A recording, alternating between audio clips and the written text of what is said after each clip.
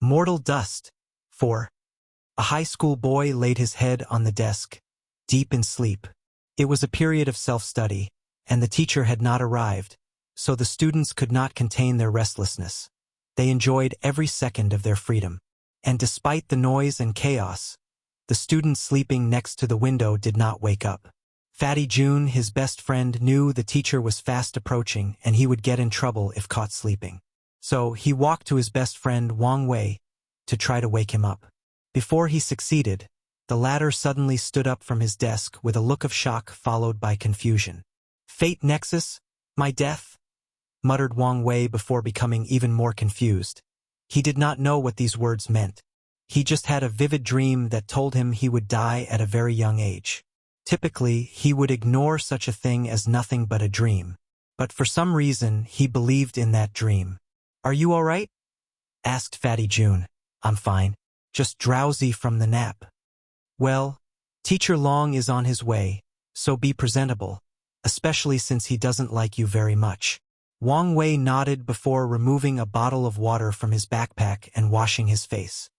He did not want the teacher to use his appearance to cause trouble for him. During the entire self-study class, Wang Wei pretended to be studying, but he was distracted thinking about that dream. Luckily for him, this class was today's last, and he rushed home as soon as school ended.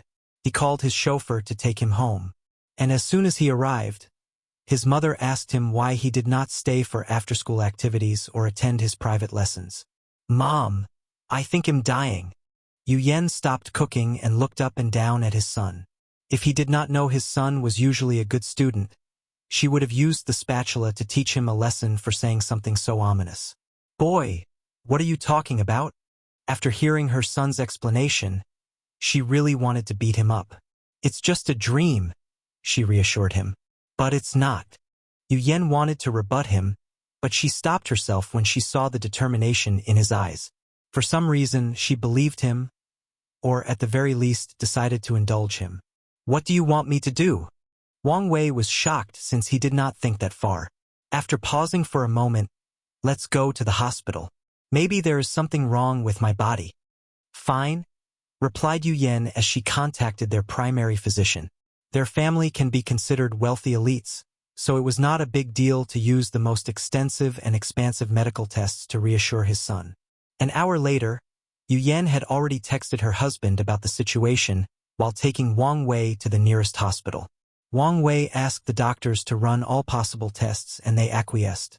And when he saw Dr. Yen walk into the room with a serious look, he knew his hunch was correct. "Dr. Yen, is something wrong with my son?" asked Yu Yen as she also felt something was odd. The doctor arranged her hair before answering. This was a habit she had when stressed or needed to deal with an anxiety-ridden situation. "Madam Yu Yen, I don't know how to tell you this," said Dr. Yen in a plain but reassuring voice. "We have detected a genetic anomaly in your son." "What does that mean?" asked Yu Yen, trying hard to control herself. "This anomaly has only recently been detected, and—" "Be direct, doctor," said Wang Wei, making her sigh. "You won't live past 35 years of age." Yu Yen immediately wanted to break down. However, she knew it was not the time. "Is there anything you can do? This anomaly has only been recently detected, and with our technology, there is nothing that can be done." "What about genetic warriors?" she hurriedly asked. "His father is one of the few third-level genetic warriors in the world. Maybe he can do something." Dr. Yen was slightly surprised. Although she had these people as patients for quite some time, she did not expect them to be a family of genetic warriors, especially a third-level one. More than 20 years ago, an alien ship crashed on this planet. And from the remains, the people of Blue Ocean Planet were introduced to the genetic warrior, a method for humans to actively evolve and control the process. Unfortunately, most of the ship's records could not be recuperated, and scientists only retrieved the first 3 levels. And in these short 20 years, any individual who can become a third-level genetic warrior is exceptionally talented. "I don't know much about the detail of genetic warriors," continued Dr. Yen, "so I can't say for sure, but I know that he can't reach the first level with his genetic mutation. Yu Yen could no longer control her tears. Meanwhile, Wang Wei was quiet, left to his thoughts. Yu Yen thought her son had difficulty processing this news, which further broke her heart. She took her cell phones and contacted her husband. Less than 5 minutes later, everyone in the hospital heard a booming sound from outside before the entire building trembled for a brief moment. Then Wang Tian came rushing inside the room. "Let me see the result," he asked directly while hugging his family. As a genetic warrior, he had an in-depth understanding of the gene. And after analyzing it, the light in his eyes faded a little. Luckily, he was prepared and hid it from his wife and son. Back home, the family had a quiet dinner. No one knew what to say. That same night, Yu Yen convinced his son to sleep in the same bed as her. Meanwhile, Wang Tian went to use his contacts. He traveled all over the planet and met with the planet's best doctors, scientists, and genetic warriors. He only returned home 3 days later. "How did it go?" asked Yu Yen over the diner table. The quiet Wang Wei looked at his father, hope deep in his eyes. Unfortunately, Wang Tian shook his head, sending the family into despair. "Don't give up yet," he hurriedly said. "I will go to prehistoric continent to see if I can find something." Everyone became quiet. The alien spaceship did not only bring forth evolution for humans. In the continent it first landed, it released some unknown substance that forcefully accelerated the evolution of all life forms. Animals, plants, and even some inorganic life forms appeared. As a result, the entire continent became inhabitable, forcing large-scale migration. The prehistoric continent contained many creatures, many on par with genetic warriors. There are even rumors there are fourth-level creatures deep in the continent. Unfortunately, satellites cannot properly capture images or information on that continent. The Blue Ocean Federation tried to drop numerous nuclear bombs on the continent to deal with these powerful creatures. Unfortunately, a powerful attack prevented these bombs from landing. Furthermore, the power of technology has drastically been reduced on the prehistoric continent. "This is too dangerous," argued Yu Yen. "It's worth it to save our son's life." Yu Yen choked her counterargument. She could not disagree with this sentiment. "In that case, I'll start training as well. If I become a genetic warrior, I can help you." "And who will stay with Xiao Wei?" "It'll be fine," replied Wang Wei. "No, you won't," cried Yu Yen as she knew her husband was correct. She also knew he wanted to undergo all the danger by himself. After dinner, Wang Tian quickly left. Wang Wei asked his mother for some time alone to think. While sitting on his bed, Wang Wei thought about his life. He had a bright future ahead of him, a good brother in the shape of Fatty June, and he hoped to declare his love for the school's flower, Wu Hong. Unfortunately, everything changed after one nap. "I must take matters into my hands," he muttered before going to sleep. The next day, Wang Wei began to focus on his studies. He usually was in the top 5 of the school, but now he turned into a study tyrant, always with a book in his hand. He ignored all other after-school activities. He forwent socializing or even interacting with people. He only studied. In just 1 year, at 16, he graduated high school and scored in the top percentile on the planet during the college exam. Wang Wei applied to Blue United University, the best university on the planet, sponsored by the Federation. His major was biology with a focus on genetics. He completed a 6-year course in just 3 years, graduating at the young age of 19. In a lab, Wang Wei looked at a recent blood test result. "I've already started to decline." The numbers looked slightly off, but he knew this was the beginning of his decline. Suddenly, his phone rang, and he answered, "Xiao Wei, when are you coming home? I haven't seen you in 3 years." "Mom, I also want to see you," replied Wang Wei with a sigh. "But I don't have time." Yu Yen became quiet on the other side. She could not blame her son for trying to save himself. But as a mother, she had to watch her family slowly fall apart as her husband kept adventuring in that dangerous place, and her son tried to beat the clock. "How about I come live with you?" "No," replied Wang Wei. He did not want to be cold, but he already theorized how alarming his decline would be. and he did not want his mother to watch him slowly die. "Where are the things I asked for?" He changed the topic. "Your father has paid for a top-of-the-line research facility for you. However, according to him, you have to recruit personnel yourself." Wang Wei did not mind since he knew geneticists are extremely valuable in this age of genetic warrior. Everyone, from the government to private corporations, will do anything to recuperate even a mediocre one because of the hope of finding a way to create a fourth-level genetic warrior. Wang Wei knew he would not have as much problem recruiting people since he had made a slight name for himself in the community with some of the papers he released in the past 3 years.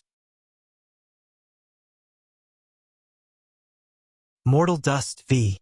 Exploring the limits of genetic engineering, the future of genetic diversity, implications and challenges, the path of genetic medicine, discovery of the gene core, and the correlation between genes and energy life forms.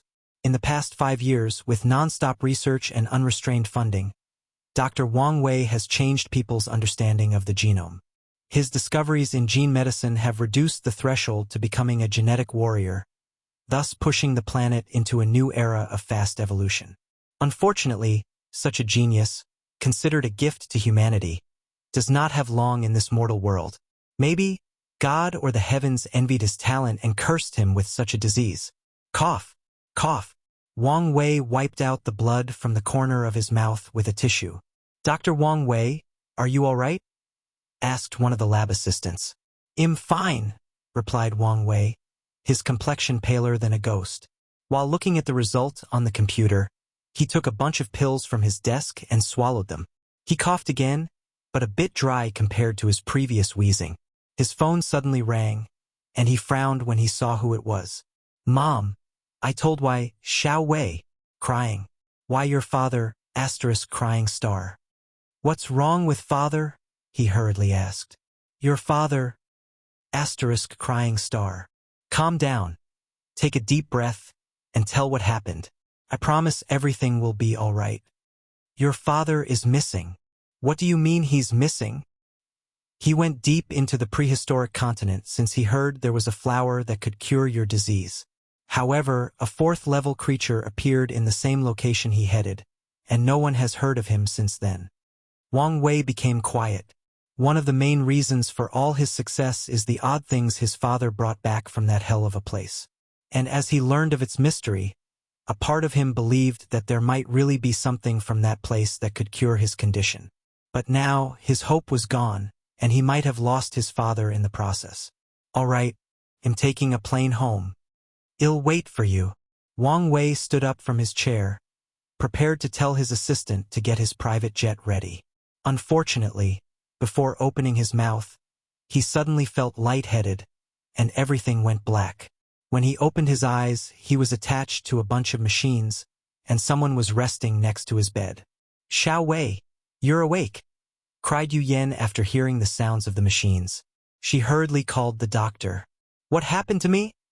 asked Wang Wei, still dazed and groggy. It was a terrible feeling since he felt his mind was not in the right place, no matter how hard he tried. "I'm sorry, Professor Wang," said the doctor. "Your gene collapse has accelerated. Is this why I cannot feel my legs?" The doctor nodded.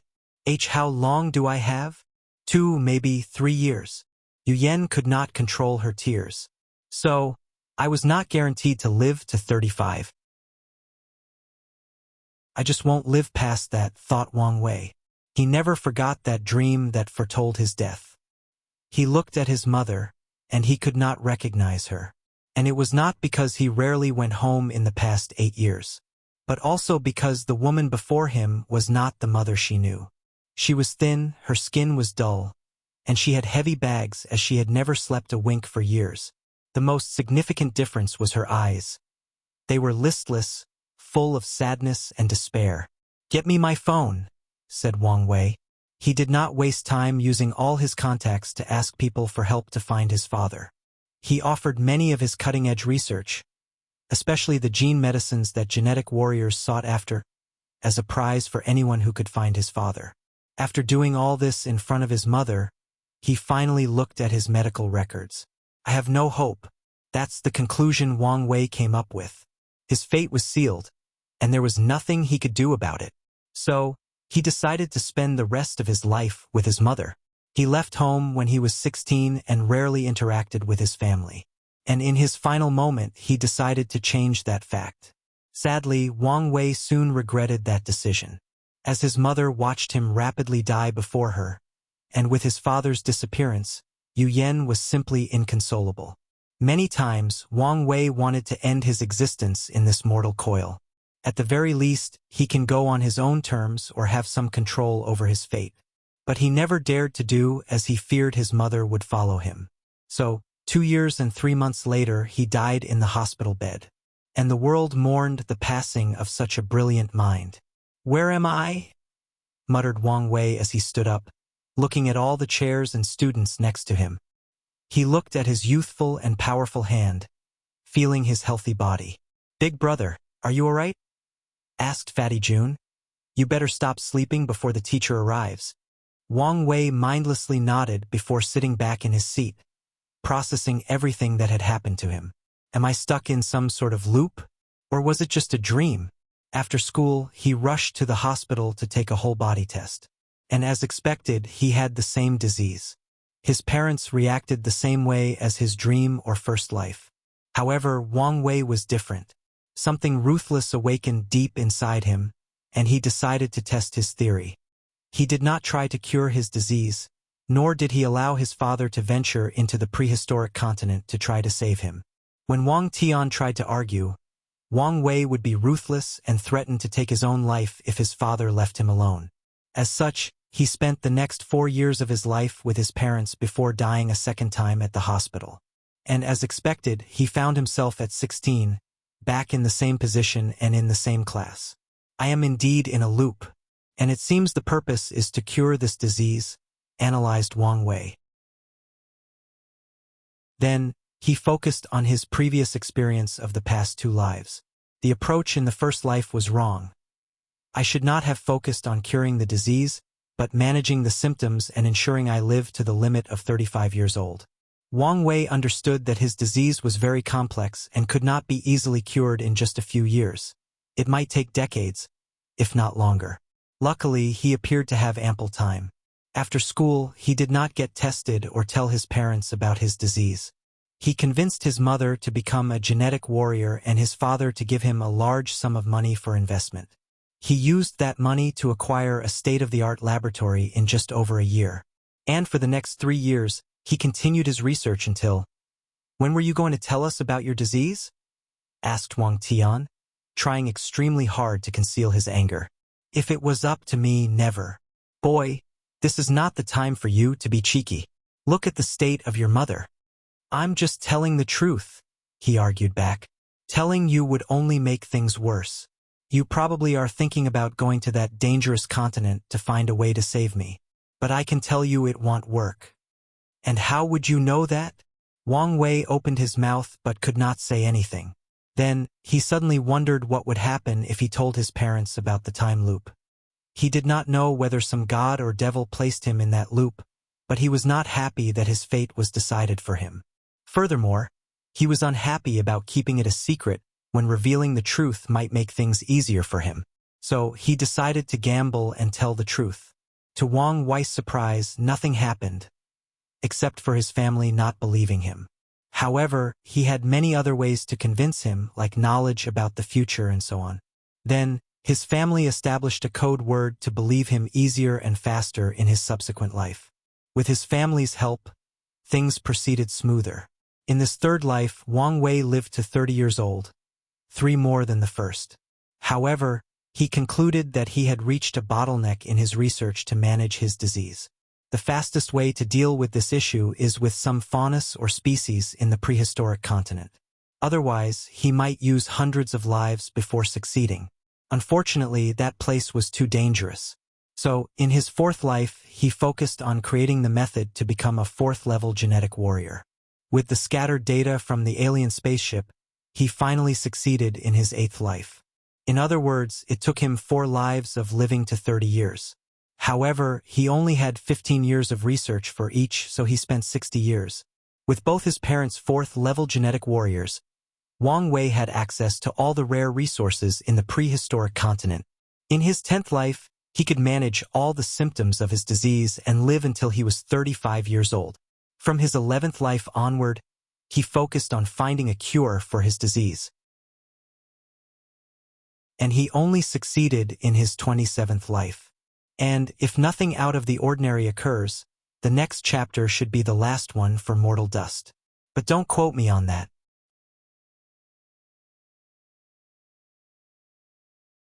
Mortal Dust 6. Wang Wei's 28th life. He opened his eyes in the same classroom with the same Fatty June looking at him with concern. However, the difference was that he had a joyous smile. In his previous life, he finally created a cure for his disease in his late 20s. As such, Wang Wei decided to start fresh in this life, starting from his youth to make up for his regrets. Fatty, I'm fine, reassured Wang Wei. That's good. Hey, I just had an excellent idea. Why don't you ask School Flower Yen Liling out, and I will do the same for Wu Hong. Fatty June looked at him as if he was an idiot.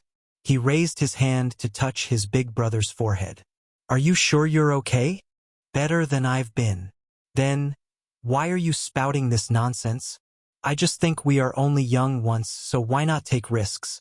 So what's the worst that could happen? Rejection? Well, them humiliating us in public is probably the worst that can happen. But if that is the case, then that's only because of their poor characters. So why would we want to be associated with these kinds of people? Fatty June felt these words made sense. At the same time, he felt something was wrong but could not find the words to argue back. Do you really think I should declare my love for her? Why not? Fatty June frowned for a moment. How about I wait until I lose some weight? Maybe my chances would be higher then. He knew many handsome and rich men in this school who lusted after the school flowers. Although his family did indeed have money, he lost considerably in the look department. If she cares about your appearance, then she does not deserve you. Wang Wei lied. He knew most women had a preference for physiques when choosing a partner, and that was perfectly fine. After all, some do prefer Fatty's type, and some men also prefer bigger women. However, he needed to build the little fat man's confidence. Plus, if you ever wanted to lose weight, you should do it for yourself, not to please someone else. You know what? You're right, said Fatty June, his voice a little too loud and catching the attention of the other students. The two had to continue their conversation with lowered voices. That afternoon, a piece of shocking news traveled throughout the school. 2 students asked the school flower Wu Hong and Yen Liling out, and they accepted. When the men discovered 2 of the top 5 school flowers were no longer available, they almost lost their marbles, especially when they realized they lost one to Fatty June. The next 4 years became interesting, to say the least. After returning home, Wang Wei once again convinced his parents of the loop. Then, he used their financial means to set up a lab and acquire a few things from the prehistoric continent. Finally, he concocted a cure for his genetic disease. Finally free, muttered Wang Wei. Without the burden of death, he decided to enjoy his life normally despite his high mental age. He wanted to experience the hormonal years of high school or the freedom of university. And he had all these experiences he missed. His love life blossomed with Wu Hong. He and his close brother, who was no longer a fatty by the 2nd year, were now the envious couple in both high school and university. Everyone wanted to be them. The only downside to his life was his terrible talent for the genetic warrior path because of his illness. Nevertheless, he did not mind since he had plenty of experience, knowledge, resources, and time. He would achieve something on this path. He became a 1st-level warrior at 32 when his wife and close friends were already 3rd levels.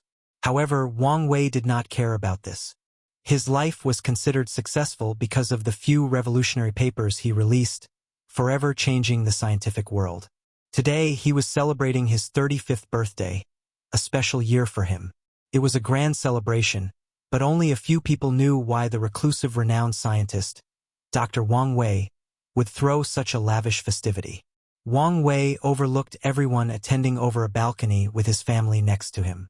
He raised his glass to make a speech. Bang! Wang Wei stood up with heavy breath, looking at the desk before him. "Are you all right?" asked Fatty Jun. Wang Wei looked him directly in the eyes, myriad emotions flashing in his eyes. "You're scaring me. Did something happen?" "Nothing. Just had a nightmare." Wang Wei motioned him to sit down as he processed what had just occurred. That was the sound of a gunshot. Now that he pondered on the situation, he remembered the vivid sensation of something penetrating his skull. Thinking back to that experience, he felt fear and panic but quickly regained his mind to concentrate. It was not time for such emotion. My time loop is not my disease, but my death at the age of 35 years old. Is this what I meant by nexus of fate? Many thoughts flashed in his mind as he analyzed the situation. Then he slammed the desk with his hand. Who the fuck placed me in this time loop? I don't care who you are. I don't care whether you are a god, devil, or even the heavens itself. Once I'm out, I will gut you and your entire life. I will make you regret your existence. There was nothing he hated more than being manipulated. Suddenly, Wang Wei was embarrassed as he realized he was in a classroom. The next few hours were quite embarrassing since he had to see the principal, and his mother had to come to pick him up from the office. However, after calming down that night, Wang Wei learned something from this event. He mentioned the existence of the time loop to a large group, but there were no consequences. Of course, there was the possibility it was because no one believed him, but he decided to test the boundaries of this rule. So, the next day he tried to convince Fatty Jun, Wu Hong, and Yen Liling. He knew these people were trustworthy and individuals with excellent capabilities. They could be great allies in this unknown journey of saving his life. Convincing Wu Hong was easier than expected. After telling her a few intimate details that no one should know, she easily told him she believed him.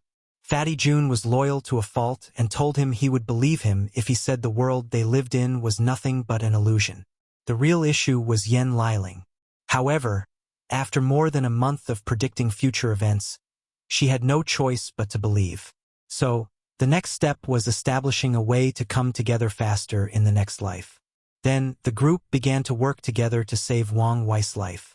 Wu Hong was in charge of figuring out the cause of the time loop. Li Jun had to create a powerful military force to protect Wang Wei. Yen Liling was tasked with finding a way for Wang Wei to transfer knowledge of their future self to their younger self, making it easier for them to work together and be efficient. As for Wang Wei, he worked to change his talent in this life to become a powerful genetic warrior. And since the others' tasks were not simple things that could easily be achieved, they would also help. He died in this life because one of his researchers accidentally brought a dangerous plant from the prehistoric continent. The plant looked like an average office plant, and she used it as decoration. Unfortunately, it released a dangerous and undetectable toxin that is deadly to all first-level below genetic warriors. With this death, Wang Wei knew for sure he was in a time loop around living more than 35 years and that he could die in the most ridiculous way if he were not careful. In his 29th life, he successfully cured the problem of his genes and acquired an ungodly talent for evolution. Unfortunately, he died because something went wrong with his laboratory, resulting in a powerful explosion. Li Jun, Yen Liling, and Wu Hong could not save him in time despite their third level. In his 30th life, he cured his disease and the problem with his genes. And in a short time, he and his family became fourth-level genetic warriors using countless resources and even affecting their foundation. As one of the most powerful entities on the planet, he still died. How? The beast disaster. All the creatures or odd species from the prehistoric continent invaded his region of the world. This event revealed to humans the horror of that place, with countless fourth-level creatures. Wang Wei died while protecting his mother as a creature swallowed him whole.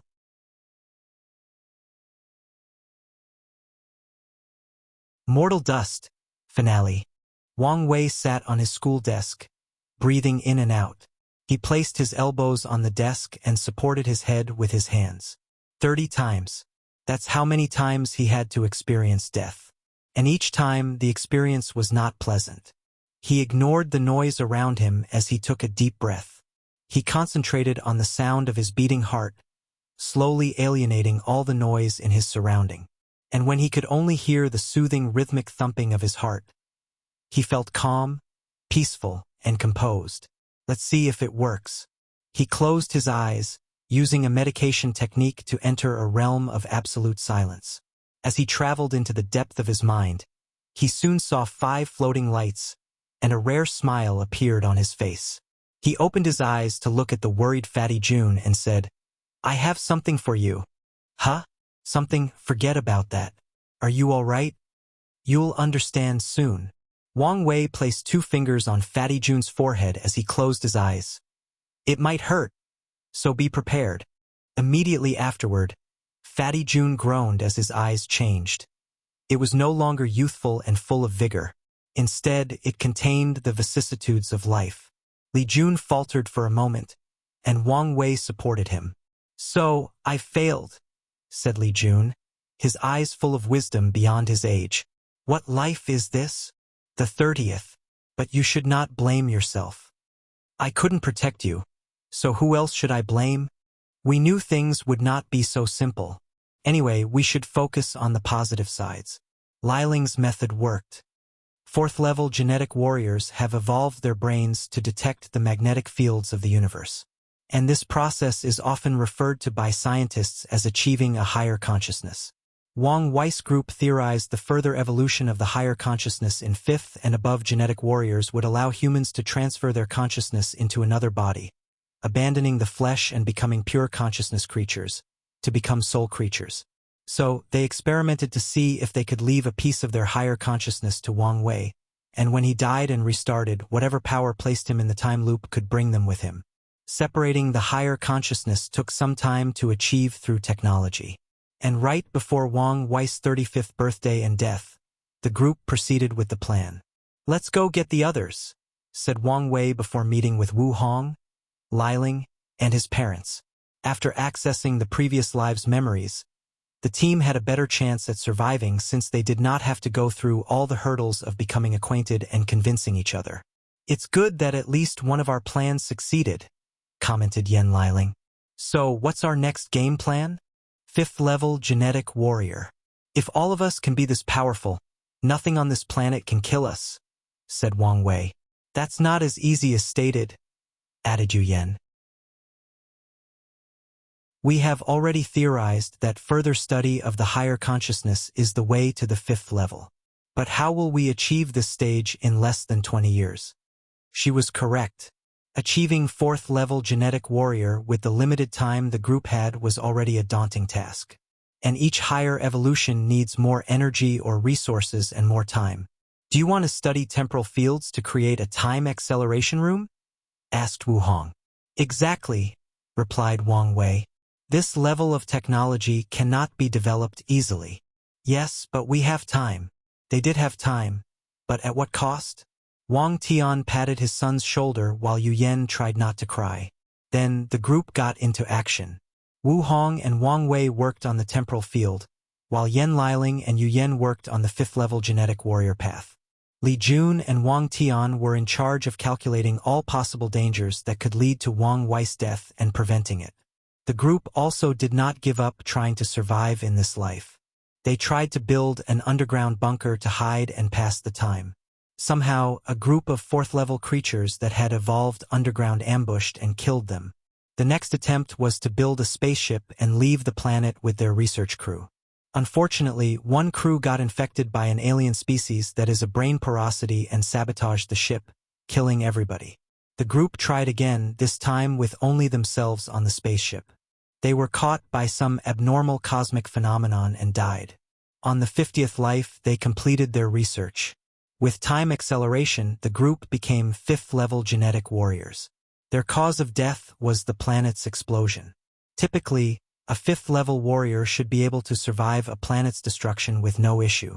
Unfortunately, the real cause of the destruction was a secret research program gone wrong that affected the planet's core and exponentially increased the explosion. The group tried again. They reached the 5th stage and left the planet. With their strength, they should have been able to survive in the universe. Unfortunately, they encountered a 6th-level cosmic creature.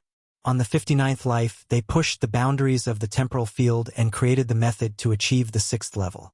An alien empire discovered their planet, and they died fighting off an invasion composed of too many 6th-level powerhouses. From the 60th life, the group focused on using the power of time to deal with the situation. They concentrated on mastering its power to escape the time loop. Unfortunately, they could not comprehend how it operated. So they tried a different strategy: escape into the past or the future. The travel to the past was to see whether they could find any information on how Wang Wei became entangled in that time loop.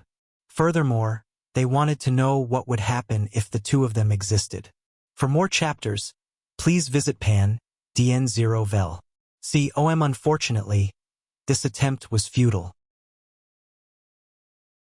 They did not find any new information, nor did anything change after Wang Wei met his younger self. When his future body turned 35, an accident occurred and he died. Then they proceeded on their voyage to the future.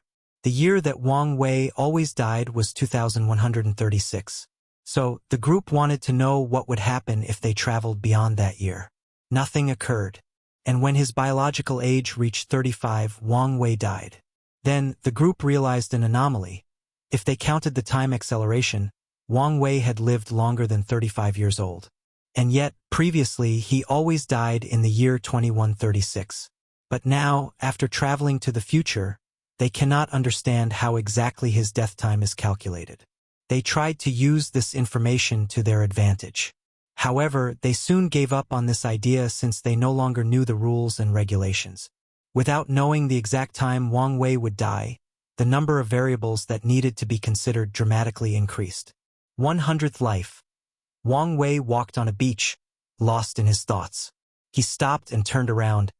"Why are you guys following me? We are afraid you'll give up." "Give up, huh?" Sigh. He turned around and continued walking. "Is this what I need for this to stop? Accept my fate and give up?" thought Wang Wei as he looked at the sand. "Tui." He spat on the ground with disdain in his eyes. He refused to just give up. He promised himself that he would punch whoever it was that made him suffer through this. And even if it is out of spite and hatred, he would never stop until he succeeded. He took a moment to calm down and analyze the situation, taking into account all his previous experience. This feels like a sick, twisted game. He felt that way because of the events in the future. It was like he went outside the boundaries of the game, and without knowing the rules, it became even harder to win. So, I need to play the game to win. Play within the confine of the rules. He then looked at the entire situation like he was playing a game against an unknown entity. Let's call it fate. He drew his name against fate on the sand before drawing a line. At one end, he wrote 16 and the other 35. He then crossed the 35 and placed the year 2136 underneath. My greatest move was that high consciousness transference. Wang Wei wrote the name of his name against fate. That move granted him the support and help needed to continue this battle. Otherwise, he would never be capable of making so many moves. That move was brilliant and cunning. He thought with a smug look before stopping. Why did it work? The mind, memories, thoughts, part of the game's rules? He squinted his eyes, deep in thought. Fate is not absolute. It has to allow room for possibility. And since it's not absolute, it can be conquered, but how? Wang Wei was not stupid to think he could overwhelm such power. Play within its rules and limitations, trick it. In this life, Wang Wei did nothing extraordinary besides managing his disease. And when he turned 35, the group placed him in a machine with 2 pods. And when the time arrived, the machine beeped, signaling his death. Pushi. The other pod opened, and a teenager walked out. "Success?" asked Wu Hong. "It appears so," replied the teenager as he looked at the dead Wang Wei. Fate wanted Wang Wei to die in the year 2136, and he did. His plan was simple.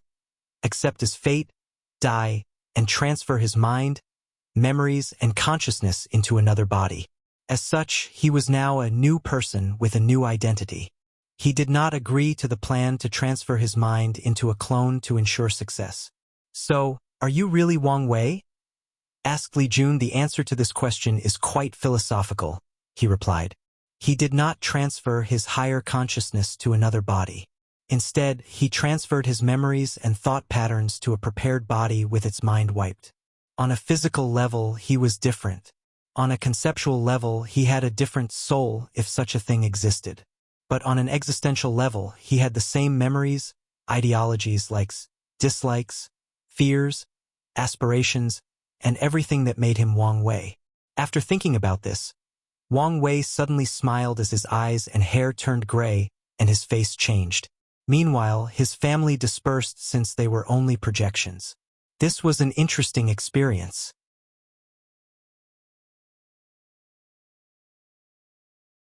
The game, the discordance of fate, thought Wang Wei, which is one of the most important things he learned from this experience.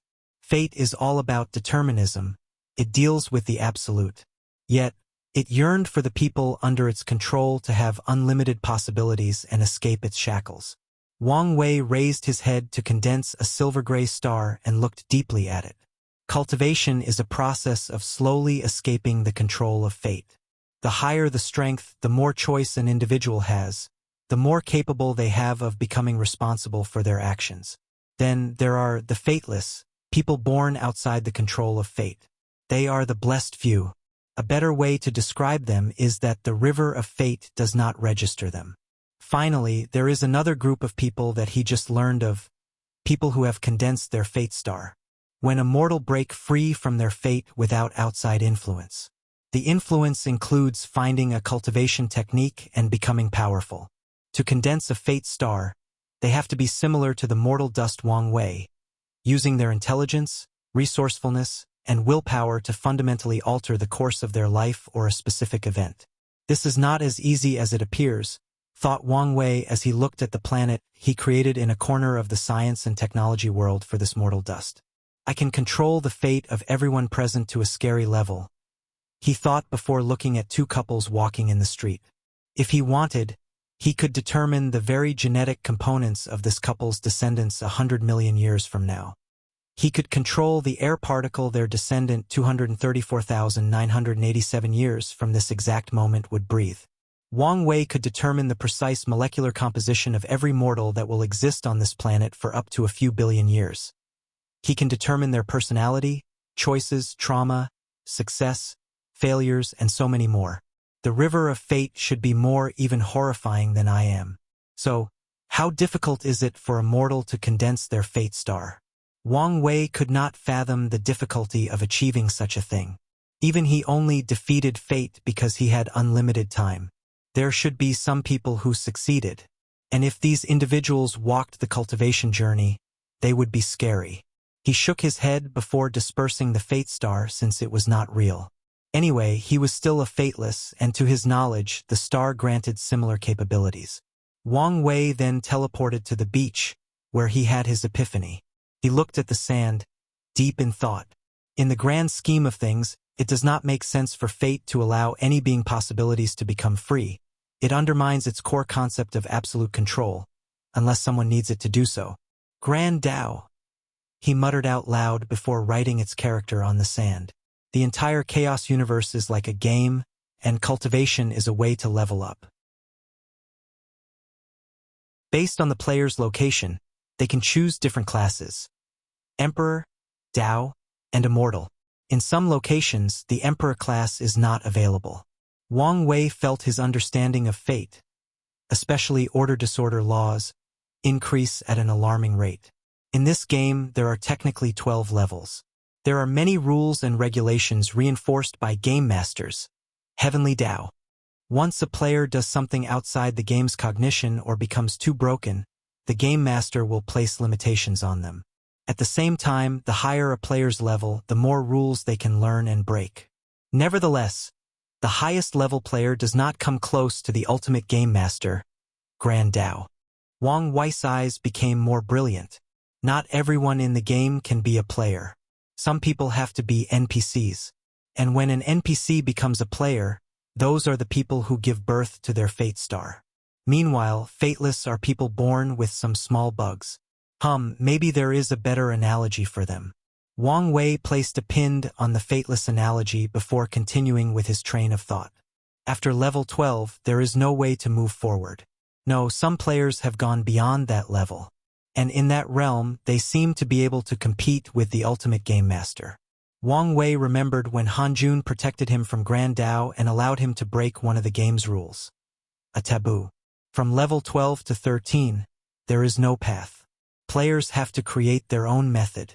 And upon success, the players will acquire some of the powers of game masters to bend the rules of the game or even establish them themselves. His mind became clearer as he understood his next step after becoming a peak paragon. The ultimate game master wants players to level up and maybe even challenge it. But why? Did someone program it that way? Or does it benefit in some ways as a result? For more chapters, please visit Pan, DN0 Vel. See, Heavenly Dao's goal is to make their world stronger. Then, the same could apply on a large scale. Maybe, Grand Dao desires the infinite chaos worlds floating in primordial chaos to evolve, strengthen, and give birth to even more powerful cultivators. Or it could be something more sinister. We are stuck in a cage, raised like pigs to be slaughtered. And, of course, the pig has to fatten up first. Wang Wei squinted his eyes and took note of this possibility. However, if that was true, he was only level 8 and could do nothing about such a thing now. The ultimate game master has many modules to help him in the game, and the most powerful is the River of Fate. But what are the others? His innate paragon soul began to function rapidly. Every one of his spirit particles acted as one Wang Wei, boosting his comprehension speed. Grand Dao Source, River of Time, Source Chi Space. Wang Wei frowned as he felt there were more critical modules. For example, the True Power Dao Realm, but he was not sure. It seemed his comprehension was not enough. It's fine. I have time to figure things out. One of the ways to win this game is to figure out its rules and essence. Most level 12 players do not even know the game's existence, let alone have such a deep comprehension of it. The majority of them cannot even reach level 12. And those who do give in to the despair of not having a path forward. Meanwhile, exceptional players like his ancestor, Qiyuan, knew to create a path forward. After all, he created a way from level 0 to 9. 5. If the ultimate game master did not place severe restrictions on level 10 and above, players like Qiyuan would have continued to find a way to level 12. I now understand why he created the Second Origin War and the purpose of the Ultimate Taboo, to find a way to level 13. Of course, I'm guessing things were not that simple. He looked at the writing in the sand about the game. If someone from Earth saw them, they could immediately enter a deep state of enlightenment and understand order-disorder law and even a tiny portion of fate. No, as long as a cultivator was the gaming terminology he used, they would also become enlightened. He waved his hand to remove these writings. Some secrets of the world cannot be written down. Play the game to win the game, he muttered. Wang Wei then flew to the atmosphere, looking at the planet from above, reviewing his final mortal dust for a second time. He learned many lessons that he feels would be vital to his future cultivation path, especially when he tries to reach level 13. Furthermore, his comprehension of existence increased slightly after the method he used to cheat death. He understood that Eternal Emperor's eternal attribute is also a form of mimetic power. They exist in the form of memories, words, and even historical events. Additionally, not all Eternal Emperors are the same, for example, Qiyuan and the Absolute Beginning Emperor. However, because of all the events that Qiyuan has accomplished, it is at least 1,000 times more difficult to kill him than the Absolute Beginning Emperor. Qiyuan has created events that have affected the entire universe. And if someone wanted to kill him, they would have to erase him from the history of the entire Chaos universe, which involved near-infinite Chaos worlds. As he pondered all these things, his mind felt clearer than before. The silver law tree in his sea of consciousness bloomed to give birth to a fruit. There is only one thing I need an answer to now. Why do I want to become free and unfettered? The moment he learned about the cultivation world, he decided that this would be his primary goal. But the question is, why was this his goal? Was he a person naturally born desiring freedom? Did the environment of his past life mold this desire? Or was there another sinister reason he was obsessed with becoming free and unfettered? I just need to find the answer before proving the Tao. Wang Wei connected this planet to the rest of the science and technology world before leaving to enter the Supreme Realm.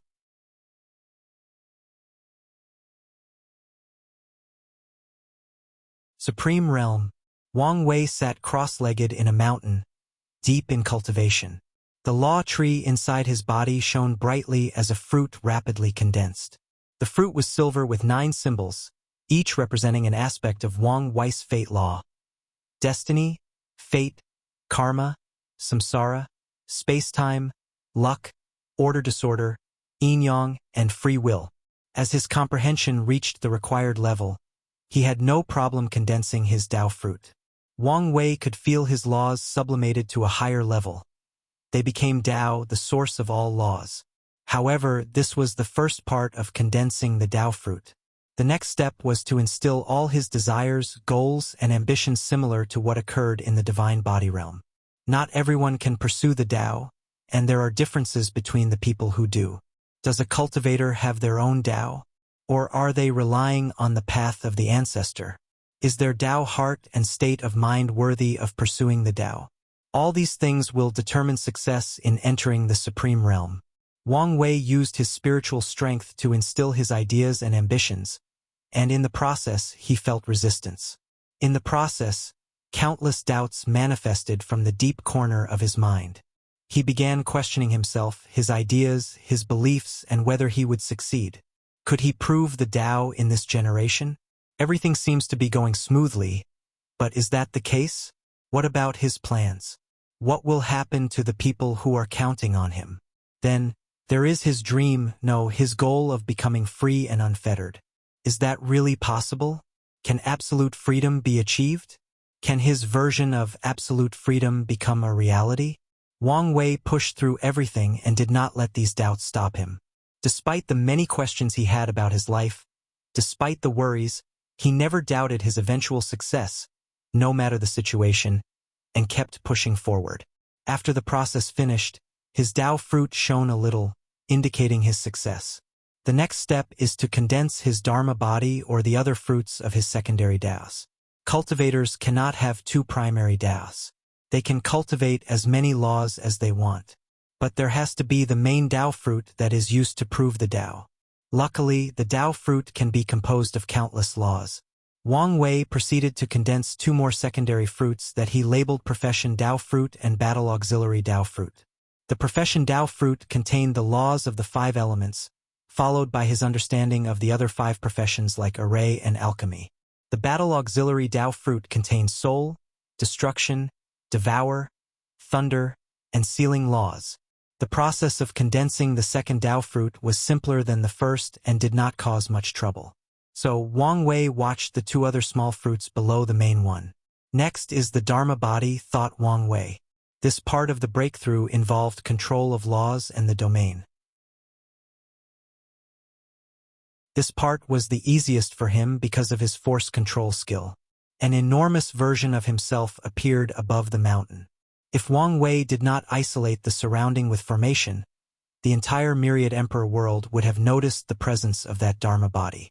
After making the shape, the fruit inside his sea of consciousness shone brilliantly for a few minutes before stabilizing itself.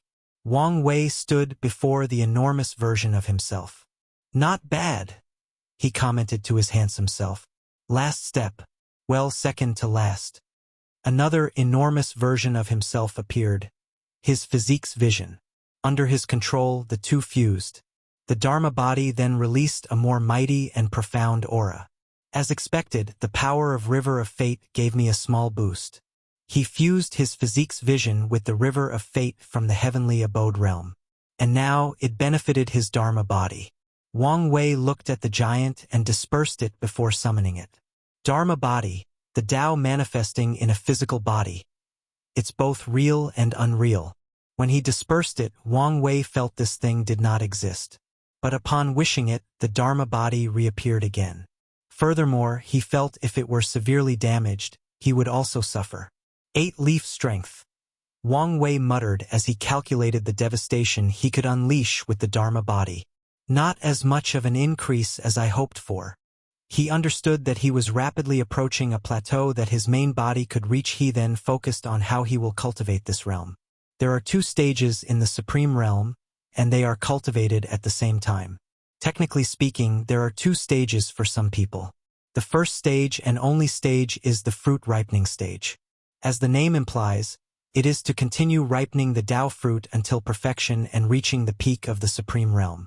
The second stage is the Tao Tribulation Realm, where cultivators without their own Tao will undergo numerous tribulations to prove they are worthy of keeping their power. An example would be someone like Yenchen Wang Wei's previous Tao protector, whose Tao is partly himself and partly the Sword Empress. He has to pass Tao tribulations in the Supreme Realm. Of course, some geniuses use secret techniques to call upon artificial Tao tribulation to help temper their Tao fruit. The Supreme Realm is too easy for these heaven chosens, muttered Wang Wei. This is probably one of the reasons there have been so many pseudo-emperors. In this realm, it should be mandatory for them to undergo Tao heart tribulations at the very least. He felt the heart road was not enough. A cultivator should never stop tempering their Tao heart. For more chapters, please visit Pan, DN0 Vel. I'll change the order of heaven and earth after I prove the Tao. I'll also add a Tao heart tempering stage. Wang Wei waved his hand to disperse the small world he had created and the formations. Then he waited for the tribulation. Wang Wei was not in the mood to experience tribulation, so he swallowed everything that came for him and used it as nutrients for his body. Finally, the tribulation condensed the projection of a past heaven chosen. A young man full of confidence and ambitions, dressed in fur coats, pants, and boots. The heaven-opening emperor. The heaven-opening emperor did not waste time and rushed toward Wang Wei, punching him with unimaginable force. The law of power and strength on par with 10 primordial dragon force, commented with a slight surprise. He was not amazed by the latter's strength since he expected as much from the heaven-opening emperor. After all, he was one of the critical reasons acquired lifeforms won the war during the Null Era. However, Wang Wei was surprised the latter cultivated power law and did not enter the true power Tao realm. The heaven-opening emperor seems like an ambitious person to me, so I assume he would try to open that gate. He shook his head before deciding to end this charade. He wanted to prepare for the cleanup and did not want to waste any more time, so he slapped his opponent into oblivion. However, the thunder recondensed instead of disappearing. Immediately, Wang Wei knew what was happening after seeing the clarity and wisdom in the new lightning projections. The heaven-opening emperor. Shouldn't you call me ancestor? Qiyuan is my ancestor. I see that young lad has tarnished my name. The heaven-opening emperor commented. Has he?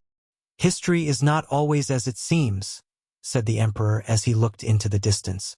They say the primordial god fell in love with me, and I used this opportunity to study her body and create the ancient cultivation. But is that what happened? No. That bitch treated me like a toy, torturing me for her sick pleasure. I had to have a strong body to survive. The emperor paused as he reminisced. My original intention was not as noble as history said. Of course, after acquiring strength and seeing the plight of the human race, I tried to help by perfecting and spreading the system. But during that time, how many times I came close to death by her hunting me. She almost destroyed the Wang tribe. The emperor sighed before shaking his head. I'm sure your life was not easy. Not one who lived in that era had a good life. That does not change your action, commented Wang Wei. The bloodline imprint was common in my era, argued the emperor. Great emperors were the cornerstones that prevented the extension of the human race. So, having a fast way to revive was a common tactic. I have no problem with what you did back then. Heaven-opening emperor was slightly surprised. He thought this descendant was similar to Qiyuan, a little too righteous. But maybe he was wrong. My issue with you is that you did not remove your method before you ascended, which could have affected me. Wang Wei suspected this man killed 2 aristocratic Wang clan emperors to prepare for his resurrection from limbo. Interesting, commented the emperor. He could tell this kid inherited some characteristics from Qiyuan and him. Well, it was nice meeting you. I guess we will see each other very soon.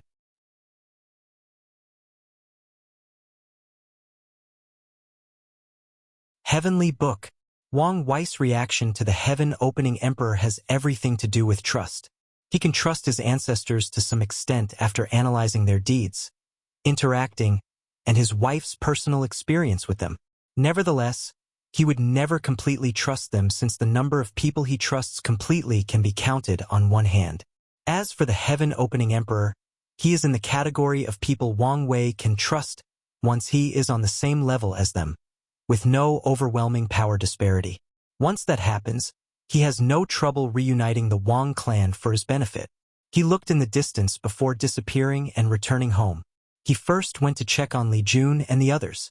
He did show them the memories of what happened in the science and technology world, since he did not want them to be affected by the taboo. Wang Wei did not know the extent of Hongjun's protection, which would probably not extend to the people he loved. So, he would only show his wife since she might be safe from the taboo. How did it go? Asked Li Jun as he handed him some tea. Pretty well, replied Wang Wei before explaining his mortal dust.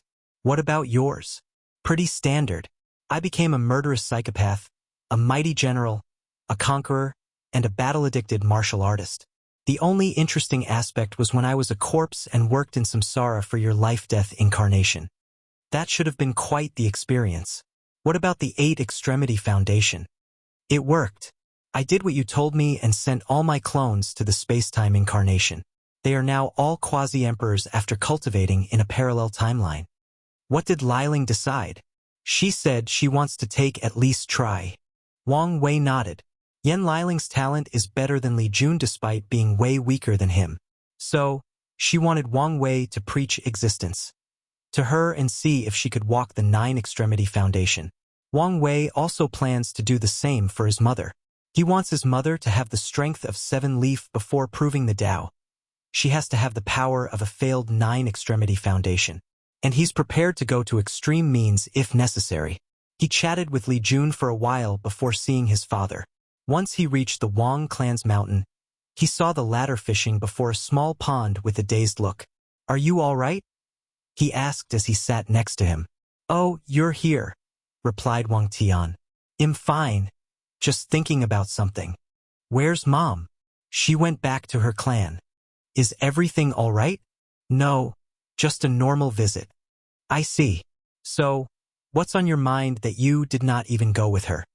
Wang Tian sighed before explaining the situation with the Sword Empress talisman. In other words, you're conflicted about tempering your body despite the ancestor giving you her wisdom that the body is necessary for the future path of cultivation? Wang Wei wanted to curse. These swordsmen were too stubborn. I know you think I'm inflexible, but things are not simple. I am now over 900,000 years and for all my life, I've held the belief that swordsmanship is all about giving up everything for offensive capabilities. How can I easily change? You should also understand that the ancestor spent innumerable yuan epochs to learn this lesson and shares that wisdom with you. Shouldn't that count as something? It does, hence, why I'm conflicted. Wang Wei took out a wine jar from his space ring and took a big sip, not hiding the frustration on his face. Did she leave her consciousness in the talisman? Yes. Did you ask her the question? You were right. Ancestor Qiyuan did preach existence to her, and she achieved 9 extremity. What level? 2 root. The reason for failure? Her body was too weak.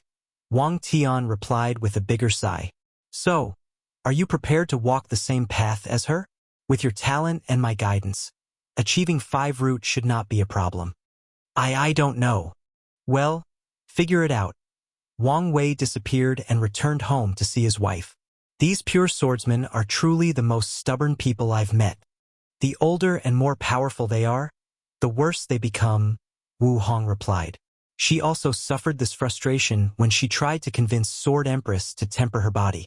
The latter did not change even after losing to her. Wife, I miss you. He hugged her for more chapters. Please visit Pan, DN0 Vel. C.O.M. Did you not see me in your last mortal dust? I did, but it was only a projection. Speaking of which, will it be a problem if you know what happened in the science world? It'll be fine. She herself is an anomaly.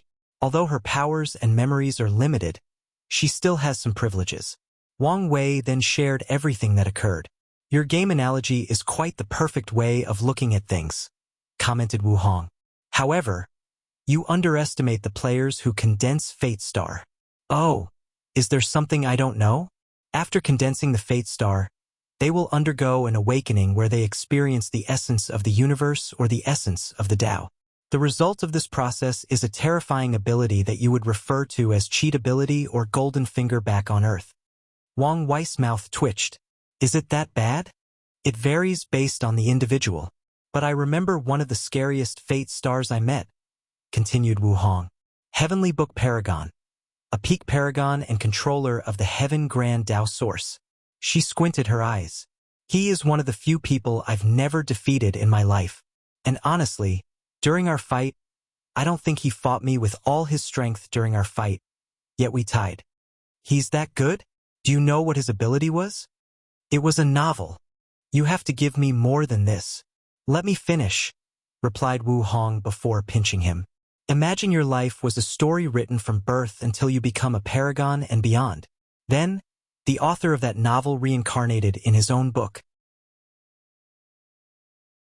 What would it be like? The author would know all the secrets of the universe, all the best scriptures, talents, fortunate encounters, etc. He could use them to rise to the top in a quick, efficient, and terrifying manner. That's what his ability was. He had a novel that contained all the knowledge of his chaos world, and he used it to his advantage. Wang Wei wanted to curse. People are often jealous of his talent and background, but compared to someone like that, he was nothing but dirt. Don't be jealous. He earned his ability. Even so, replied Wang Wei with gritted teeth. Is it too late for me to become a Fate Star? It's impossible for you. Why? You were never immortal. What does that mean? Think about it for a moment. The moment you were born, you had many great destinies, including becoming a cultivator. That means the moment I was born, I was destined to slowly lose the tethers of fate. Yes, albeit contradictory, that's how it is for all cultivation geniuses and heaven chosens. They were never truly mortals. Meanwhile, Fate Stars are true NPCs, people essentially created to embellish the game and make it more realistic. Then, they successfully escaped the restriction of the source code and became players.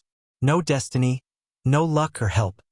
So, if I wanted to condense a Fate Star, I would have to abandon everything. All my luck, destinies, and karma, including my family and you, turn from a player into an NPC. Then, I would have one opportunity to succeed without any aid. Exactly. Okay, it's not worth it. I have pretty decent stats for this game. I'll use what I have. Wise choice, said Wu Hong with a brilliant smile as she caressed under his chin. By the way, what happened to Heavenly Book Paragon? Is he also in limbo? Probably not, since he refused to participate at the last minute. Wang Wei squinted his eyes. What are you going to do next? The cleanup should start soon, replied Wang Wei. He guessed most Heaven Chosens were now using time acceleration to the limit to catch up and be prepared for the cleanup. You should prepare that things will not be as simple as it seems. Indeed. Are you coming with me? No. My presence might make things more complicated.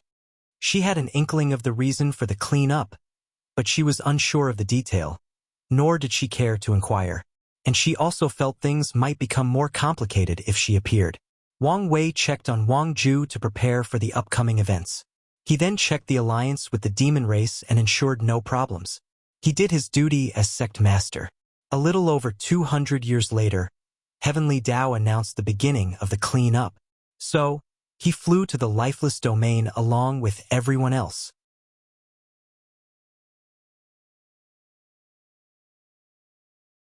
The lifeless domain.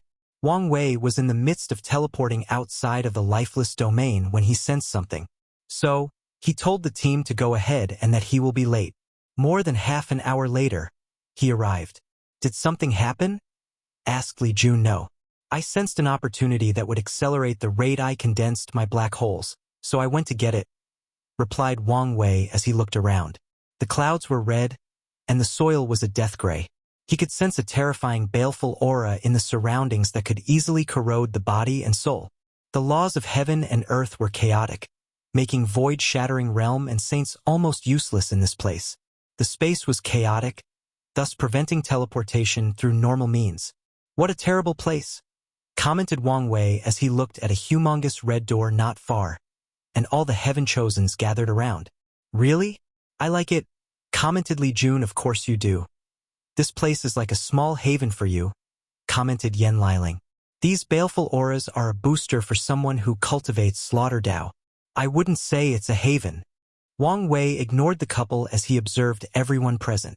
All the Heaven Chosens in this generation were here, many of which he had never seen or interacted with, but he had a file about their information. "Su Shi is not here. Is she late?" Wang Wei continued to look around before his gaze on Mo Xingyun, and he suddenly appeared before her, catching everyone's attention. After all, who does not know the man who is said to have the highest chance of proving the Tao in this generation? "A puppet?" said Wang Wei after observing for a while. "There is no." She did not finish her word as Wang Wei snapped his finger, and she exploded into 1,000 pieces.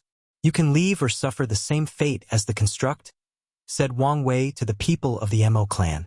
"You can't do this?" "Yes. I can, since I did not break any hidden rules." He snapped his finger, and these people disappeared, teleporting them to some unknown place and also sealing them. Wang Wei knew his actions would not prevent the Mo clan from getting their hands on a token, since they could still enter after him or, better yet, take a token from some poor soul. After all, Heavenly Tao did not explicitly state that a token was linked to the person who acquired it. The entire token situation is not even clear yet to everyone. Wang Wei ignored the stares around him and walked towards someone else. "Little rat, I thought you would continue to hide." "Sir Wang Wei, this is the first time we have met. Have I offended you in some way?" replied Yu Zhou with a confused look on his pure and innocent face. And he was not the only one. The people from the soul race were also wondering what's the contradiction between these two. "You know me better than anyone, so you should understand I will not let societal pressure like status, custom, or public image dictate my actions. So, what's your reliance?" Some other Heaven Chosen might be worried about the image of the Tao opening sect and how suddenly killing someone for no justifiable reason might cause trouble. However, Wang Wei only cares about these things when necessary. However, since he placed Yu Zhou in his kill-on-sight list, I guess we'll see. Boom! Before anyone could react, he punched Yu Zhou into oblivion. The latter could not resist even a tiny bit as his opponent left nothing of him. Meanwhile, Wang Wei waited, and as expected, a flame suddenly came into the position he was, and Yu Zhou's body suddenly regenerated. "The undead phoenix scroll," he said. "So, you're really one of the traitors." Everyone looked at him, wondering what he meant by traitors. Traitor to whom? Most people were confused, and even the top Heaven Chosens only analyzed that he might be talking to traitors to other worlds that wanted to interfere in the myriad Emperor worlds Heaven will battle. "Traitor? What are you talking about?" asked Yu Zhou with a frown. "Yes, you can explain your ability to a fortunate encounter and receiving the undead Phonexus inheritance," commented Wang Wei before punching him again into oblivion. A few seconds later, the other revived. "I've obliterated every atom in your body along with your soul. Yet, you're completely okay." "That's because I'm immortal," replied Yu Zhou with confidence. "Although I don't know why you're bent on killing me, it does not matter in the end." For more chapters, please visit pan.dn0vel. See, Wang Wei did not continue attacking but instead observed Yu Zhou for a moment. "I see. You're connected to a powerful entity. Nothing between heaven and earthy can kill you as long as that entity is alive." Yu Zhou's heart skipped a beat. However, his facial expression remained the same. "That's the wonder of the undead phoenix scroll. That's the wonder of the one from the upper dimension, not the one he left before ascension," commented Wang Wei, making Yu Zhou's eyes almost twitch. Interacting with this man was scary. He released a natural aura of authority and power that can easily pressure the weak-minded. But the scariest part is how his eyes seemed to penetrate all secrets. On top of everything, His mind is so sharp that he can infer the tiniest information. Once again, I don't know what you're talking about. If Undead Phoenix's dog is so hard to deal with, what about the others? Wang Wei tilted his head slightly as he looked at Yuzhou. The word dog irks you? Isn't the price to achieve such immortality to become someone's doormat? Shouldn't you have adapted to being called a dog by now? Young Master Wang Wei, even a Buddha can be angered, said Yuzhou with gritted teeth. Whatever. Let's see how you deal with being sealed. Rune appeared around Yuzhou, and he tried to resist. Unfortunately, he turned into a small orb that contained a small world where he was sealed. Wang Wei waited a moment before a flame came out from one of the soul races before Yuzhou materialized. Killing yourself and using talismans located in different locations to materialize again. Not a bad method to avoid sealing. Wang Wei looked at the sky for a moment. You even use some means to hide the karma threat connected to the other talismans. Your means can even hide from me. Is that your soul race ability or someone else? Wang Wei looked at the people behind Yuzhou. From your reaction, it's from your race. So, you told them everything to ensure your identity remains legit. I would be stupid not to take preventive measures against the only weakness of my immortality. Muttered Wang Wei as he looked directly into Yuzhou's eyes. I don't like the hidden cockiness in your eyes. It doesn't matter how you feel. There is nothing you can do about it, he replied with his shoulders straighter than before. You are only partially correct. Partially. Wang Wei slowly raised his hand toward Yuzhou's head. The latter tried to move and respond. But once again, he was powerless. Wang Wei held him by his skull. You should understand there are scarier things than death. Oh! Yuzhou's scream echoed between heaven and earth. The pain was so much that he instantly felt his mind on the verge of breaking. He immediately tried to commit suicide to escape. Unfortunately, the power of law in Wang Wei's hands made that impossible. Only this small amount of pain almost broke you, Wang Wei said in disappointment. He has not created a way to transfer his pain in the flesh tribulation to his opponent. But with the slight evolution of his pain talent after the tribulation, Yuzhou could not withstand it. After the latter destroyed his vocal cord screaming for a few minutes, Wang Wei dropped him on the floor. The heavenly will battle does not allow interference, even by an existence on par with the undead Phoenix Emperor. So, who will give you your immortality by then? Yuzhou exploded himself in an attempt to use death to remove the pain. But even then, he still felt, leading to killing himself a dozen times in just a few seconds. He then looked at Wang Wei with fear. Yes, those are the eyes that traitors like you should have. He then looked at the soul race members. Your race should probably close your gate again before the final battle. Why would we do that?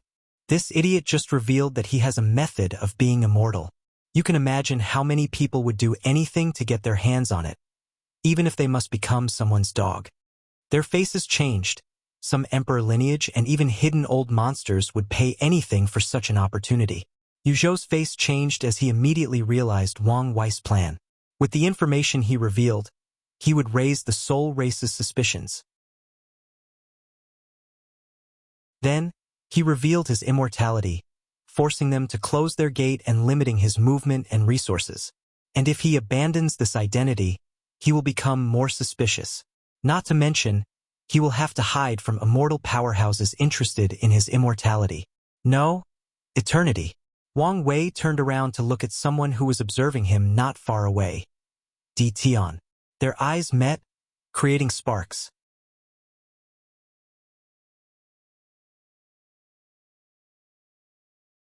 Clash of the Titans. As they gazed at each other, standing a few dozen meters from each other, they suddenly released their auras. Bang! A terrifying wind generated from their clash, sending some of the weaker geniuses in the surrounding away in the process. But this was the beginning. The clouds over the entire lifeless domain were divided into two. The baleful aura pushed to the corner of the domain, making space for the clash of these two titans. Lightning and thunder flashed, showing that even the heavens acknowledged the power of these two. At this point in the clash, only heaven-chosens like Feng Lijuan, Jin Biyu, Huang Yuan, and people on that level could remain to watch this clash. Then, On Wang Wei's side, a projection of the river of fate manifested, making the spectators instantly feel despair because someone controlled every second of their life. On Di Tian's side, the wheel of samsara manifested, allowing everyone to have visions of their life from birth to path and even experience some memories from their past lives. During this clash of aura, only a few people remained close to those two. Tong Ruobing, Hua Fenghuang, Feng Heng, Li Jun, Ao Shin, Jingwu Hua, and two others, one man and one woman. The clash lasted for a few more seconds before another vision occurred of a golden throne situated between the two. As a result, the intensity of their aura suddenly increased. Boom! The standing top heaven chosens were pushed away by the clash. At this point, they could not resist the confrontation with only their aura and would need to use their powers. However, doing so would imply they lost or cheated, so they just flew away. How could they be so strong? Thought Tong Ruobing, biting her lower lip as she flew away. Should I accept these people's invitation? A while ago, a group of geniuses invited her to an allowance against Di Tian and Wang Wei. She rejected them but is now considering this as an option. Feng Heng squinted his eyes as he flew away. Typically, he would have laid low-key as it was his normal mode of operation.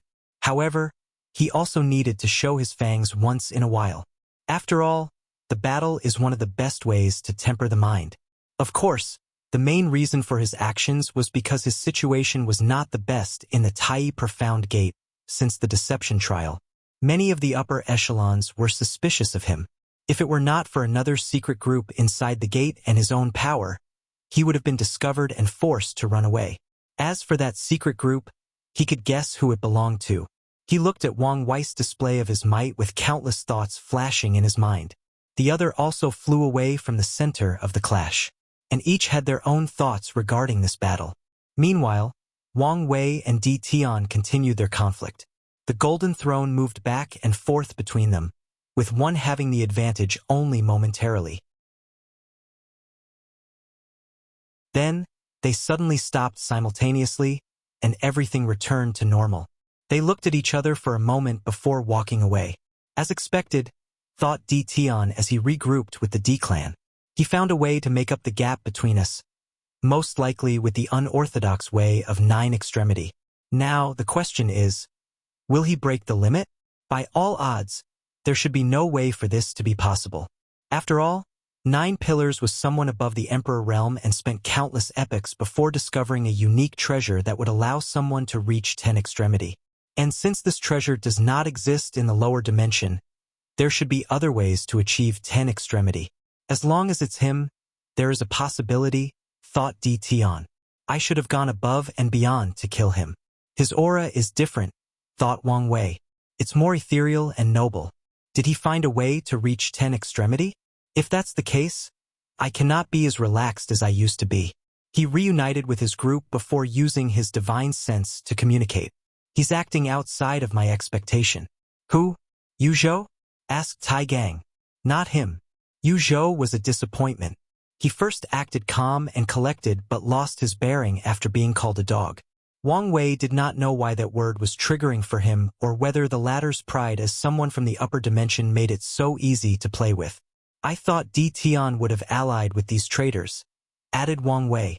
I thought the first he would do after his release would be to go on a rampage and kill all the Heaven Chosens before the battle, commented Li Jun.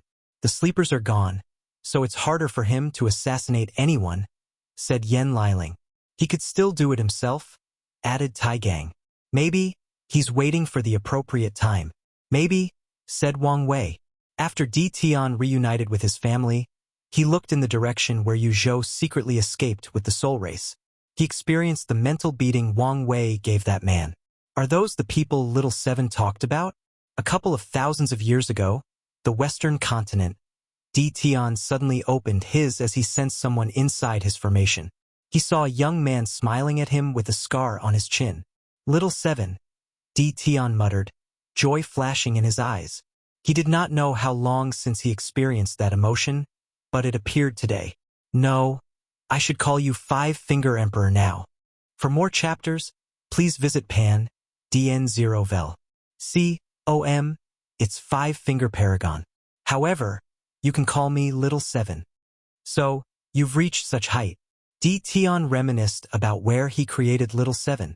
He used the best 5-element materials to create someone perfectly in harmony with heaven and earth. Later, he learned from history that he became the 5-finger emperor, a pseudo-eternal emperor on par with Eternals who used 5 elements sealing Tao. His trademark sealing method was a mountain with 5 peaks that resembled fingers, hence his emperor title. Now, that young body has reached heights he cannot imagine, making Tian feel a little complicated. It was great to see remnants of his past and his creation that he considered like his children. Simultaneously, too much time passed, and none of them were the same. Why are you here? Can you free me? Unfortunately, I'm dead and have little power left, replied Five-Finger, who did not want to deal with a seal that had the power of Empress Wu. I'm here to give you a few warnings. Warnings. A few people might come to ask you for an alliance against Wang Wei. Don't do it. Oh, and why not? These people are traitors and spies from the upper dimension. Five-Fingers explained some basic knowledge about the 2 suns and 7 moons, the closing of the lower dimension, and the meaning of the upcoming era of the Myriad Emperor world. Now I understand why Heavenly Tao gave him a complete Son of Era position. So, you still haven't explained why I should not ally with them?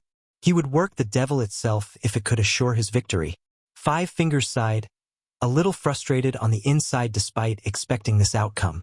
There are factions amongst the people who participated in the ultimate taboo, and their factions, composed mainly of people from the Null Era, wanted their people to lead the new era instead of Qiyuan's faction. However, this was very unlikely, given Tian's personality and obsession. The era of the 7 moons is coming to an end, and anyone associated with them will be eliminated once that happens. If you work with these people, when that day arrives, we will not be able to protect you or the Revive Madam. Tian frowned. He did not want to do anything to would affect his life after reviving Ninger. If working with these people placed a target on his back, then he might be forced to hide in the lower dimension for the rest of his life. And even then, they might not be safe. All right, I'll listen to you. Lastly, be wary of Heavenly Tao. If you go on a killing spree of this era's Heaven Chosen, it won't ignore you anymore. I know.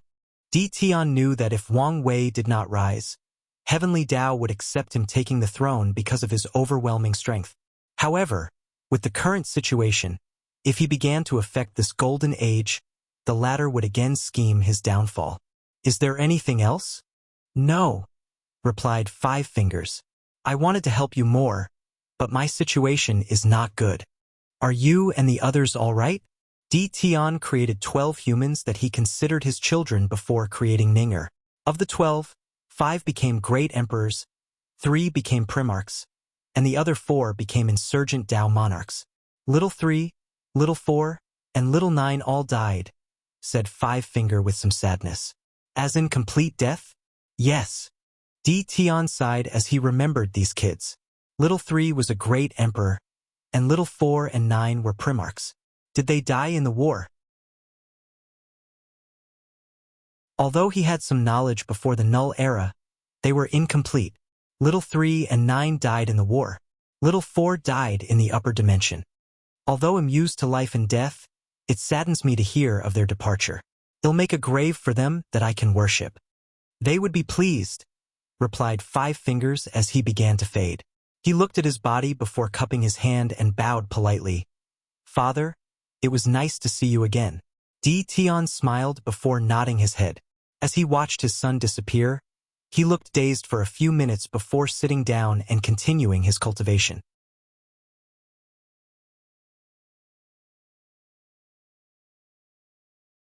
Defamation.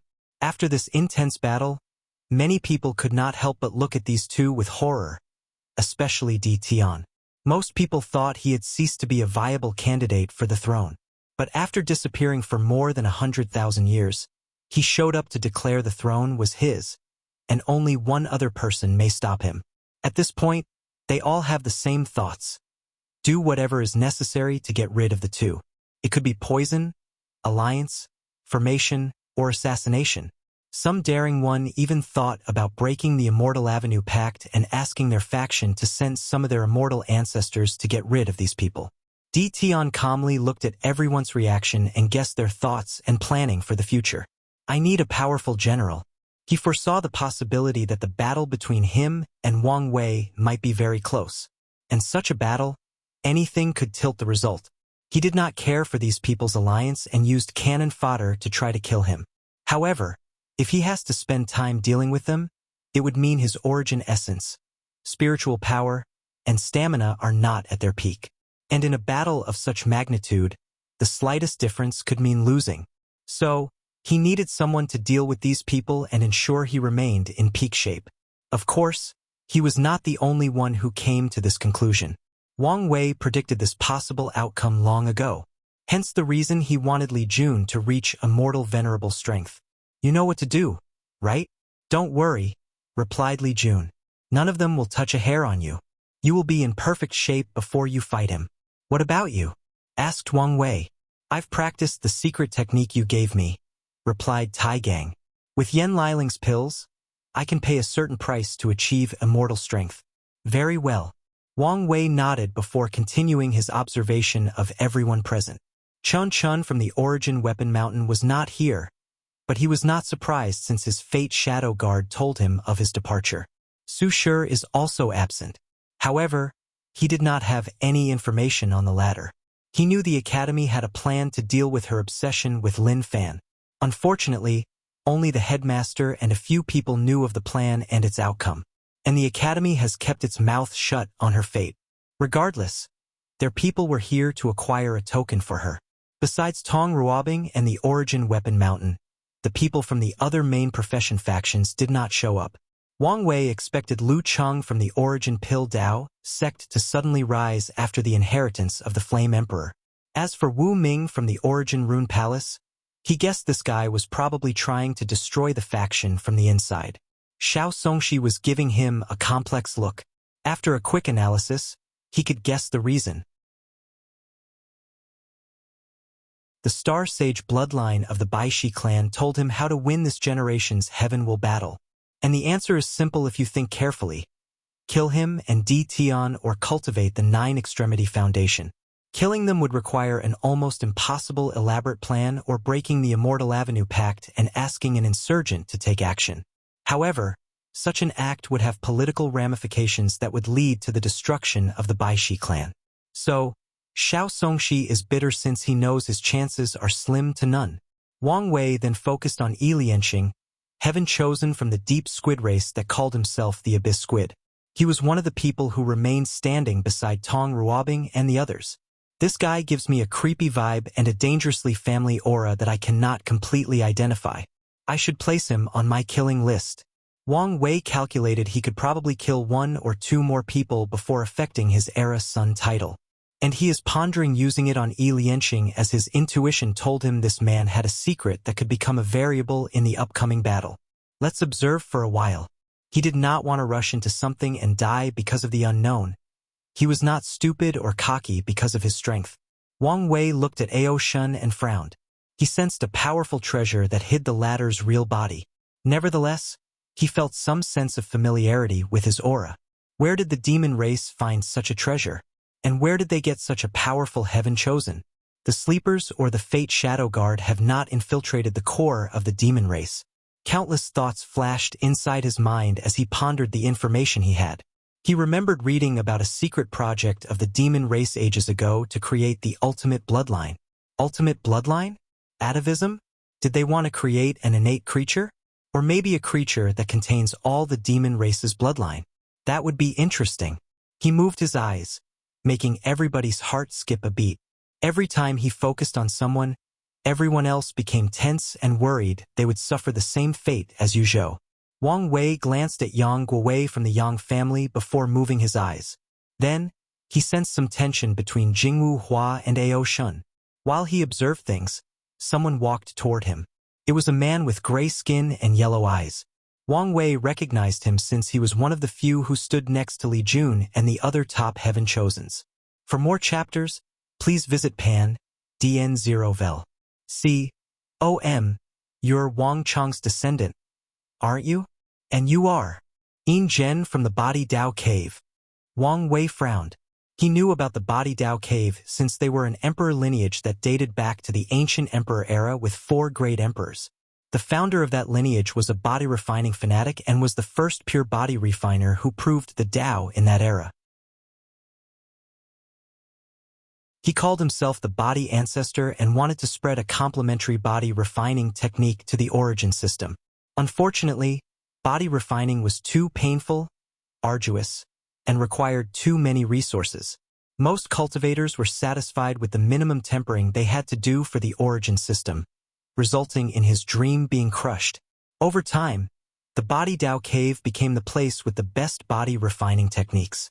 Well, maybe not the best, but they have the most extensive collection and the most variety. Yin Zhen? Where have I heard this name? Said Wang Wei, who took a moment to remember. You're the man who lost to my ancestor, Ancient Desolate. He remembered reading about Ancient Desolate's greatest competitor after the Buddhist emperor removed his karma for him. I did not lose to him. Back then, my heavenly zombie art was not completed yet. Whatever helps you sleep at night. So, what do you want with me? Yin Zhen's mouth twitched slightly as he understood how easily this kid could get under people's skin. Nevertheless, he refused to argue with the junior. I have some conflict with your family. I can guess as much. What a rude brat, he muttered. I have accepted my loss to Wang Chong. But tell me why. After I woke up from my seal, I learned the ancient desolate body refining scripture is known as the most powerful body refining scripture. And the reason for such a title is that it grants the cultivator the ability to fight great emperors in the quasi-emperor realm. What a load of bullshit. He only lost to Wang Chong because he did not finish his heavenly zombie art. But now, after sealing himself in a Yin grotto heaven for countless eras, he not only managed to temper his will to a high level but also perfected his technique. It is indeed bullshit. But what can I say? Some things, people, and events are mythified due to time. Brat, are you saying Wang Chong did not spread these lies? Quite the accusations, Lord Yin Zhen, said Wang Wei with squinted eyes. Does your Body Dao Cave have proof? Otherwise, you're defaming one of our ancestors, and our sect will not take lightly to false accusations. Yin Zhen's yellow eyes shone. Kid, I'm not here for a war of tongues. I only care about proving him the best with body refining. All right, let's settle this. Wang Wei raised his hand, and Yin Zhen followed. They grasped each other's hands before squeezing. They controlled their strength to prevent affecting the surroundings. Bang! A few seconds later, Yin Zhen's hand exploded, and he looked on in shock. He did not say anything and walked away. There is still a chance, he thought. How is it? Asked Li Jun 54 Primordial Dragon Force, Peak 5 Leaf, and Room for Growth? Li Jun squinted his eyes. It seems I have work cut out for me. Before everyone could process the situation, a vision occurred above the red gate in the middle of the domain. Heavenly Dao finally appeared.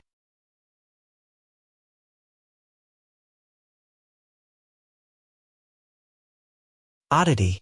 Numerous lights flew from the heavens before floating before all the participants. They were all a token with the characters Heaven Will inscribed on them. Wang Wei held his token and observed it. As expected, it's not linked exclusively to anyone. If someone lost the token, they would lose their position to fight for the Heaven Will. And as everyone figured out this truth, this thing immediately became the most valuable thing to everyone present. Wang Wei instilled his divine sense and received a message on how it functioned. The current token is inactive and requires sacrifices of the devil race's blood to become active. After Heavenly Dao distributed the tokens, the door to the 9 devil gods began slowly opening, and the process took a few minutes. Hey, what happened to the 2 talents the sect got? Kai Song is doing excellent. She's been absorbing some of the miscellaneous emperor's inheritance and developing her talent for puppetry and constructs. She is now preparing to create her own scripture, replied Yen Liling. PA? NDNOVE? 1. What about that arrogant little guy? He's suffering from heart devil, said Li Jun. Oh, what happened? In just a short 20,000 years, he reached the primordial spirit realm, showing his talent. However, The first thing he did afterward was challenging your projection in the battle tower. And as you can expect, he was abused. Wang Wei left his projection in the battle tower and often used it to fight himself to learn and grow. How come the elders let him do this? Especially in the primordial spirit realm? I guess they wanted to give him a wake-up call and quell his arrogance. But no one expected him to become obsessed with defeating you and creating Heart Demon. They need to fix it as soon as possible. These two are the future of the sect. Wang Wei wanted the sect to have more talent and be more prosperous. So, he is prepared to chat with the young lad if necessary to help him deal with his heart devil. The gate finally opened, and he and Di Tian were the first to enter. Wang Wei felt like he had passed through a resistant film, and when he opened his eyes, he was alone and in a different place. Were all scattered? He did not mind as he scanned the surroundings and located the nearest habitat with living creatures. He teleported to a small village full of flame devils. They were a species with a head made of fire with a human body. Wang Wei snapped his finger and killed the nearest devil before checking his token. Then, he frowned since nothing had happened. He snapped his finger again, killing all hundreds of people in this village. Nothing happened to his token. What's going on? He looked thousands of meters in the distance to the nearest city. He saw one of the Heaven-Chosen waving his hand to instantly massacre a city of billions. However, the latter also frowned as he looked at his token since nothing had changed. There was no indication he had completed a kill or that his token was activating. Wang Wei checked the other place, and it was the same. Things are not simple as expected. He prepared to leave when someone flew from the distance and floated before him, looking at him with intense hatred. People from the myriad emperor world. Have you not enough? Have we not suffered enough for the actions of our ancestors? If you devils had conquered the endless void, you would do worse than this, replied Wang Wei. But we did not. We lost and paid the price for 2 eras. Shouldn't be enough? Maybe it is. Unfortunately, no one wants to test whether you have truly changed or would revert to your former self after recuperating. This is not about preventing our rise. No, this is plain cruelty, replied the devil. If you guys truly care about that, you should have wiped out our race and taken us out of our misery. The devil looked at the destroyed village, tears falling down his eyes in the shape of lava. His father, mother, younger brother, and sister lived in that village. He knew the cleanup was coming and left to find a way for them to survive. And when he returned, it was too late. The devil did say anything. He looked at Wang Wei with piercing hatred before falling to the ground. He destroyed his soul. For more chapters, please visit Pand, N0vel. I agree with you on that, muttered Wang Wei before leaving. He did not create a tombstone for this unknown devil or the village. That would be too hypocritical even for him. He came here as a conqueror and destroyer and accepted that his hands would be full of blood before he came here. He teleported far away to where he sensed Li Jun and the others. What's going on? Asked Li Jun, confused like everyone. I don't know, but am prepared to find the answer. Wang Wei floated in the air in a cross-legged position, closing his eyes as the power of fate and yin-yang manifested in him. The others protected him and waited. Find something, he said a few minutes later. There is a subcontinent of this world that seemed its own world. Maybe it has something to do with this. Wang Wei waved his hand to create a passage to that continent, but he did not enter himself since he did not know the danger.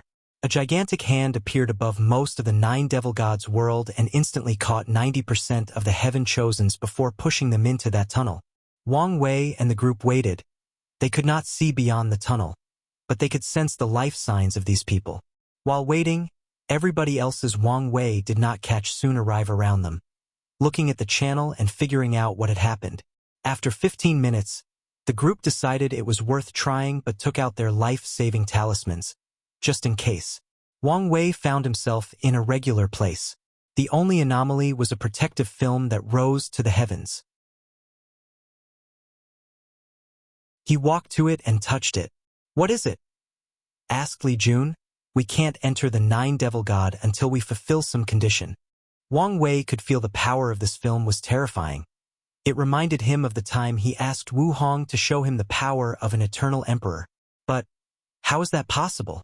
Heavenly Tao of any world will only reach second-class emperor and barely first class. It seems that an anomaly did occur in this world, said Yen Liling as she tried to no avail to look beyond this veil. The situation is worse than you think.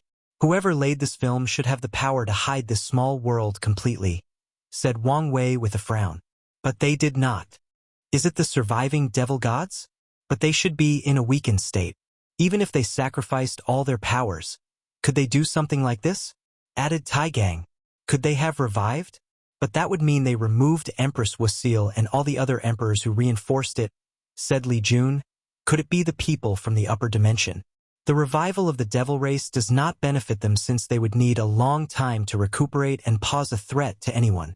Plus, even if they did return to the peak, no plane would let them achieve the same thing again, analyzed Yen Liling. Time Eater, Undead Phoenix, and Disaster Paragons should have lived in the upper dimension during the true devil's catastrophe. They should know the terror of a revived devil race. Furthermore, if they removed the seal, they might offend Wu Hong, who should be quite the deterrent even in her weakened state. However, her state can also make them bolder and do things they normally would not. Wang Wei realized he did not have enough information to analyze the entire situation since there were too many variables and possibilities to consider. Although the 7 moons appeared on the surface as greedy, selfish, and power-hungry people, each individual has their own goals, ambitions, desires, and schemes. They can only be considered a loose alliance, which was good for Wang Wei once he tried to dismantle their rule. However, it also makes it more difficult to calculate some of their thought patterns and motives for doing anything. And if he considers that some of them usually act individually outside of the group's interest, it becomes even more complicated. While everyone was walking around to determine their next step, a sudden change occurred. Everyone became on guard since they sense a power similar to Heavenly Tao. Wang Wei frowned since he knew Wu Hong sealed the Heavenly Tao of the 9 Devil God world. Above the sky in their isolated area, characters began to appear. The first made a phrase that seemed to be a title, followed by 4 floating characters hanging above everyone's head.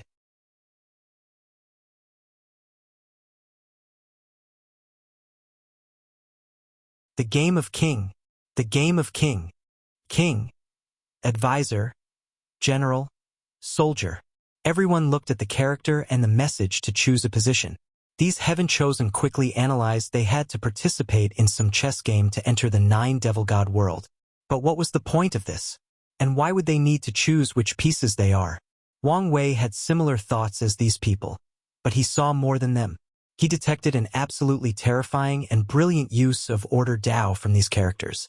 Order is about balance and cannot exist without disorder, said Wang Wei out loud to the heavens.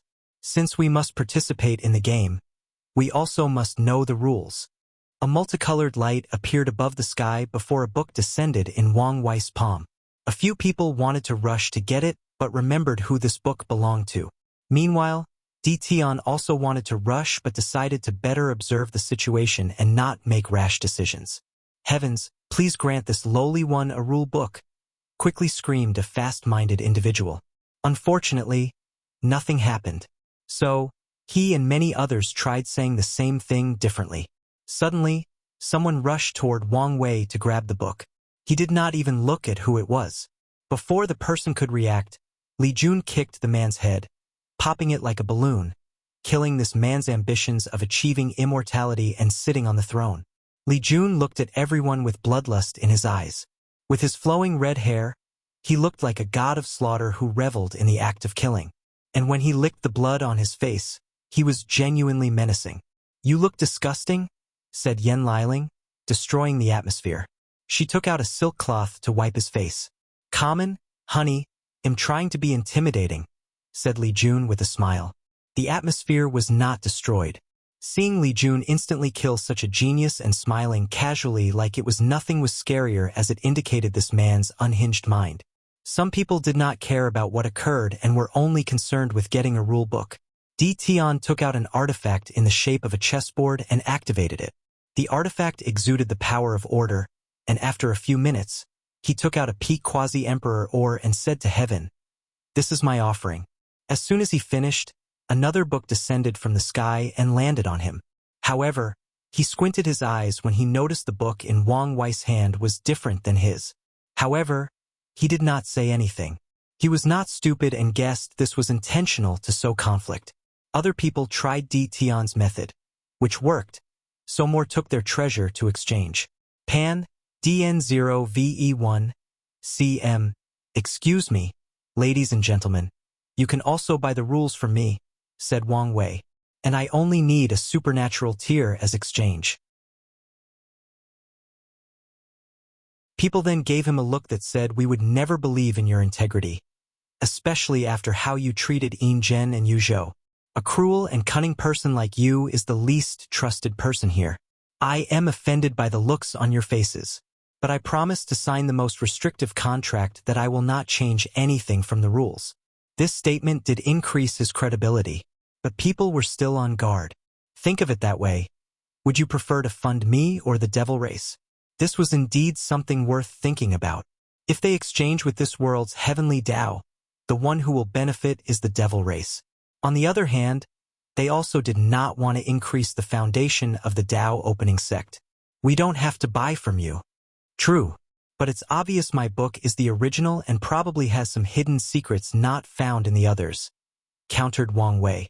Many people debated, and in the end, many decided to buy from him. The others continued to buy from Heavenly Tao, and Wang Wei shamelessly called them traitors. As for the others, they bought from the few people who exchanged after Di Tian. As for Di Tian himself, he had an unapproachable vibe, so everyone left him alone. Wang Wei made a decent profit, and he kept his word. Of course, the contract he signed also stated these people could not sell it to another person. Then, everybody collectively after reading the rule book, because of how strange they were. The first sentence was about how anyone who entered the continent needed a role. King, advisor, general, and soldier. The book indicated the rules and restrictions of each role. King can only fight another king. Kings cannot kill generals, advisors, soldiers, or others. Kings can have up to 5 generals. Only kings can fly. Advisors are responsible for logistics, transportation, and other miscellaneous responsibilities. General leads the soldiers. Only generals can use summoning techniques with a limit on the number. Soldiers can only kill soldiers. Everyone wondered about the meaning of these rules. To be precise, the deeper meanings and implications. I choose general, suddenly said Di Tian. The character trembled a little, but nothing occurred.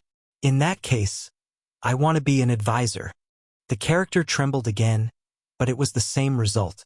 Soldier. Nothing happened. King. Then, the character of King floated above his head. Everyone tested this anomaly and discovered 5 people who could only become king. Di Tian, Wang Wei, Yin Zhen, Feng Heng, and Lian Xiang. What is with these rules and nonsensical restrictions? Asked Tai Gang. It seems the objective is to prevent us from slaughtering too many of the devil race, commented Li Jun. The vagueness of the rules is to give the devil race an advantage, analyzed Yan Liling. They are probably used to this mode of battle and overwhelm us on experience. Furthermore, we probably do not know all the rules. Liling is right. The rules we have is only because of the disorder balance. However, there are probably hidden rules we have to discover ourselves. So, what do we do now? Return to prepare for this game? Asked Tai Gang. I don't think we have a choice. Agreed Li Jun. No. We will use the barbaric method first, said Wang Wei. For more chapters, please visit Pand, N0vel. C. OMU want to use brute force to break the film? Yes. Let's gather the entire world and see what happens. The group left through the space channel before returning to the Myriad Emperor world. However, the moment they landed, their entrance token changed. The characters for King and General appeared with a message asking for a choice. A king can enter the battle and bring people with the number based on the activation level of the token. A general is connected to a king, and killing devil races will contribute to activating the king's token. Things just got more complicated, stated Tai Gang, and he was correct. Yes, Heavenly Tao seems to accept this game of king as part of the Heavenly Will battle. So now, Trying to use brute force equals intervening in the final battle, said Li Jun with a frown. Why would it accept such a nonsensical game? Asked Yen Liling. A new and prosperous era is coming. Heavenly Dao may want the next emperor to have power and display leadership, charisma, and strategic capabilities. That's a reasonable explanation. But are things as simple as that? Probably not. Let's go home first and prepare, said Wang Wei as he felt the same way. Things were not that simple. However, before they could even leave, the token sent another message. Everybody had 3 days before the start of the game. It's one thing after another, complained Tai Gang, and everybody agreed with him. After returning home to analyze the rules, Wang Wei sensed something and teleported to Wang Clan Mountain, where he saw a worried look on his mother's face. What's wrong? I think your father might be developing heart demon. Wang Wei sighed. I'll talk to him. He flew to the fishing river, and his father was in the same position, and he appeared to have been there since their last meeting. Wang Wei could feel the chaotic emotions emanating from his body, even affecting his spiritual power. What's going on with you? He asked as he sat next to the ladder. I've been thinking about the situation and trying to convince myself, replied Wang Tian. Then, I suddenly thought how you would be disappointed in me if I made the wrong choice and the situation escalated. You don't have to worry about my disappointment. This is about your cultivation path, and I will accept and support whatever you choose. But you will still be disappointed. Yes, but that's not important, is it? Reassured Wang Wei. Remember when I was a kid, and I refused to become a swordsman? You were disappointed in me, but you still supported and loved me, and I respected you for that. That's true, replied Wang Tian, smiling a little as he reminisced. And in the process, his breathing became smoother. I still cannot make a choice. Let me ask you something. You believe in your pure swordsman path, correct? Of course. Let's imagine a scenario. 2 identical swordsmen with the same talent studied the same techniques, fought the same battles, had the same state of mind, Dao heart, battle IQ, etc. One is a pure swordsman, and the other trains his body to the pinnacle. Who would win? The body one, of course. Why? Because of his defense. Shouldn't the pure swordsman overcome the latter's defense? Isn't that the core of your ideology? Overcoming everything with the most powerful attack. So, why would the body swordsman win? He would win because his body would allow him an even greater attack power. He would become the ultimate sword, an unbreakable sword, a sword without weakness. A powerful sword will appear around Wang Tian as he closed his eyes, entering a state of enlightenment. Wang Wei smiled and nodded before leaving. I'm busy, so I can't wait for him to wake up. Don't worry. Now that I think about it, it's weird that you're back, said Yu Yen. Things got complicated. I'll tell you later. All right. I'll stay by your father's side until he wakes up. Wang Wei flew to reunite with the group.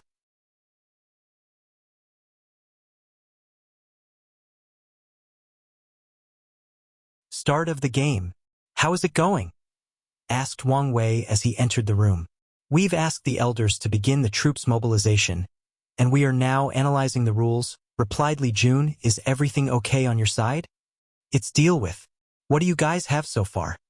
The advisor seemed the most useless of the roles based on the description only. However, it appeared second when the roles appeared. Moreover, what is the meaning of miscellaneous in the job's descriptions? Said Yen Liling. If only kings can fly, battles will become less dynamic, which is both good and bad, commented Li Jun, and there might even be some other restrictions before a king can another. I'm worried about this sentence. Kings cannot kill generals, advisors, soldiers, or others. What do the others mean? Are there any unknown roles we do not know about? Added Tai Gang. If the soldiers cannot fly and teleport, then we would need to march or use other forms of transportation like horses or demonic race. Pointed out Li Jun, this should be one of the jobs of the advisor. Transportation. Logistics should involve pills to recuperate, increase strength, and other stuff. That means advisors must have alchemy capabilities, said Yen Liling. Or worse, They might be the only ones who can use alchemy or other professions. This conclusion made sense if the game's purpose was to limit the players, targeting masters of all trades like Wang Wei. Moreover, the advisor must be a capable alchemist like Yan Liling, who can refine various pills. The summoning restrictions are also a way to limit the power of generals, said Li Jun. However, why does it say soldiers can only kill soldiers? Could it be that a large number cannot be used to defeat other roles? Or is it something else? Big brother, what do you think? Are you paying attention? I am, but I'm thinking, why only 5 of us could only be kings? Isn't it because of strength? Yes, everyone that was chosen, except for Yi Lianxing, had a minimum strength of 4-leaf Immortal Venerable. Does that mean he also has that strength? It seems obvious. It does. But everyone who broke the Mortal Immorta boundary has a certain aura to them that I can recognize, but I did not feel it from him. So, what's so special about him? People like Tai Gang and Liling, who has to use a secret technique to Immortal Venerable strength, also do not have this aura. Are you saying Yi Lianxiang can increase his strength from Quasi-Emperor to 4-leaf Immortal Venerable? And it might be higher? How is that possible? Because of the gap, Li Jun only has 3-leaf and will only achieve 4-leaf in the Quasi-Emperor realm, and there is the possibility of failure. Maybe you should really kill him, said Tai Gang. He was in for removing any possible hidden danger. Let's observe more since I probably only have 1 spot left. I need to take out the biggest instability, replied Wang Wei. Now, you guys should consider the implications behind these 5 individuals. Implications? Said Li Jun with a frown before his eyes lit up. The devil race's heavenly Tao is not worried about generals or kings that only have 3-leaf or below strength. So, that's the reason I could be both a king or a general. Exactly. This game might be more difficult than we expected. Indeed, said Wang Wei, motioning for everybody to quiet down. He closed his eyes and began to calculate and do simulations, even using his future Buddha self. A few hours later, he said, "The advisor is the most important role in this game. Did you figure something out?" "Yes," replied Wang Wei before explaining the possible scenario he thought of. "That would change the dynamic of everything," commented Li Jun. He then looked at his wife. "You will have a lot of work. It's fine. The automatic cauldron is perfect for this kind of scenario. Let's go prepare. Add a few more professions as soldiers," commented Wang Wei. "We might need them later." He then flew home to see his wife. "Whatever it is you want to ask me, don't." Pan, DN0VE1, CM, what? I haven't opened my mouth yet. It's your heaven will battle, so deal with it yourself.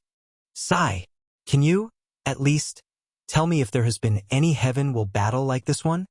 I know there have been a few odd ones, but nothing as odd as this one. So, it is an anomaly. Wang Wei spent some time with his wife before leaving.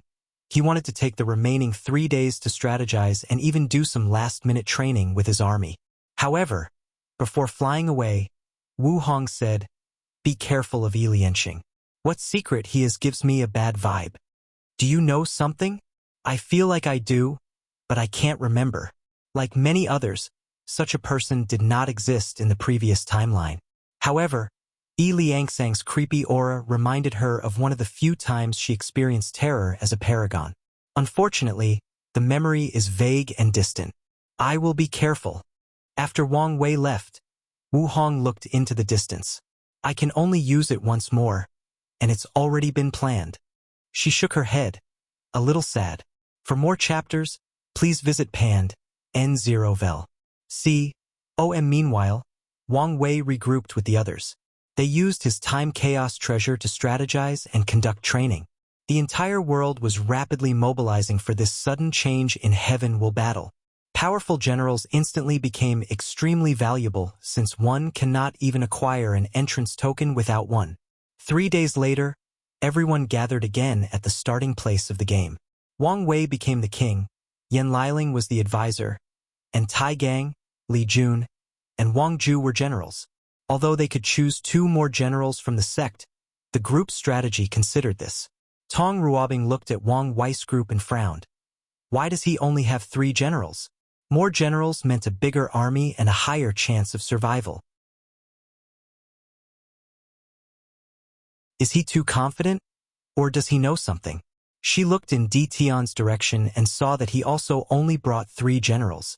And like Wang Wei's formation, one of the generals seemed more focused on information gathering. Something is definitely off. Little did she know these people discovered some hidden rules to this game. Wang Wei used his intellect, while Di Tian used his wealth. One of the treasures he has was refined from the body of a Star Stage Bash clan. In his attempt to revive his wife, he consulted a member with a 5-star bloodline, and when the latter could not give the answer he wanted, he was not pleased. And because of his action, he had this treasure and became the sworn enemy of the Baishi clan.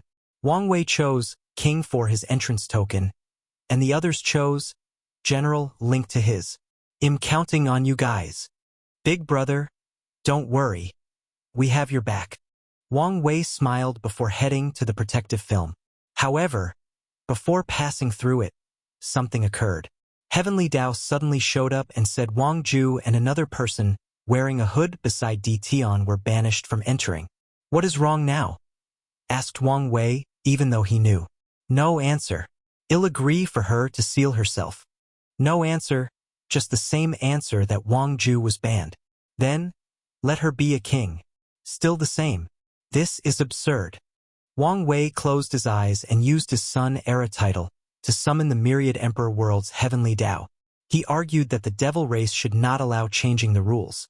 Afterward, negotiations occurred between these world consciousness before they reached an agreement. A seal descended on Wang Ju and Di Tian's shadow, limiting their power. Wang Wei frowned, but he did not say anything else. The group then finally entered the film. They found themselves in an open plain with nothing in the distance.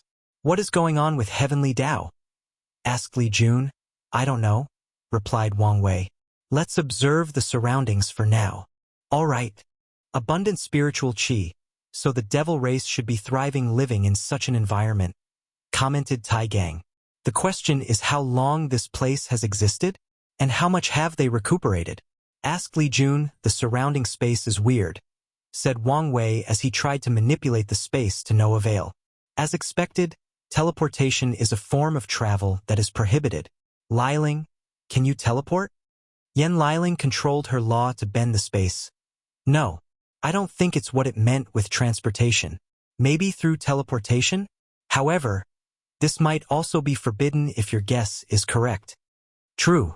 Try flying. Everyone then tried to fly into the sky, and a powerful force prevented them. Please choose your soldiers. These characters suddenly appeared, floating above this group's head. The group then summoned their legions, the Slaughter and Undying Legion. Do you have reached the maximum number of soldiers? Please be warned that spatial treasures will be forbidden from now on. So, take out your weapons and armor immediately. So, they are trying to prevent us from placing soldiers in small worlds to transport them, commented Tai Gang. What about for advisors? Asked Wang Wei. Advisors are allowed to remove limited items from their space ring. Do you think we would know the answer if we did not ask this question? Asked Yen Liling. Probably not, but it's not that hard to figure out. I think, replied Li Jun. Let's test out a few things, said Wang Wei before flying in the distance and returning a few minutes later. The king can only travel a certain distance from his troops. Luckily, the distance is not that horrible.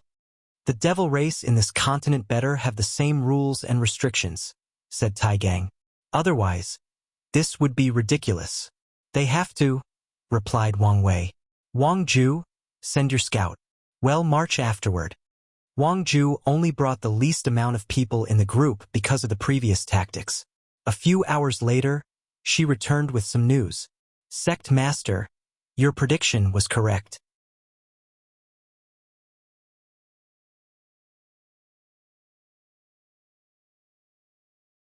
Suffocating, Li Jun and Tai Gang each led 5 million soldiers, walking in perfect order and wearing the best armor and weapon. Anyone who watched these groups could feel the intense aura they emanated. immediately realizing they were soldiers who had seen blood and slaughter. "Halt!" roared Li Jun, and everyone stopped simultaneously. He looked at his man and could see them breathing hard and sweating. "The information is correct," said Li Jun to the group next to him. "They only walked a few thousand kilometers and are already this tired," commented Yen Liling. "The weakest cultivation level of these soldiers is primordial spirit, with many middle officers in the void-shattering realm. Meanwhile, the lieutenants are all saints.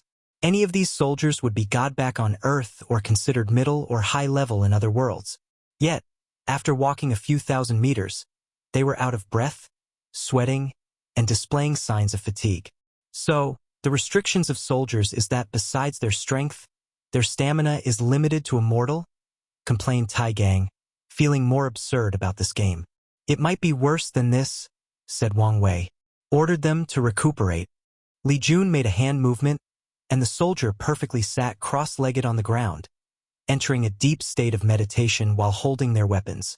Half an hour later, "It's useless. They are not recuperating their stamina. Give them some food and pills," ordered Wang Wei, and Yen Liling did so. After eating the food, the soldier's stamina recuperated. You, and you," said Li Jun, pointing to 3 people in the front. "Go to the side and use all your origin essence." The soldiers followed his order and used the fastest way to deplete their origin essence. Then, they cultivate to recuperate.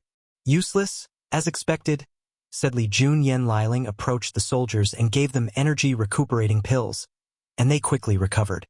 "Resources will be extremely valuable," she said. The game allowed her to remove limited items from her space ring. So, she will need to use the resources of this place to supplement her soldiers.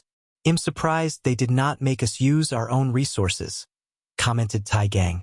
"That's what the exchange at the beginning was for," added Wang Wei before looking in the distance. "Heavenly Tao purposely teleported us to a faraway place, so we could waste the resources in our spirit ring.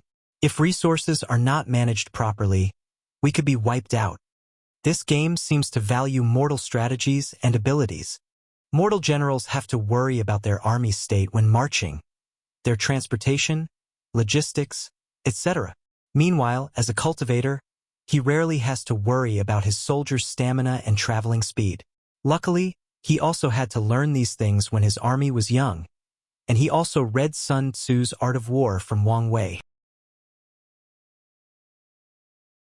"Personal ability should play a role in this game as well," said Wang Wei as he closed his eyes and expanded his divine sense of the surrounding. "Nope, they restricted that too. Tai Gang is right, this is bullshit. That's what I've been saying. Let's go in that direction. I've detected life." The armies continue their march, with the group focusing on managing their pace and keeping tabs on the soldiers. After 5 days of marching, numerous breaks, and hunting food for the soldiers, the group arrived at a small devil race village and immediately noticed a few anomalies. "What race is this?" asked Tai Gang. He learned of the subspecies of the devil race, but he had never seen such a creature, so he thought it was a lack of knowledge and experience. "They looked like humans with horns," said Li Jun. "There is no devil species like this. The closest is the horned devil, but they have claws, fangs, and wings. Only a few devil races externally looked like humans," added Yen Liling. "Is this a new species?" "Their bloodline has some human mixed on it," said Wang Wei as he scanned them with his divine sense. "More importantly, have you guys noticed something even more abnormal?" "Yes, they are not afraid of us," she replied. "I cannot see the slightest fears in any of their eyes." The group did not act rashly and observed. These devils only glanced at their large army and continued to live their lives as if nothing had occurred. Some of the children even looked at them with curious eyes. "Wang Ju, send one of your men to kill one person," ordered Wang Wei. A fate shadow guard approached the nearest healthy man and slashed his head, immediately turning the village into a frenzy. Children hurtled with their mothers, and the man stood in front, protecting everybody. Wang Wei and the group did not continue to kill and waited. They checked the entrance token to see if this kill made any change. It did not. Half an hour later, a new message suddenly appeared in the sky. "Soldier has violated the rules. According to the stipulations, preparing for annihilation." A terrifying power brewed from the sky and readied to annihilate that guard. And he knew that nothing he could do could save him. There was no fear or other emotions on the shadow guard's face. He was trained to die for the leader, and when the moment arrived, he accepted his fate. "This is his infraction," yelled Wang Wei. "Annihilation cancel. First infraction punishment. Weakened state." For more chapters, please visit Pand, N0vel. COM. "For how long?" countered Wang Wei. 3 days. A light sphere from the sky entered the Fate Shadow Guard's body. His aura suddenly drastically decreased, and his expression became pale. Wang Wei walked next to him. "Thank you, Lord. Don't mention it. I won't let my man die if I can help it," replied Wang Wei as he observed the latter's weakened state. "We now understand the rule. Soldiers can only kill soldiers. It's to protect the mortals of this continent and prevent mindless slaughter," said Li Jun. "The question is, why does our heavenly Tao suddenly care about mortals? In the previous cleanup, everything was permitted," added Yen Liling. No one could answer her, so the crew focused on Wang Wei. "Did you find something?" "Not really. It's the power of order, beyond my ability to deal with. The best I can do is quickly figure out the hidden rules," replied Wang Wei. He tried to study and deal with Wang Jisil, but it was useless. Luckily, she could still use Immortal Venerable 3-leaf strength. Wang Wei looked in the sky as he mobilized his Tao of Fate and Yin Yang, trying to divine and calculate any information about this continent. For example, the history and evolution of this place. He then tried the power of time to see if he could see the past before proceeding to read the fate line of the villagers. So, all conceptual abilities not used in battle are limited? Does this game want to turn us into mortals with only powerful destructive power?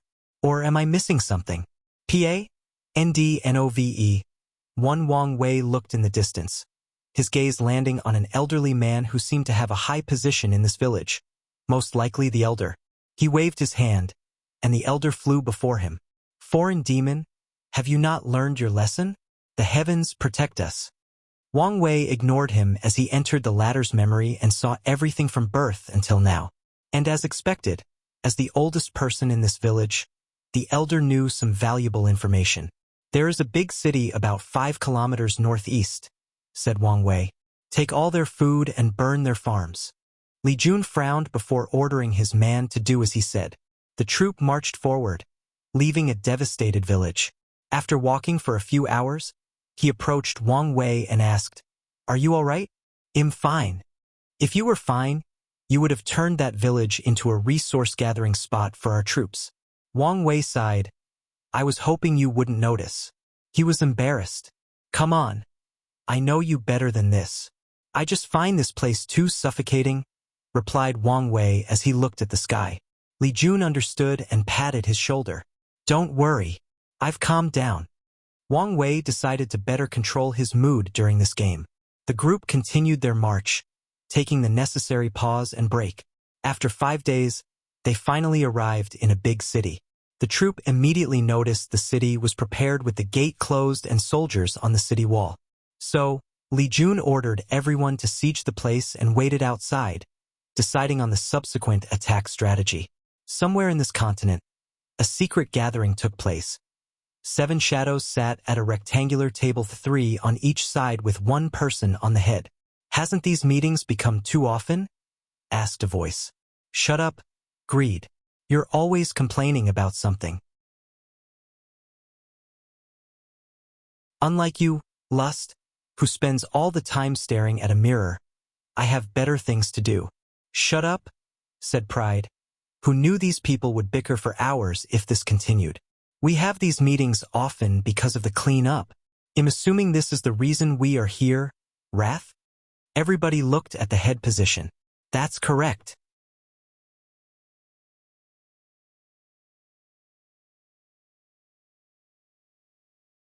"7 sins. Our race has been hiding, planning, and preparing for this moment for countless generations," said Wrath. "So, make sure everything proceeds smoothly." Everyone listened as they were used to Wrath's grand speech. "Whose territory did Tian and Wang Wei land on?" Tian is in my territory, replied Lust. I have Wang Wei, added Sloth. You guys know the plan. Avoid them at all costs. So, we will just let them slaughter our people? Countered Envy. Unless you have a way to deal with a 9-extremity foundation, what choice do you have? Asked Greed with a sneer. We are not letting them wantonly slaughter, explained Wrath. We will use the practice tactics to make things difficult for them and limit their accomplishment. Our objective is for them to leave after accomplishing their goal with the minimum requirement. If any of you directly confront any of these two, the result will only be your pointless death. That's fair, acknowledged Envy. What about the other ultimate kings? What do we do with them? Asked Pride. With enough planning, we can deal with them, but be extremely cautious, replied Wrath. However, stay away from Yi Lianxing. Give him the same treatment as the 2 supreme kings. Him? Our information did not indicate anything special about him. Even his strength seemed ordinary. Just know his secret is enough to warrant this level of caution. The others gave Wrath a look and agreed. What about Mo Xingyun? According to our predictions, as an anomaly, she was supposed to be an ultimate king?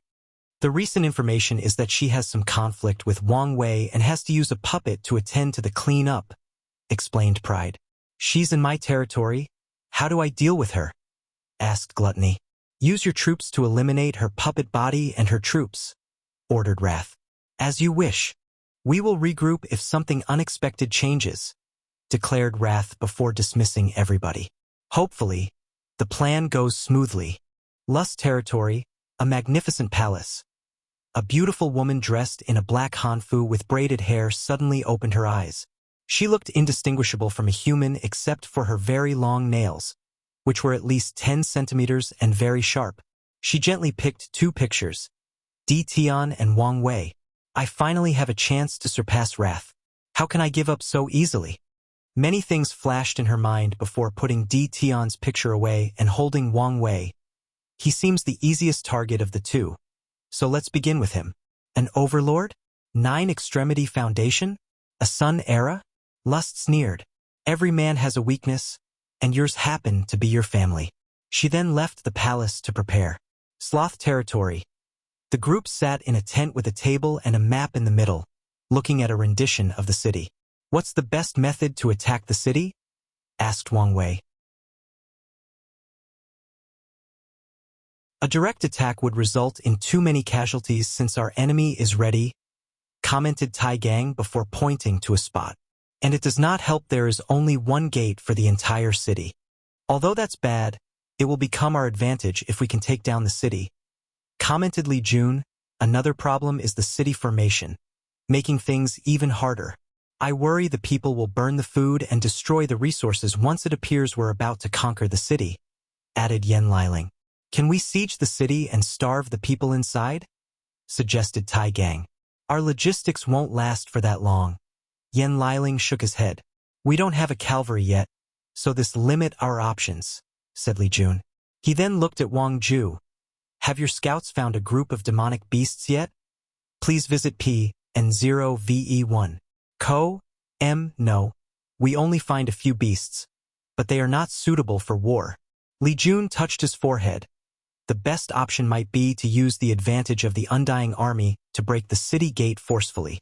The city is protected by a powerful formation that can block the 3 generals for a relatively long time, even if they use their immortal strength, limiting the use of brute force in this scenario.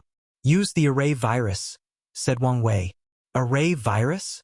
Li Jun's eyes lit up.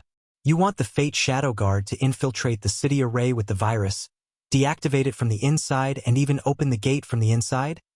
Pa-N, Dan0VE1. C0M yes. Many years ago, Wang Wei theorized, arrays were similar to computer programs that worked in reality.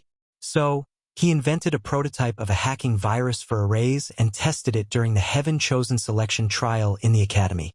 After so many years, this thing has been perfected. The city formation is only quasi-emperor tier, and the only reason for its power is because it's part of a bigger formation, Yen Liling explained. However, I did not bring one with me, and it would take some time to make one. The array virus is now a standard equipment of the Fate Shadow Guard. So we brought some, reported Wang Ju. Excellent, uttered Li Jun. Let's plan the attack for tomorrow night. Everyone left to prepare for the battle except Wang Wei. He was useless unless a king showed up. So, he closed his eyes to cultivate. After calming down and analyzing the situation, he realized this place was an excellent opportunity for him to study order-disorder Dao, and Heavenly Dao itself would be his teacher. By studying this game and the application of order Dao, he can learn the hidden rules and secrets and dramatically increase his understanding of fate. Not just order, but also fate. The night, the troops gathered outside the White Fang City, alarming the wall soldiers. How many people do we kill after breaking the gate? Asked Tai Gang, sitting on the 2 horses they could find. We will kill 80% and leave the rest for resources farming. All right. Archer Squad, roared Li Jun, and a group of individuals in his and Tai Gang's legion prepared their bows and arrows. Li Jun trained these squads by creating a scripture called Military Archery Art. Based on the weapon law part of his slaughter Dao, the power of law manifested on all these archers, indicating they were all in the void-shattering realm. Li Jun sensed the devastating power of his man and smiled. He had to rely on time formation and the Dao Seed Pond to cultivate these men. The Dao Seed Pond is one of the Foundation's secret realms of the sect. Whenever a void-shattering realm cultivator or above dies, they would condense a Dao seed to leave in the pond. Even sealed individuals would do the same after. Then, future generations can use these seeds to comprehend the law. However, this feature is not why the pond is so valuable to the sect. Its value came from the fact the sect can choose people to inherit these seeds and the power of the person who condensed it. The only drawback is that a person will forever stay in the realm of whoever seed they inherited. Most, if not all, emperor lineage has something similar. And this pond is why ancient sects from the ancient emperor era have such a deep foundation. The amount of tier 7 and above cultivators they have cultivated since ancient times is astronomical. Fire! Shoo! Shoo! Shoo! Arrows descended on the wall, covering the sky like a plague of rats. The city formation activated and created a protective barrier over the entire city. Bang! Bang! Bang! The barrier trembled, and the heart of the soldiers in the wall followed it. Luckily, nothing happened, boosting their confidence. The city guardian began to yell for his archers to return fire. Unfortunately, he soon discovered his enemy outclassed him in skill, since none of his arrows could reach the enemy. The archer squad would fire 2 arrows for every arrow the wall archers fired, one to counter them and the other to cause damage to the formation and city wall.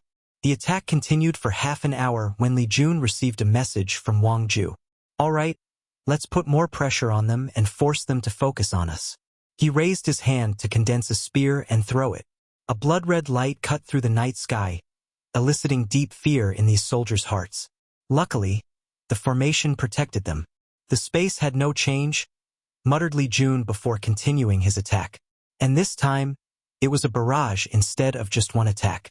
Meanwhile, Tai Gang looked at him with envy of his strength. He practiced the 8 Heterogeneity Foundation. The sect gave him all the resources he needed for his clones. Unfortunately, he failed in the last process of fusion, almost dying in the process. So now, he has to use a special pill refined by Yen Liling and a secret technique to temporarily fuse and use immortal venerable strength. Suddenly, he noticed the city's protective barrier flickered before disappearing, and his eyes lit up. Li Jun did not waste time and threw a spear that blew the city gate open. Charge! He roared, and Tai Gang followed.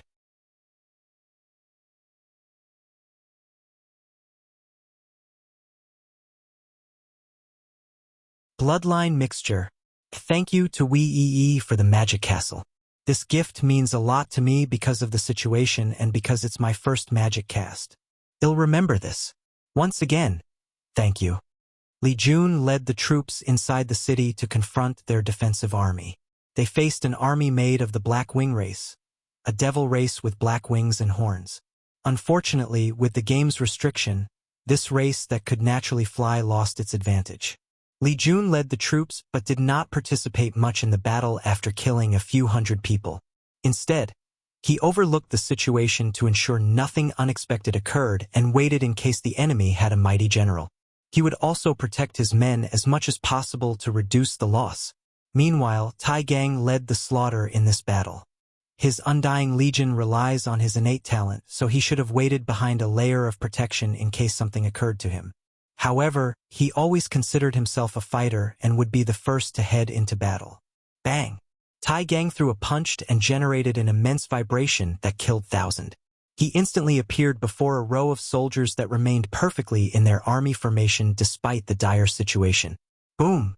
With one punch, the heads of thousands of soldiers exploded in a vertical line, creating a scene similar to numerous balloons exploding consecutively. The sight was strangely beautiful, and as the soldiers watched their comrades' fate, fear flashed on their faces. Fear? I thought the devil race did not know fear easily. From the records, he read about the devil era. Devils would become excited and even more powerful during slaughter, and it did not matter if it was their own. The negative energy or karma produced by acts of brutality boosted their strength, which is one of the reasons they were the perfect war machines that conquered countless planes. Tai Gang did not focus too much on these things before attacking again. He controlled his heart to beat at a unique frequency that forced the soldier's heart to match his. Then he exploded their hearts, killing thousands, if not more. Tai Gang cultivated the Tao of vibration with a minor in Fist Tao, and since Wang Wei used to apple vibration in his battle in his early years, thus he taught him many things. Additionally, vibration is a powerful Tao that many seniors of the Tao opening sect once cultivated. So Tai Gang had many resources available. With his effort, talent, luck, and willpower, he created his own scripture, the Heaven and Earth Vibration Sutra, turning him into a slaughter machine. Furthermore, he also relied on his unique innate talent to add some to his vibration Tao and make it unique. Tai Gang stomped his feet on the ground to generate an earthquake that buried thousands of soldiers. He also controlled the earth on the ground to ensure his attack did not do too much damage to the city, as per his order. He looked at one of the squads and whistled. However, this was not a normal whistle, but using a terrifying frequency that directly exploded the brain and soul of these devils. It's better to kill using my fist, he thought before rushing to another group and becoming a maniac that enjoyed exploding people's heads. He used the ground's vibration to push himself forward, drastically increasing his speed. Without using any technique, he could just barge into a group. Once they hit his body, the vibration generated would be redirected toward the enemy, creating even more devastating damage. Tai Gang headed to another squad and noticed the group had dropped their weapons and had a pale complexion. He did not care about the enemy's surrender since they had not reached the 80% allocation. "You can't kill us?" roared a soldier, making Tai Gang stop and look at this group. He did not ignore these people's words, given the current situation. "And why can't I kill you? We are mortals now." Tai Gang frowned. "You can check. We have destroyed our cultivation and are now mortals. Is this another hidden rule?" thought Tai Gang before looking in the distance. He immediately used his divine sense to message Li Jun, who ordered his men to stop killing. He quickly accessed the situation and learned many of his men killed these mortals. "Pa ndi a no v1 danmit," he said before immediately contacting Wang Wei, who flew from the distance. A few minutes after his arrival, Heavenly Tao, or the Game Master, manifested above the city. Rule breaker detected. Launching punishment. No punishment is needed since these soldiers became non-combatant during active battle. Their action should not be allowed in the first place. Heavenly Tao slowed down the process of gathering power. Punishment avoided. Be mindful in the future. Li Jun, if you need to save our men in the future, use the same tactic as them, said Wang Wei with a sneer before Heavenly Tao disappeared. That's a good strategy. After all, we will only waste some resources to recultivate them. Please visit P and 0VE1. All these men were talented disciples in one way or the other, and the resources used to cultivate them are not worth searching for talented and loyal individuals. Li Jun mobilized his men to get the city under control since a few people chose to fight until death. Meanwhile, Wang Wei was observing the people who surrendered. Most had fears and relief in their eyes. However, some looked at him with defiance, telling him he could not do anything to them. Wang Wei did not care as this was not true. He had thought of 2 ways to kill these people. The first one is to have members of his troop abandon their cultivation, losing their status as soldiers and ordering them to kill these people. Of course, there is also the possibility of hidden rules which state that foreign soldiers who lose their soldier status must leave the game and cannot do such a thing. In that case, he would use his second plan, turn them against each other. He would read these people's memories and divide them into 2 groups, each containing people with grievances, even the tiniest contradictions. Then, he would dangle starvation before them. He would tell them he would feed only one group, the group that is the final winner. Finally, he would watch the ensuing slaughter for survival. Wang Wei knew some people might resist and refuse to fight, but as long as one person does it, others will follow. And when the others realize they would die of starvation, well, there is a saying that a starving beast will even bite its master's hand. Wang Wei shook his head before continuing to observe the thing he came here for. A few minutes later, Li Jun approached him. Did you discover something? Yes, they are mixed with human bloodline. Who? These people? Pointed at the one in front of them.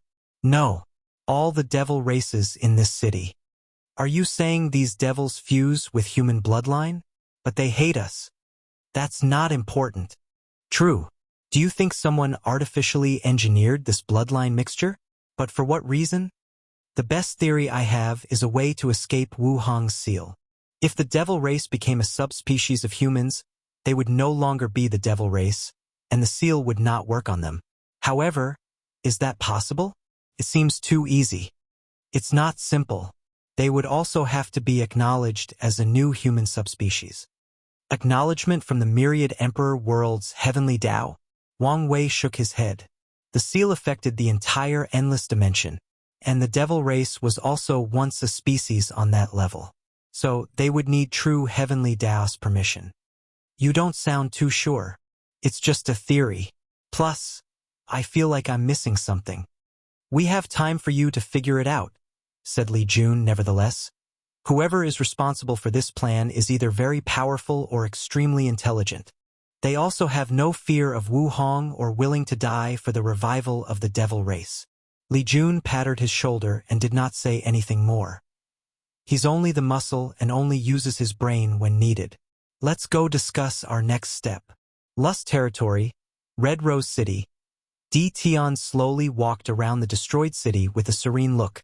The troops lost way above the bottom line I wanted, and many of the resources were destroyed before we conquered the city. He frowned as he looked at the result of this war. I need better generals for the heaven will battle. He could see that his army would not survive in a confrontation against Wang Wei because of superb generals like Li Jun and Tai Gang or a supporter like Yan Liling.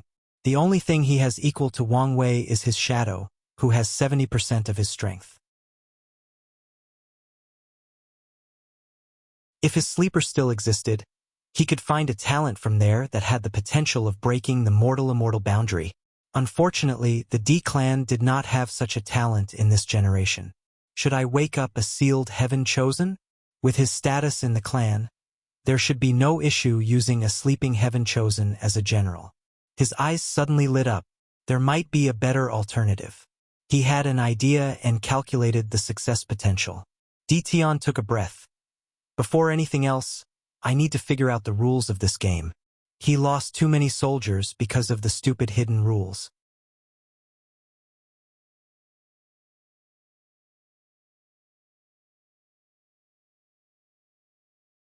His era.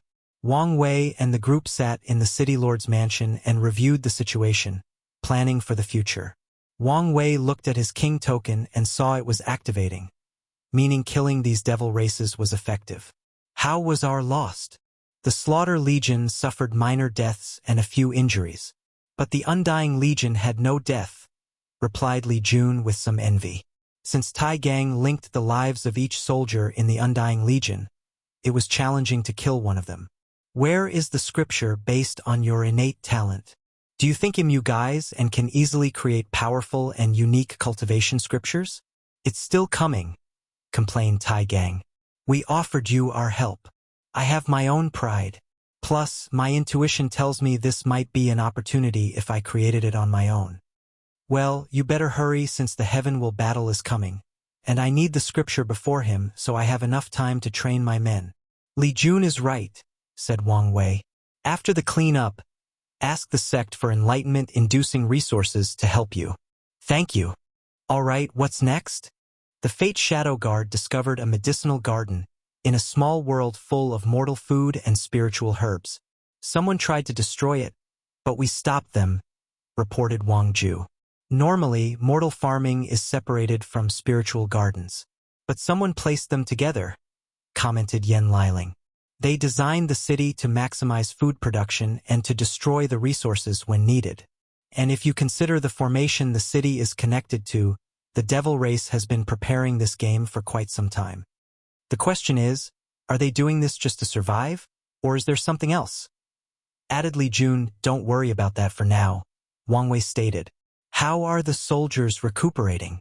There is enough food to deal with their stamina. I've used the spirit herbs in the garden to make energy recuperating pills for them. Luckily, I have the automated cauldron, so I don't have to slave day and night for these pills. What horses and animals for traveling? We found a few, but not enough to form a cavalry. That's not good, muttered Wang Wei. Yen Liling, I need you to try to recreate the constructs to see if we can use them for travel and battle. And it would be great if we could use the soaring phoenix for transport, commented Li Jun. However, Wang Wei and the group were not too hopeful. Heavenly Dao seemed to target them while also having detailed information about them. And anyone who enters the Dao opening sex domains would know about the constructs. So, it's almost guaranteed they would be restricted in this game. The group continued their conversation for a moment before scheduling for another day. Some plans cannot be immediately decided without knowing the situation of transportation and other things. A few days later, outside the alchemy room, everyone waited until Yen Liling walked out. She immediately shook her head. So, it's restricted? Not even that. A mysterious power suddenly appeared and prevented me from refining the constructs. So, even the heaven-hiding formation was useless, muttered Wang Wei. What about the horse construct? He suspected the constructs that replaced cars, helicopters, or even planes would be restricted. So, he tasted her by refining a magical artifact or puppet in the shape of a horse and powered by spiritual energy to replace animals or demonic beasts. It was an attempt at circumventing the rules. Useless, replied Yen Liling.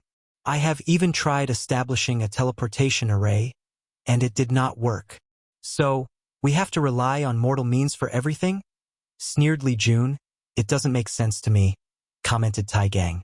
While the rules restrict us, it also restricts the development of the devil race. We destroyed the devil race civilization. So, if they want a chance at survival, they must bring us to their level and play their game, analyzed Wang Wei. They would lose miserably if they tried to catch up with us in such a short time of recuperating. Everyone felt a sense of suffocation.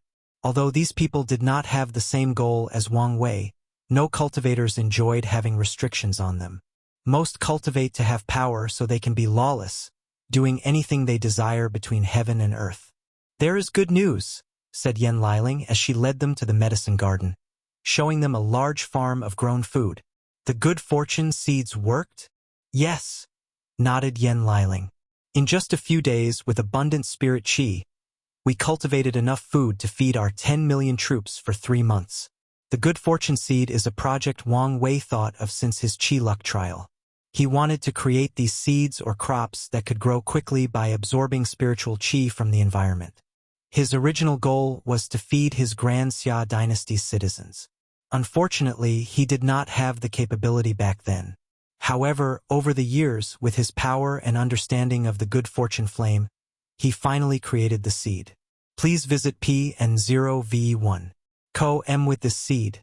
The mortal in the Tao opening sect never has to worry about food.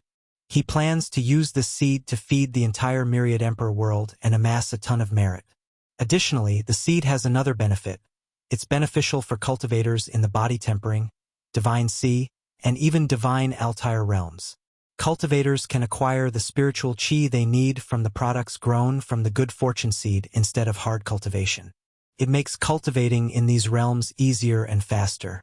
Over the years, the Tao opening sect has cultivated many low-level disciples with these seeds, and Wang Wei tasked Yen Liling to bring some into this continent to ensure the troop no longer have any problems. There is some bad news, added Yen Liling. As expected. Li Jun's mouth twitched. It's not bad.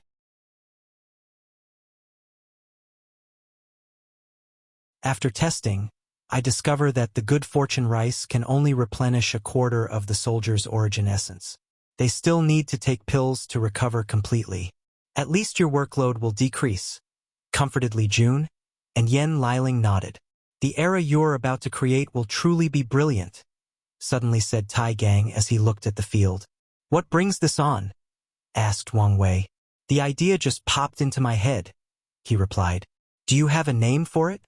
Now that I think about it, you never told us, added Li Jun. If you think about it, the core of everything, the name is easy to guess.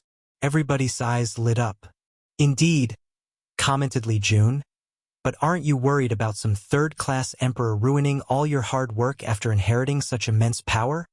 Third-class emperor? Said Wang Wei with a sneer.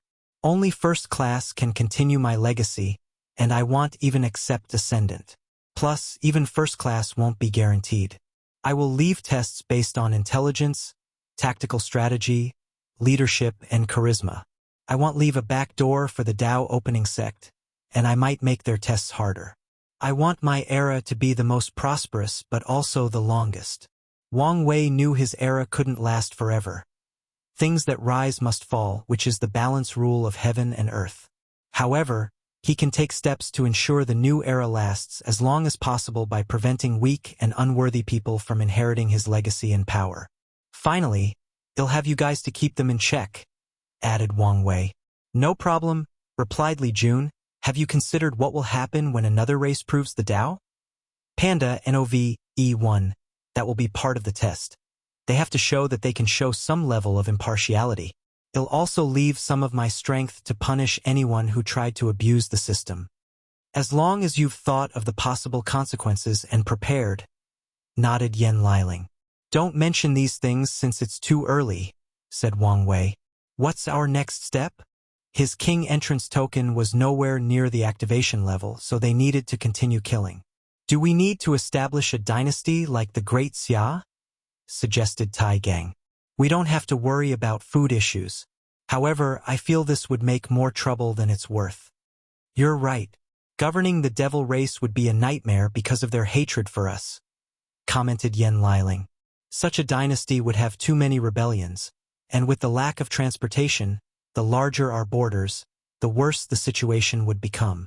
It also does not help when we cannot use death to instill fear and control the citizen. Added Li Jun dynasty or religion is not viable, especially if we consider the time we have in this continent. So, what's the best course of action? Continue with our army, sweeping one city after the other, said Li Jun. In that case, we need a map of the surrounding. A map of the continent would be ideal, but I doubt we will find that, said Wang Wei. Did we find one in the city lord's study room? No. It appeared they purposely did not leave any written records of a map, replied Wang Ju, who stood behind Wang Wei. Did you search the city lord's soul? He killed himself and erased his mind. I admire the devil race's determination, but they are just making things more annoying, commented Wang Wei. In the next city, make sure to get a map. Otherwise, Yen Liling and I will have to figure out the terrain based on the large-scale formation that each city is part of it. Everybody went to accomplish their task to prepare to march.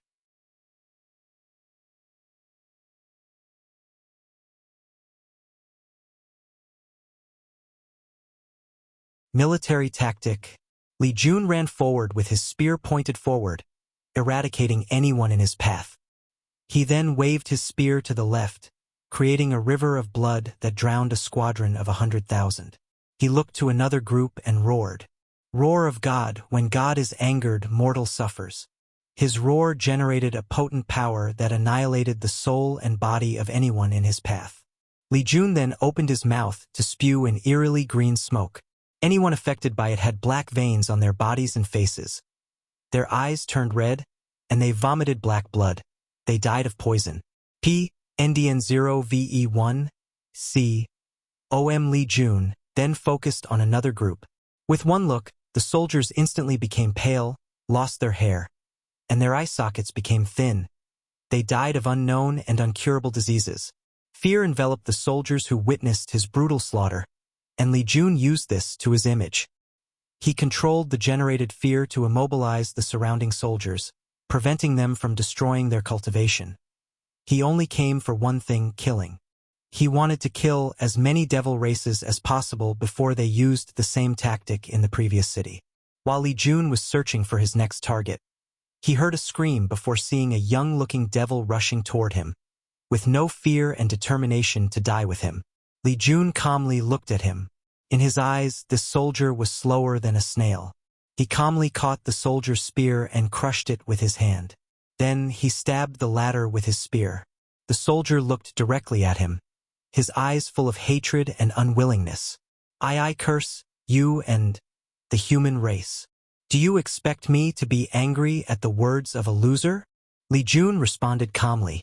On the contrary, I feel pity for your kind. Pity how far you've all fallen from the ancient era. And whose fault is that? Yours, of course, replied Li Jun. You guys became too greedy and created too much negative karma, too much even for you to swallow, and now you're paying the price. The soldier looked at him fiercely before the light in his eyes faded away. Li Jun shook his head. Some devils felt they are themselves and should not pay for the crime of their ancestors. Others believed they should have continued to rule the world or, at the very least, remained a strong race after that event. Li Jun looked at another squad and used a technique. Frenzy of slaughter. The soldiers' eyes turned red before they began to fight and kill each other. It was like their previous comrade was their worst enemy, as if they were the kind of enemy that killed their parents and took their wives. Another squad came to try to wake up these people from the nightmare. Unfortunately, these people also attacked them before members of this squad also became infected and turned mad in the same manner. Li Jun waved his spear to generate a rain of weapons, killing people in large quantities. He went on a slaughter spree for more than half an hour before the battle ended, and the group conquered their second city. With his previous experience, Li Jun was swifter in dealing with the aftermath. Military tactic room. Wang Wei looked at his token and nodded in satisfaction. Li Jun looked at the battle report, and he, too, nodded in satisfaction. This city put up more of a fight, said Tai Gang. The Blood Devil race are more militant, so few were willing to surrender even in the face of death, said Wang Wei. Did we get the map? Yes, replied Wang Ju succinctly before laying a map on the central table. There are 7 territories in this continent, each named after one of the 7 deadly sins. We are now in the sloth territory, and the territory closest to us is greed. In the grand scheme of worlds, this continent is small, said Li Jun as he looked at the map. However, it is too big for us. With our marching speed, it would take us 10 years to reach the greed territory and 6 if we have horses. It doesn't make sense, Yen Liling pointed out. With such a scale, such primitive traveling method would make things a nightmare and even hinder the development of the devil race. Even if they want to restrict us, isn't this going too far? She imagined the nightmare it would be to build the cities that make up the formation and how the lack of communication would impact the entire continent. Everything we have encountered so far indicates the game was well planned out, meaning there must be a chain of command and a way to communicate long distance, Wang Wei said. And if there is a way to communicate, there must be a way to travel instantly. A hidden rule that allowed teleportation, summarized Tai Gang, who no longer complained about this nonsense game since he expects the bullshit to continue. Any ideas? Asked Li Jun. Wang Wei shook his head. Too many possibilities. In that case, let's move on, announced Li Jun. Our next target is Hell Tiger City. When is the reinforcement logistic coming? The group left a group of soldiers in White Fang City to plant a new batch of crops and bring more food. Please visit Panda N0V1. Co-M, if we consider the time it took us to reach here, the fact they are a small group, and the time for the crops to grow, they'll arrive in 3 days, replied Yen Liling. We will depart on the 5th day. 5 days later, the legions began their march toward the next city. Midway through the journey, one of the Fate Shadow Guard rushed to the group. Enemies detected on the east side. Oh, how many people are there? Asked Li Jun, estimated to be roughly 20 million soldiers. So, the same as our numbers. Do you recognize who they were? Is there a king present? Asked Wang Wei with hope in his voice. He's slowly dying of boredom after not doing anything for the past weeks. It's a... Before the soldier could answer, another scout arrived. Enemies are approaching on the north side. Then, 2 more approached with news of the enemy coming from the west and south side. We are surrounded, commented Tai Gang. With each side having 20 million soldiers, that's a total of 80 million, 4 times our number. This could prove to be dangerous. Do you think someone is watching us?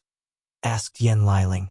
To blindside us easily with this tactic is the only way I can think of. I would normally say no, but am not completely sure when it comes to this game, responded Wang Wei. However, the most likely scenario is a brilliant strategist. I agree, added Li Jun. The strategist knew where we landed, making it easy to calculate that we would attack White Fang City, the nearest city. From there, it's easy to calculate our next destination by considering whether we have a map, then plan this attack. So, what's the plan? Asked Tai Gang. Li Jun did not immediately answer but looked at the 4 scouts. Give me an educated guess on whose troops you think are the most powerful? The Fate Shadow Guard gathered and exchanged information. They took into account things like the leading general's aura, the marching discipline of the troops, their weapons, aura, and other factors to theorize which was the better troops. East and west, muttered Li Jun before looking at his men. For direction formation, shields on east and west. Immediately, the troops marched to their formation. The Slaughter Legion took a position on the east and west sides, and each soldier took out the shield in their back and firmly planted it before them, forming an iron wall shield. The Undying Legion took the north and south side, ready to attack and annihilate their opponent. The Archer Squad positioned themselves in the middle to serve as support while also protecting Yen Liling and the Logistics Squad. 4 times our numbers? No problem, declared Li Jun, who was not afraid of such a confrontation. Even outnumbered, he believed in his men's capabilities. Coming, said Wang Wei, floating in the sky and looking in the distance. Then he muttered, No king as expected. He wanted to fight and kill a few decent opponents. The enemy soon arrived, and Li Jun yelled, Shield! The shield squads shook their shield to create a protective barrier that protracted the east-western side, leaving the north-south side open wide. However, that is the plan for the Undying Legion to go on the offensive. And with this tactic, they only have to face half the number of troops. Remember, you are the shield of a future emperor, yelled Li Jun. You must not falter. You must not show any weakness and let the enemy break your defense. Even if you feel weak, despair, fearful, you must not drop the shield. Even if you die, you must defy death and persevere until your comrade behind you take your spot. Remember our motto? We are the Emperor's shield. The soldiers chanted repeatedly and in harmony as they clashed their shields on the ground, creating a euphonic sound of passion, determination, and adrenaline. What are we? Roared Li Jun, the Emperor's shield.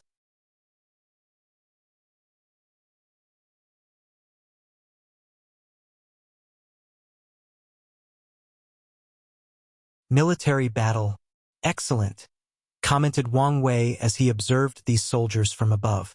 Although it might look like these troops would become useless after proving the Tao, it was far from the truth. After proving the Tao, his strength will be very close to the Empyrean level if he achieves 10 extremity along with his other boosters. And the only reason he believes he cannot have Empyrean strength is because of the overwhelming transformation cultivators undergo from 69% of the Grand Tao source to 70%. The transformation is more incomprehensible from Great Emperor and Tao Ancestor with 499%. With such strength, he will be severely restricted in the lower dimension. So, he will need the help of others for many things, including these troops. On the ground, Li Jun looked at the troops surrounding him. He detected 2 people on horses with unique auras. Furthermore, the troops revolved around these 4 generals. He squinted his eyes. He held his spear in the middle and checked the balance before throwing it with immense force. Boom! The spear turned into a red light as it cut the air due to its sheer speed. Array 1! Roared Sloth General 1, leading the northern troops. Immediately, his soldiers reacted and formed a formation. Then, in front of everyone's eyes, Li Jun's speed, which was numerous times faster than light, slowed down, traveling as it was navigating through water and working against a lot of resistance. By the time the spear reached its destination, it had lost most of its power. So Sloth General 1 used his axe to send it flying away, forcing Li Jun to recall the spear to his side. What a strange array. Is it the power of time? Or something else? He focused on the battle as the enemy's cavalry ran towards him from the north and west side. Archers! Yelled Li Jun, and arrows flew from the middle. Unfortunately, the enemy troops also had archers, and they were more skilled than the city troops. Although not as good as Li Jun's troops, they held their own with little loss until the cavalry reached the enemy. Bang! The Western cavalry clashed head-on with the Western protective shield. And no matter what they did, they could not pass these men's shields. Meanwhile, the northern side began a slaughter. These soldiers from the Undying Legion had no fear, so they attacked with unmatched ferocity. They stabbed their opponents and used elemental, spiritual, and brute force to kill as many people as possible. A pile of bodies and dead horses stood before them, but they did not care. Push! A devil stabbed a soldier in the heart, destroying the organ into oblivion. But to his horror, the man did not die or falter. After bleeding a little, and the latter responded and cut off his head. Before dying, the devil could not understand what was going on. That same soldier used the connected life force of his comrade to build another heart. And without even looking at his body or wasting time, he proceeded to kill more devils. The soldier beside him had half of his body burned by a flame devil on a flame horse. However, he smashed the devil's head before continuing to kill his enemy. He sustained even more elemental injuries but never stopped fighting. And when he reached his bodhi's limit, he used the connected life force to heal himself before continuing the battle. Another soldier sacrificed his arm to kill a mighty opponent. Then, with skills that indicated he had practiced before, he used his divine sense to levitate his arm from the ground and used the shared life force to reconnect it. During the entire process, he never stopped fighting and killing. Sloth General 1 frowned as he watched his enemy rapidly decimate his army. While the cavalry was being slaughtered, his infantry also approached the human troops. "Go for the head," he ordered before communicating with Sloth Generals 2 to 4, which troops had now arrived on the east and south sides. The east side was another iron wall, but the south side also had to deal with the Undying Legion. The Undying Legion trained to protect their heads, so this tactic was less effective than the devils would wish. Nevertheless, it only worked to some extent. A soldier had their heads cut off, and this should have been his end, but to these devils' horror, a white light came from his separated neck and reattached his head to his body, even drawing the spilled blood back onto his body. The devils became more aggressive and smashed these soldiers' heads. But it also regrew back. Regrettably, not all of them succeeded in regrowing their head. Tai Gang's innate talent allowed them to share life force to heal, but there was a limited amount that each soldier could access and control based on their individual talent. "Ha-ya!" roared a devil as he slammed his halberd on the ground, smashing a soldier to the ground. Blood splat over the surrounding people and on his body. But this was not the end. Splat, splat, splat. Please visit Panda N0V1. The devil continued to smash the heavy weapon with unmatched rage, turning all the soldiers' body parts into meat sauce with chunks. He did not want to give the latter a chance to regenerate. Ha ha ha! He laughed victorious before he felt a pain in his chest. He looked down to see a big hole. And with shock, he raised his head to see the same soldier before him. Pa and D, a no V1 primordial spirit?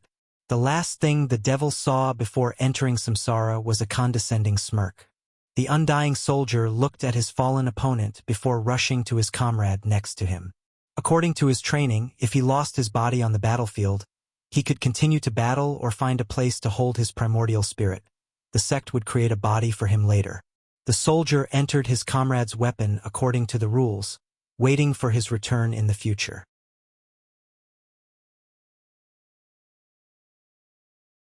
Here, said Yen Liling, handing Tai Gang numerous pills.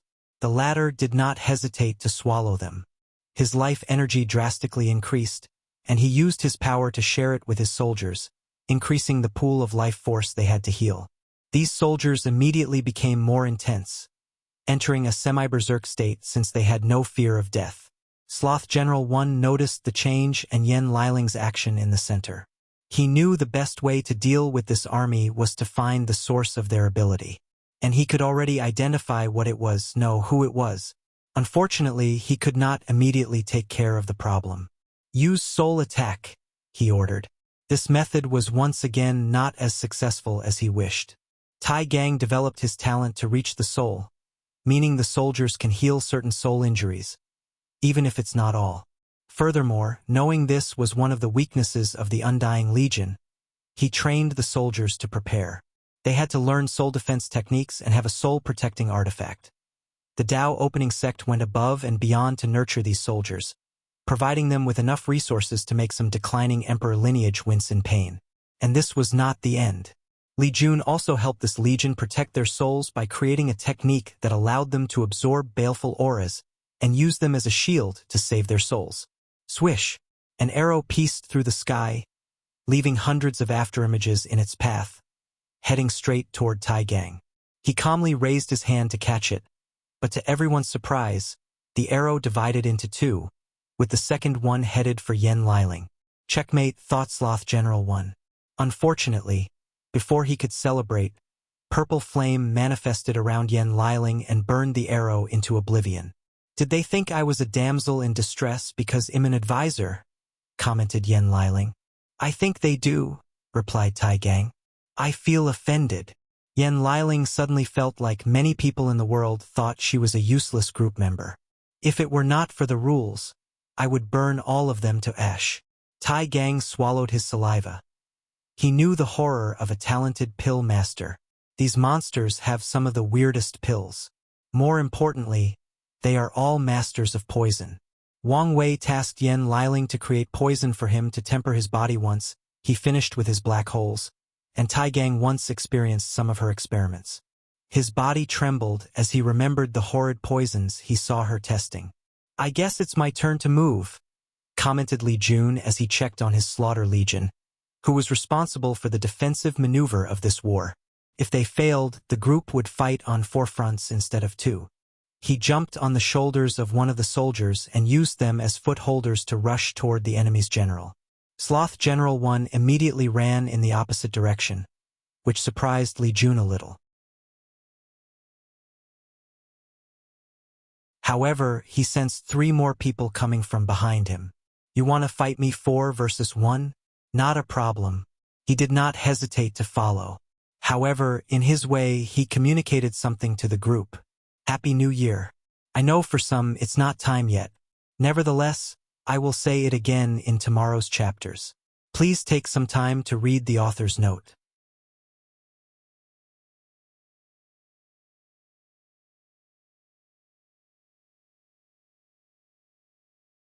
Improve Slaughter Dao. I know he's going to be fine, but shouldn't we be more careful?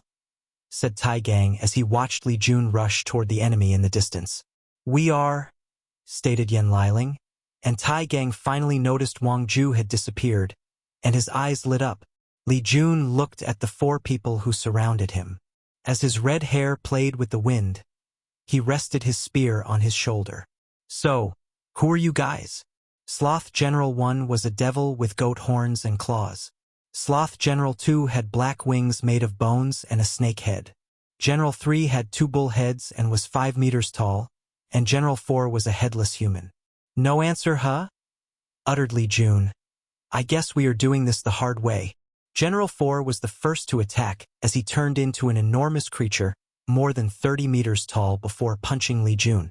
The attack was comical if someone compared their size. However, Li Jun easily blocked it with the tip of his spear. He never stopped tempering his body and suffering through the pain. Li Jun's goal is to reach 1 primordial dragon force in body refining before the heaven will battle. General 4 acted immediately and changed into a tiny creature as tall as 30 centimeters and rushed toward Li Jun with unmatched speed. Transformation Dao, or a lesser version of it. He flicked his spear to send him flying away. Suddenly, General 1 appeared out of nowhere in front of Li Jun with a dagger stabbed in his stomach. Li Jun looked at the blood falling from his body, and after a few seconds, it disappeared as if it was never there. "Interesting illusion. If I didn't see through it, my body would have responded as if I did and created a stab wound," he commented. "It's a shame I outclass you in spiritual strength." The General 1 before him disappeared since it was an illusion, but the others took this opportunity to attack. "War!" yelled General 3 as numerous soldiers suddenly appeared behind him, boosting his stats and giving him a number advantage. "Using War Dao against me? I admire your confidence," commented Li Jun.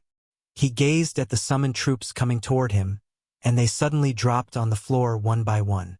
General 3 checked, and his face became severe. His summon died of hunger, a common mortal problem. Sinful water. General 2 spewed out a putrid and visually unappealing black water. Anyone who lays eyes on this water will have an instinctive reaction of disgust, and the consequences of touching it are even worse. Cleansing purifying flame. Li Jun created a pure white flame that instantly disintegrated the black water. "If you do not use your trump cards, you will die miserably in this battle," said Li Jun with a smirk.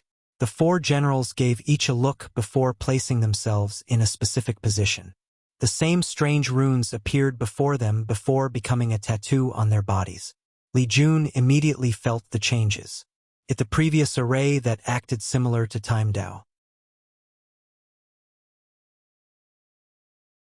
Li Jun raised his hand, and it appeared he was moving in slow motion. He felt he needed an extraordinary amount of energy just to move his fingers or breathe. His mind became so slow it felt like a single sentence would take an eternity to ponder. His origin essence, spiritual strength, and blood energy operated slower than an old, dying turtle. Furthermore, his thoughts became negative. He did not feel like moving a finger literally. He felt his spear and armor were too heavy. He even felt standing up was too much work and required too much work.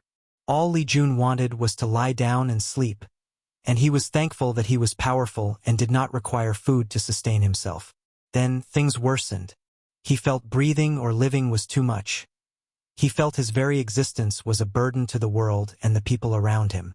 So all he wanted was to enter eternal sleep. He wanted to give up to stop the pain. Depression? Mental disorder? Li Jun remembered a concept he learned from Wang Wei from his past life about mental disorders. Wang Wei explained to him how a cultivator's change in their mental state and their Dao heart's destruction could be the result of mental disorders. Li Jun thought the subject was interesting, so he remembered, and this sloth ability reminded him of that discussion.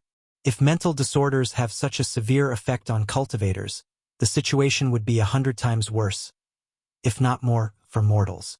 How many of them have died as a result of it? His mind worked on overdrive while remaining clearer than ever. My slaughter Dao involves every aspect that causes mass death. Famine, disease, natural disaster, or war. So, isn't mental disorders a part as well? A purple light flashed around Li Jun's body, granting him a more ethereal and mysterious aura. Enlightenment, commented General 1. Don't let him. The others followed him and rushed to terminate Li Jun. Unfortunately for them, for shadow tentacles manifested from the ground and blocked their paths. Who's there? Roared General 1. But no one answered him nor showed up. So, they tried again but could not get close to Li Jun, and a few minutes later, he opened his eyes with a more profound aura. Sudden enlightenment? And it was so deep? Is this what it feels like to be a super genius? Although it was not his first time having sudden enlightenment, it was never as deep as this one, and it became rare for him after comprehending the law. However, with this one, he knew he had a slight chance at reaching 5-leaf venerable strength before the heaven will battle. Li Jun squinted his eyes as a crazy idea popped into his mind. It's worth trying even if I might die. Please visit Panda N0V1. Co. Li Jun looked at his opponent and no longer decided to test out their powers and abilities. He deployed his Dharma body, which was holding a spear like him. All things can be killed, even sloth. The enormous spear descended from the heavens, immediately rendering the 4 generals immobile.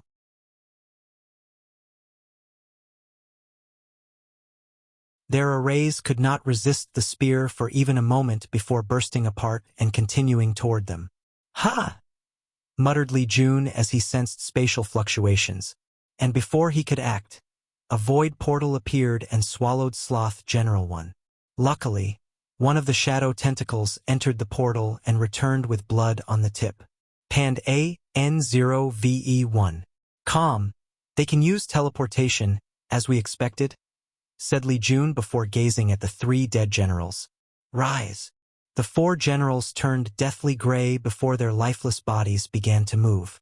Li Jun asked them a few questions, but they suddenly exploded midway. Did you learn something? Asked Wang Wei, who landed next to him. Yes. 7 supreme kings controlled 7 territories, each named after one of the deadly sins. These people are the troops of the Sloth King. So they are the people behind the scenes. I'm guessing there are lesser or weaker kings. Yes. Did you learn how he teleported away? Kings can choose a location as their home base, granting them the ability to summon their generals from long distance. But there is a price. Of course. The price is to abandon our citizen status and turn into a citizen of the 9 devil god world. They really do not want to give us any advantage. Anything else? Kings with a base are not restricted by a certain distance from their troops, granting more free range of movement. That's all I could learn since someone protected their souls from searching. Muttered Wang Wei as he pondered for a moment. This is probably not the only method of teleportation. They might even have ways to teleport troops, added Li Jun, that would shift the balance of the situation toward our side after we learn of it, analyzed Wang Wei. So it's not very likely. However, there is definitely a way for kings to teleport from one territory to the next.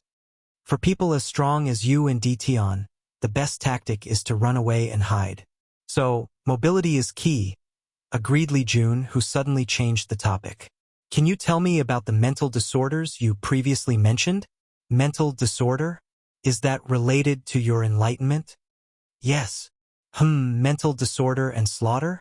Oddly fits. There is no problem, but I only know very little information.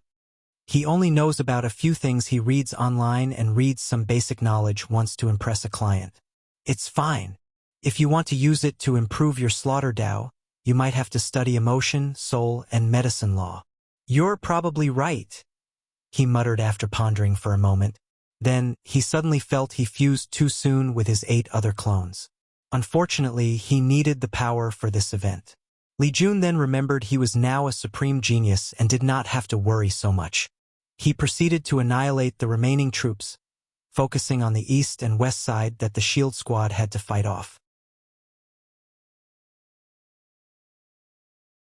Once the Undying Legion finished off their opponents on the north-south front, they aided the Slaughter Legion on the eastern and western front. Sloth Castle. General 1 suddenly appeared in one of the rooms with someone waiting for him. Lord, mission failure. He dropped dead on the floor. Happy New Year, and I hope you have a wonderful year.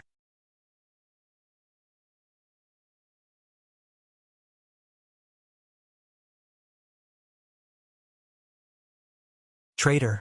Sloth was a young man who looked human and dressed in black robes. The only difference was a cloth wrapped around his eyes to cover the fact he had no eyes, only empty sockets. He was a member of the no-eyes devil race. Dead? He muttered as he looked at the dead body before him, trying so hard to control his anger. He waved his hand to manifest an odd insect before inserting it into General One's body. A few seconds later, the latter's body moved as if it was alive. What happened? Our troops were annihilated. How? The plan was perfect. Our enemy? He did not finish talking when a shadow spear came out of his body and went for Sloth's throat. He evaded slightly, but it left a small wound on his cheek. Sloth frowned as he watched General One suddenly disintegrate. Very careful, I see, he muttered with gritted teeth. He used his status as king to manifest a mirror where he saw numerous green spots. However, with each passing second, countless red spots disappeared. A one-sided slaughter. Sloth could already predict he would lose 4 of his legion and generals, leaving him with 1. The plan was to weaken Wang Wei's troops while he hid, forcing the latter to quit this game and have to kill another participant to acquire an entrance token. Unfortunately, the plan failed miserably, and Sloth wanted to know why. No, he wanted someone to blame. He controlled the mirror to contact someone. Greed territory. A man lay in a tent with numerous women surrounding him. They would feed him, fan him, and massage different body parts. When is this going to end? Asked Lazy Suave. You have to bear with it, husband. I don't have to fight, right? You may have to if a powerful king shows up, responded another beautiful voice. What a pain in the ass, replied Lazy Suave, who suddenly frowned. Husband, is something wrong? Nothing, just felt sleepy. Then he closed his eyes and slept in his bed. In his dream, someone appeared before him. My lord, said Lazy Suave as he knelt on the ground. Why didn't you tell me? Excuse me? Why didn't you tell me Li Jun's troops were so powerful, you waste? Roared Sloth as he kicked Lazy Suave away. Forgive me. I didn't know. Your job is to know. Your very existence is to know things I don't, rebutted Sloth as he continued kicking. General and troops training is very private and only shows up during the Heaven Will battle. In most generations, they are unimportant, so little information is known about them. Sloth stopped while Lazy Suave spewed blood. I cannot infiltrate the Tao opening sect, so my information source is almost non-existent. Sloth took a moment to breathe and calm down. He understood this was the truth. Lazy Suave could infiltrate the Myriad Emperor world and create a decent information network due to a unique chaos treasure that Wrath gave him that allowed him to hide his identity and because of his laziness gimmick. Most people who know him would only chuckle at his story and would not pay him much attention, allowing him to blend in and do things in the shadow. His role was not as crucial since Wrath seemed to have a way of acquiring some deep secrets like Tian and Wang Wei's strength. You better not fail me again, declared Sloth. He made Lazy Suave by imbuing a human with a core part of his essence, making Lazy Suave just a part of him. Otherwise, you know the consequence. Sloth ended the communication, leaving a trembling Lazy Suave. Immediately afterward, he contacted Wrath to have a meeting with the others. So the plan failed? Uttered Wrath. Yes. Do you know the damage their troops suffered? I don't. However, based on the rate they massacred my troops, minimal. That's a problem. What about you, Lust? Tian's army is not that impressive as we had the overwhelming advantage. However, an anomaly occurred, she replied casually. Is it the one heavenly Tao sealed? Yes. My general can barely hold him back. But we lost many people. How are his casualties compared to you? We are still winning, but that won't last long. Do you want to retreat? Asked Wrath. It'll weaken him a little more. As you wish, but don't affect the overall plan, Wrath stated calmly. Gluttony. What happened to Mo Xingyun? She is more cunning than anticipated. She broke through my blockade, and in pursuing her, she has quite the tactical mind. Be careful. And don't be afraid to give up. I will. Anything else to report? asked Wrath, but no one answered. Everyone can leave except for Sloth. Please visit Panda N0V1. I'm really sorry, explained Sloth once he was alone. No need to worry. I won't blame you, he reassured.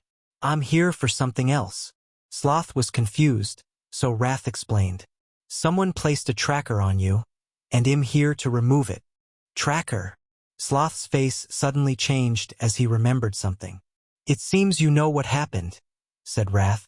Yes. Wrath removed something from Sloth's cheeks. Be more careful from now on. I will. I know you, so you must plan to get your revenge on Wang Wei. What method are you going to use? Wrath knew how petty Sloth was and refused to take any loss.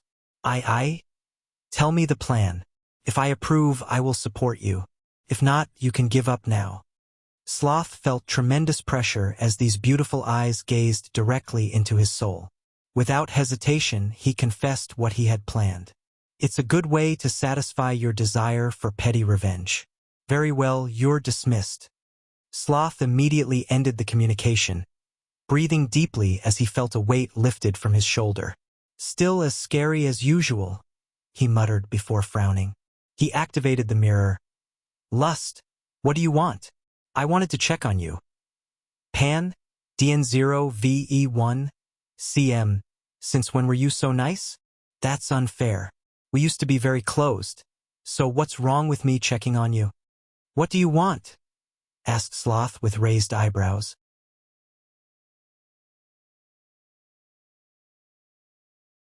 Nothing. I was just thinking about our intimate past before the trial, before the game. After seeing how distressed you were, all these memories rushed in. Lust smiled gently. I wanted to see you. Sloth bit the lower part of his lip. Fine, you can come to see me. Kings can teleport between each other's locations if they ally. That's the primary way they travel between different territories. It's because of this alliance system that they can communicate long distances. A few minutes later, Lust, dressed in quite a revealing outfit, teleported to his base. Without hesitation or pause, they jumped onto each other's arms, acting like wild animals lost to their primal desires. A few hours later, Sloth looked at Lust's beautiful and elastic skin. Her charm was simply irresistible. Do you mind if I walked around in your territory? It's been a while since I was here. Do as you wish, but be careful. Thank you, said Lust as she gave him a kiss with a jovial smile and left the room. Sloth watched her go with a deep look in his eyes. In that trial, we had first to conquer our 7 deadly sins. So, what happened to you? Did you fail or decide to indulge in your power? He shook his head while sighing. He put his clothes on before leaving. He had other plans he needed to accomplish. Sect Master, I've got some news, said Wang Ju. What is it? Someone removed the tracker I placed on the enemy.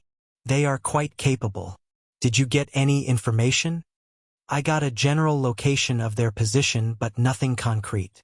That's more than enough. Wang Wei looked at his entrance token, which was more than 75% activated. With a few more victories, it would be activated.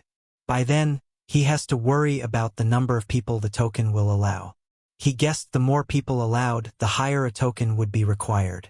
And Wang Wei wanted to bring the maximum number of troops to protect him from cannon fodder tactics and ensure he was in the best state for his fight with Di Tian. This was a worthwhile victory, said Li Jun as he approached the rest of the group. And we finally have enough horses for a cavalry. We also have our destination, said Wang Wei before he explained what Wang Ju found. If kings have a base, it should be different from normal cities and obvious to detect once we see it.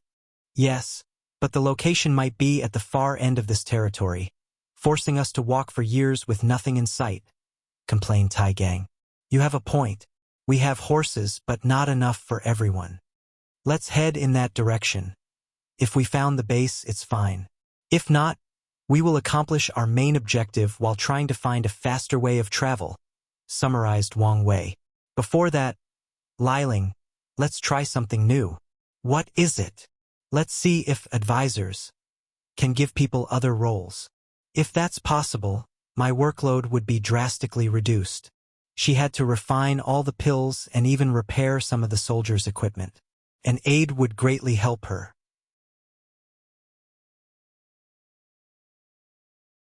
Someone in my Discord predicted this twist, so I almost removed it from the story. There is nothing more aggravating as a writer when someone predicts something you were excited to reveal. However, I decided otherwise because most people would not remember who Lazy Suave was.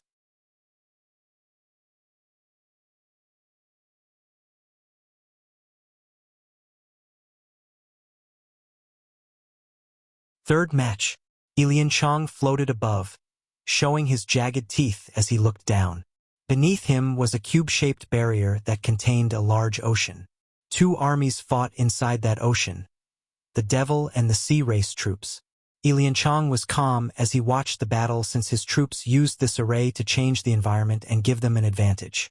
The water boosted the Sea Race troops' power, allowing them a one-sided massacre. Every time a devil died, Ilian Chong would inhale their soul, energy, blood, and flesh. Terrible sacrifices. Even the number cannot make up for the lack of quality.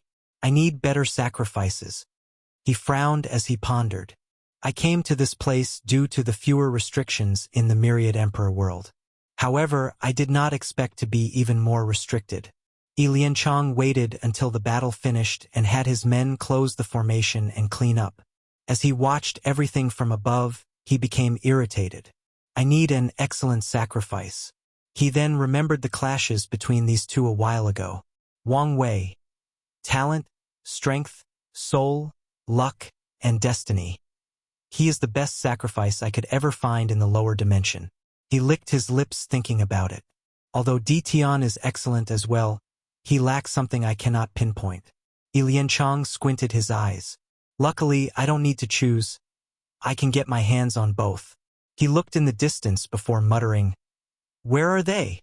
Suddenly, he heard indistinguishable murmurs that would drive most people to madness.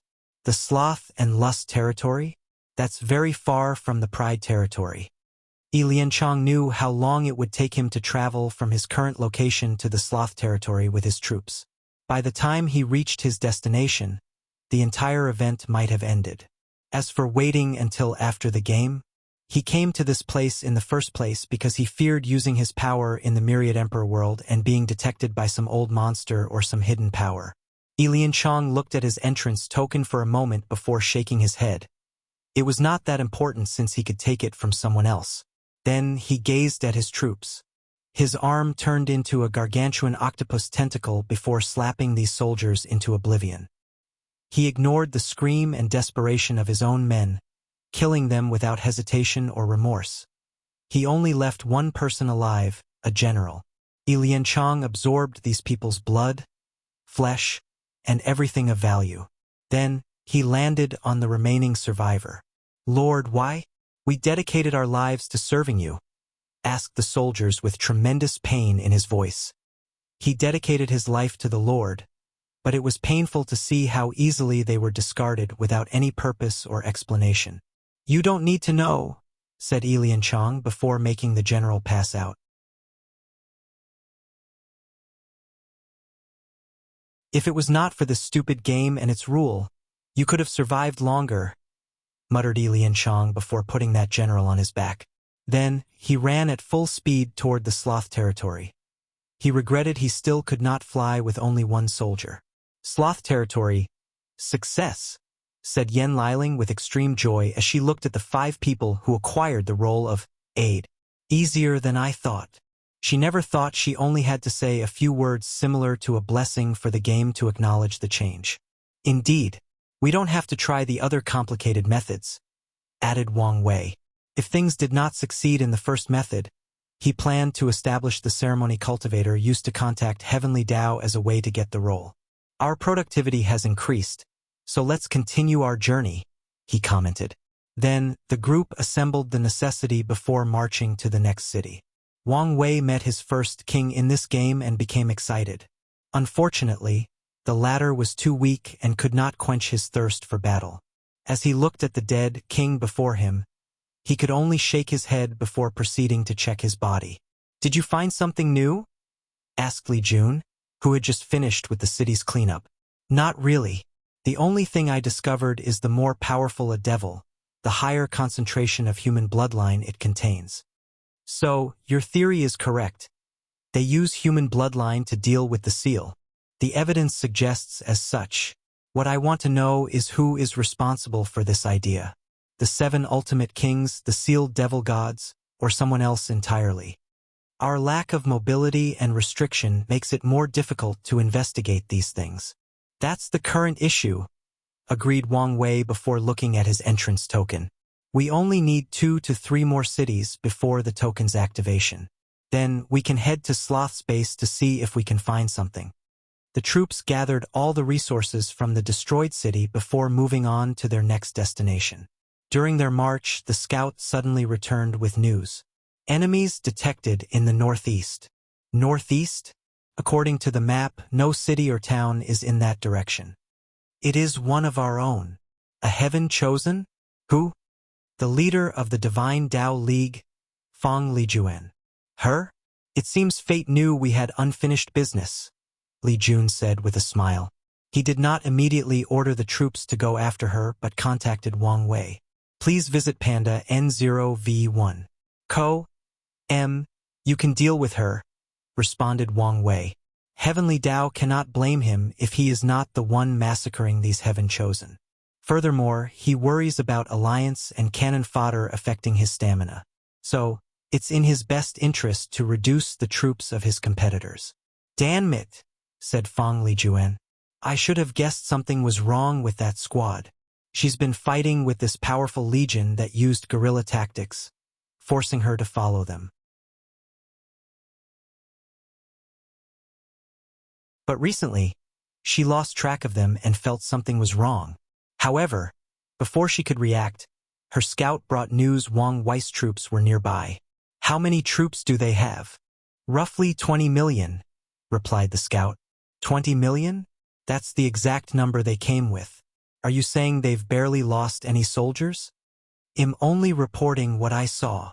Fang Lijuan's eyes became red as he looked at the scout, but she did not act out as she understood this man was only doing his job.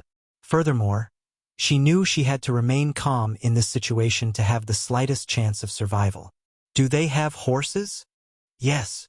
Fang Lijuan immediately knew running away was not an option, even if she abandoned most of her troops. Plus, Wang Wei can catch me as long as he's not too far from his troops. She knew the horror of the 9 Extremity Foundation from Mo Xingyun. Many thoughts flashed across her mind, thinking of the best way to survive this encounter. I should have followed Mo Xingyun's advice and come with a puppet. Fang Lijuan knew it was not the time to have these useless thoughts. What matters is to find a ray of life in this desperate situation. There is only one solution. She made up her mind and ordered her troops to prepare, waiting for the opponent.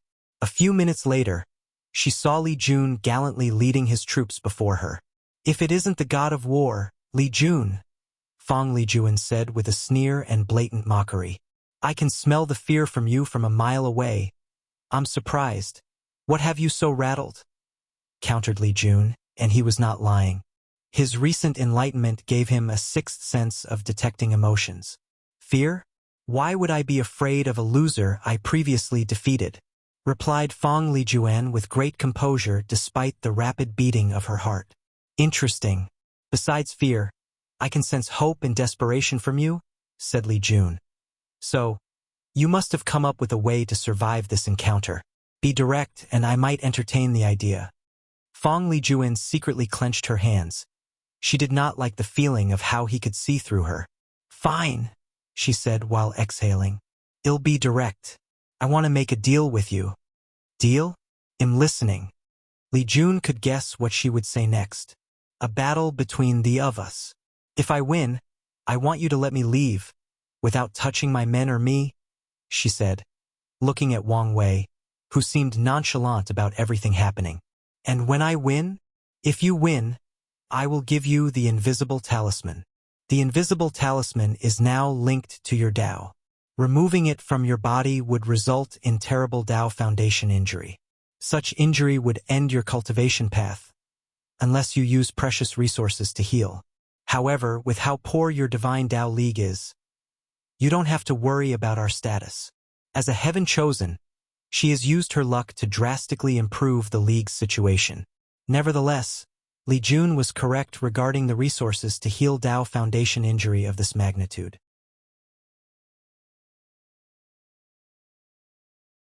Good proposition, but I can take the talisman from your corpse without any agreement. What are you scared of? Oh, I forgot you need your master's help to do anything. What a good little dog, she taunted with a sneer. You will have to do better than that, Li Jun replied calmly.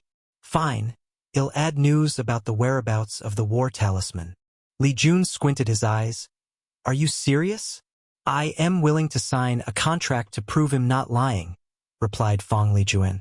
However, I've taken measures so that only I know this information.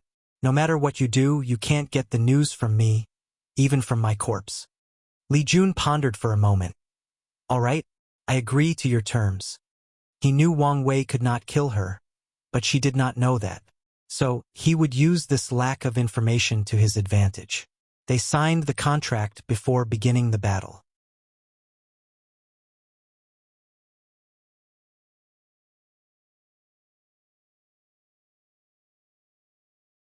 Killing fate. Fong Lijuan did not waste time and activated her Dharma body, which looked like her but had a weird aura surrounding it that made it seem that it did not exist, that it was invisible. Li Jun followed her and deployed his Dharma body, except it had a hidden quiet bloodlust hidden deep in his eyes. Tell me, how can you affect something you cannot see? Something invisible. Li Jun immediately lost track of Fong Lijuan, as she became invisible to him and unknown to the world. How can an ant hide from a god? And unfortunately, no creature, known or unknown, can escape the clutches of death. His Dharma body stabbed a golden spear directly at Fong Lijuan's location. Shadow escape, she disappeared before manifesting a distance, avoiding the attack. Immediately, Fong Lijuan knew the fight wouldn't be as easy as she had guessed. Shadow Dao? It seems you've improved since we last met, said Li Jun. Fong Lijuan did not answer. She might have been quite arrogant before, but after breaking through the limit of her bloodline and experiencing many things in this generation, she's not stupid enough to keep holding on to certain detrimental ideas of the Divine Tao League. She knows to constantly improve and never become complacent. Otherwise, the only fate awaiting her is death, or worse, becoming irrelevant. Wrath of the Shadow World. Li Jun sensed something and looked into the sky. Invisible shadow? He sensed she created a small world full of shadow energy to enhance her attack. Then, she applied her invisible Tao to the shadow to enhance their hiding ability. Bang! Numerous shadow spears, swords, palms, and punches landed on Li Jun, but he did not move a single step. He easily tanked the attack with his fleshly body with no injury. Then, he looked at her as if to say, "Do you have something better? Is this the best you can do?" Oftentimes, knowledge and the truth are invisible to us. The surrounding immediately changed after Fong Lijuan's Dharma body used this technique. The soldiers in the surroundings began to lose their knowledge or all the things they learned in their lives, including how to cultivate and how to use their powers. They began to forget fundamental truths like they were humans, had a mind, spirit, and soul, or that they understood the laws of heaven and earth. And it was the same for Li Jun. The fear of death is ingrained in all living beings, and slaughter is instinctual, especially when someone is cornered. Li Jun's counter immediately removed the effect of this spell before counterattacking with a beam of death energy. Fong Lijuan's Dharma body turned into a giant crystal and protected her. Boom! She defended the attack but was still injured. Blood spilled from her nose, and her complexion became paler. Fong Lijuan immediately tried to make her injury invisible as a way to heal. If it's not there and invisible, then it does not exist. Unfortunately, Li Jun's Dui realm would not allow such a thing. Is this what Mo Xingyun referred to as Dui realm? How can Li Jun be talented enough to reach such a stage? Fong Lijuan knew she could not achieve 9 extremities, so she wanted to enter the Dui realm at least. But even that was more challenging than it sounded. Her mind worked rapidly, thinking of countermeasures. Meanwhile, Wang Wei looked at the battle from a distance. They were not surprised by the flowering words these Dharma bodies would recite during the match. In the Supreme Realm, battles are often more about understanding the Tao and manifested in the form of a philosophical debate. Although it may appear stupid and pointless to some people, they knew these battles were perilous if something went wrong. If a cultivator suddenly doubts their Taoist during one of these debates, there is a high chance of developing heart devil, the collapse of the Tao heart, and/or their state of mind. And this collapse has created the existence of an anomaly, half-emperors. Typically, these people with doubts or wrong interpretations of their Tao would die if they ever touched the heaven will. However, throughout history, one recorded exception is the Heat Emperor. The Heat Emperor cultivated pure Yang Tao, with a fighting style involving extreme heat to burn all matters and concepts. However, in one of his battle in the Supreme Realm, someone pointed out that solitary Yang cannot exist without Yin and vice versa, meaning he needed a touch of Yin Tao in his extreme Yang Tao. Unfortunately, the Heat Emperor refused to accept this fact and went on a maddening tirade. Years later, no one knew how he managed to enter the quasi-realm, and he took the heaven will with some luck and strength. Then, the world learned of half-emperors, an entity even weaker than pseudo-emperors. Pseudo-emperors can become third-class as long as they fix their Tao hearts. However, half-emperors are as weak as 5-root Tao ancestors. According to records, they have the eternity ability of ordinary emperors, but it is unknown whether they can improve or fix the issue with their Tao. Please visit Panda N0V1. Co Mpian DN0VE1. C. M. Wang Wei theorized the Heat Emperor might have been the first half-emperor, and Heavenly Tao fixed the bug in the game after him. Of course, there is also the possibility that half-emperors is more common in other places like other source chaos worlds. Fang Lijuan decided to be even more aggressive in her approach. The things most important to us cannot be seen. What are the most important things to Li Jun? His family, loyalty, sect, and pursuit of the Tao. All of a sudden, he felt these were not that important. They were rapidly becoming invisible to him. They no longer were a part of him. My slaughter Tao exists for guardianship, and as long there are people I need to protect, nothing can change my essence. Splish! Fang Lijuan suffered backlash for the failure of this technique.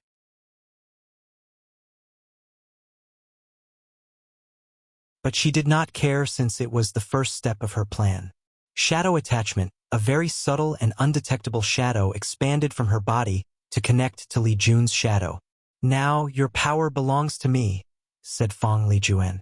Through the connection of the shadow, she can access her opponent's power and bless herself with it. This is one of the tactics she's been planning to use against Wang Wei and Di Tian after learning about their strengths. Of course, she knew this was far from enough. My power? Can you even handle its weight? Can you handle the burden of death? The screams of the fallen? H, screamed Fang Lijuan, her voice shrieking with misery and pain. The voices, make them stop. She could hear an infinite number of people talking to her, asking her why she killed them. It was like she had to confront the grieving souls of all the people Li Jun had killed. However, there is no way he could have killed so many people. Li Jun did not kill so many people. However, in the sex trial, he had to confront the killing intent and baleful aura of numerous emperors who had too much blood on their hands. He has been using this method to temper his mind and willpower. So, he passed on this burden to Fang Lijuan for her to have a small taste. This battle has been quite the disappointment, he commented. He has not even used his immortal venerable strength yet.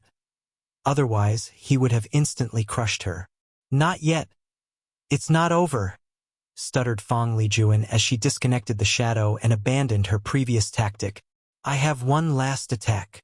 Suddenly, her aura exploded as it drastically increased. Then, her hair turned white-gray like an older woman, and her face aged with wrinkles and age spots. The power of invisibility emanating from her Dharma body became even more potent. Things are finally becoming interesting, commented Li Jun, who could see she sacrificed her lifespan to exponentially boost the invisible talisman's power. She even reached the strength of one leaf immortal venerable. The invisible hand of fate, a gray hand with the power of fate, descended from the heavens intending to annihilate Li Jun. and he looked at the sky in shock. I win, thought Fong Lijuan. She spent countless years and efforts before developing this technique that used invisible Dao to manifest the power of fate Dao. However, this is not why she believes she won.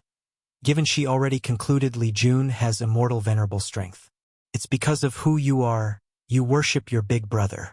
You worship his strength, intelligence, and, more importantly, his Dao, she thought with a sneer. And when confronted with its power, you've become overwhelmed, thinking there is nothing you can do before it. Li Jun looked at the descending palm, unable to move. He faced that palm many times in practice, and he was always helpless each time. And today, seeing it brought back all these memories.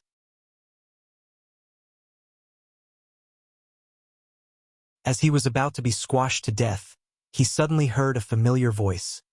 Fate can be killed. His eyes suddenly became bright as he held his spear. Yes, there is nothing between heaven and earth that I cannot kill.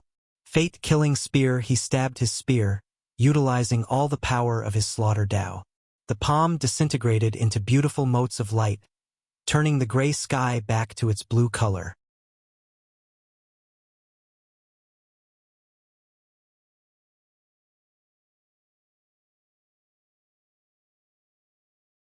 Luck manifestation.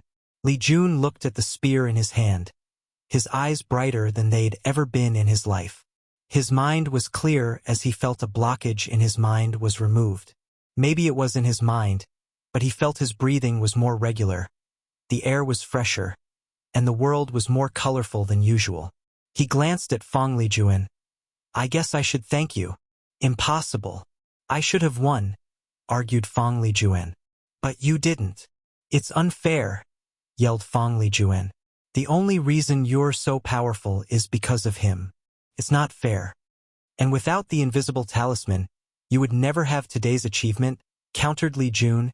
You would only be a Medicare member from the Divine Dao League restricted by your bloodline. Luck and destiny manifest in different ways. Fong Lijuan did not know how to answer. She looked at her old and decrepit hand, thinking about her life from the moment she was born. She thought of the burden of reviving the Divine Dao League. She remembered how her fate would have been a tool for marriage if she did not display enough talent. Fong Lijuan remembered how she had to put away her pride and dignity to deal with someone as lowly as Long Outyin. Her decision turned out to be correct since she found the invisible talisman, which changed the direction of her fate. Can you spare me? I don't want to die. No one wants to die, replied Li Jun. Now, hold your end of the contract. Are there no rooms for discussions? No. So please don't force me to make you experience a fate worse than death. Fong Lijuan opened her mouth but did not say anything. She wanted to plead for her life and even offered to become his woman. However, she knew with this man's display of willpower, he would not accept such an offer. More importantly, she still had some pride. She did not want to grovel before her enemy, begging for her life. Nevertheless, she did not want to die. Fong Lijuan told him about the information she had gathered regarding the war talisman. Although it was not the exact location, with the Dao opening sex information gathering capabilities, he should find its location after searching for a while. Then, she placed her hand above her heart to take out the invisible talisman. I don't want my journey to end here. Fong Lijuan was unwilling, and until the end, she thought of any possibility of escaping. Hurry up, demanded Li Jun with impatience. Suddenly, Fong Lijuan's old eyes brightened, and she yelled, Heavenly Dao, I want to change sides. I want to join the devil's side. Bang! Li Jun's spear hit a golden barrier that easily nullified his attack. Then, he sensed the unique power of Heavenly Dao that controls the game. Player Fong Lijuan wishes to switch their allegiance? Please confirm yes or no. Yes, but take me away from this place. Do you know what you're doing? By becoming a traitor, you'll forfeit your right to prove the Dao, said Wang Wei. Maybe in the myriad emperor world, but the endless void is vast, with many opportunities, replied Fong Lijuan with a sneer. What about your Divine Dao League? Do you know the fate they'll suffer once your betrayal is known? Fong Lijuan gritted her teeth but did not answer. This method was the only way to survive. The switch is part of the rules and accepted. Fong Lijuan turned into a white light before disappearing. Damn it, cursed Li Jun. What about the contract? Two things descended from the sky into his hand as soon as he said these words. World source and merit? That's the price for breaking the contract? Immediately he sensed something wrong. Why is Heavenly Tao willing to go this far from one Fong Lijuan? That's a good question, said Wang Wei as he looked at the horizon. If I knew this would happen, I would have killed her quickly. Don't blame yourself. At least we learned one more important game rule, comforted Yen Liling. What do we do with her troops? Asked Tai Gang. Should we kill them? Do we have enough food and supplies to sustain them? It's not a problem to feed them with the good fortune seeds. The only issue is the spiritual herbs to refine the energy recuperating pills they need after each battle. Why do you ask? I have a feeling they might become useful as cannon fodder very soon, explained Wang Wei. Please visit Panda N0V1. I'll find a way, logistic-wise, to sustain them. And I'll go place the fear of the heavens on them to surrender, said Li Jun before walking toward them. Wrath territory, inside a castle. Wrath suddenly opened her deep red eyes that contained multiple rings. She stood up from her cultivation retreat with no clothes on. She had the habit of cultivating completely naked since it felt more liberating. A white hanfu appeared on her well-defined and developed body. Adding her beautiful light pink hair in the form of one braid, her beauty could give Su Shi and Suya a run for their money. And in terms of aura, she only lost to Wu Hong because she had not seen the pinnacle of the Tao, standing above trillions upon trillions of living creatures. She walked out of the room, calculating something. A defector? Her eyes lit up. Such a person would make the plan go more smoothly. Wrath hoped for a defector but never planned for one, given how much humans hated devils. This kind of intergenerational hatred has been ingrained in the human's blood and soul. She waved her hand to manifest a mirror that reflected all 7 territories. The mirror reflected humans and devils in the shape of black and white dots. The black dots were disappearing at an alarming rate, but she did not care about this. Wrath only cares about the disappearance of the white spots. Not enough bloodshed, she commented. But there is still time. She controlled the mirror to reflect something else. The defector is in my territory? Excellent.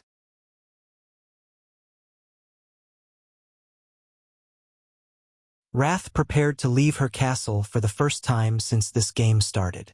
She could have dealt a significant blow to the myriad emperor world, given her power. Besides Di Tian and Wang Wei, and the anomaly Elian Chong, she was confident in easily slaughtering all the other heaven chosens, even the ultimate kings. However, Wrath knew doing this would ruin the overall plan. Furthermore, if she did this, the myriad emperor world's heavenly Tao would overthrow the game board by removing the restraint on Wang Wei and Di Tian, allowing them to hunt her down. So, she must be careful and not affect the balance. After giving her subordinates a few orders, she flew in one direction. Fong Lijuan suddenly appeared far from the castle, inside a forest that is about 15 days of non-stop marching. Saved? She muttered after looking around. I don't have much time. I need to stabilize my injury before acting quickly. She plans to contact the Divine Tao League members and have them leave or hide as soon as possible. She hoped to save as many people as possible, or at the very least, the Fong clan. Simultaneously, Fong Lijuan feared the League would abandon her and label her a traitor to survive this ordeal. The Divine Tao League is too poor, which reduces other factions' incentive to eliminate them for their resources. As such, if they remove all connections with her, offer the Fong clan as a sacrifice, and swear an oath to hunt her down, they might survive this ordeal. I can worry about these things after I stabilize my injury. Fong Lijuan headed to a mountain nearby to create a safe place to heal. A few dozen meters outside the forest was a troop of soldiers, and their leader was Tong Ruobing. They had just won a victory a few days ago and were on their way to the next city, but her troops took camp in this forest to find more food and possible demonic animals. Something is going on, thought Tong Ruobing as she felt relentless. She calculated what the issue was and discovered her Chi luck dragon was agitated. A fortunate encounter? And it seems to be a good one. She crafted a luck-calculating talisman before connecting it to her Chi luck dragon. The forest. Tong Ruobing did not hesitate to follow the direction where she discovered a recently made formation. Although the person tried to hide it, this level was not enough to hide from a rune expert like herself. After taking a moment to break the formation, Tong Ruobing headed inside, where she saw an older woman looking at her while on guard. It took her a moment, but she soon realized who this person was. Feng Lijuan? Tong Ruobing. Haha. My luck is truly booming, said Tong Ruobing with her cute and innocent face. We do not have any animosity. Given my state, you don't have to be hostile. Animosity? We are competitors destined to kill each other. Anyway, don't waste your breath. You've been on my killing list for a while now. Why?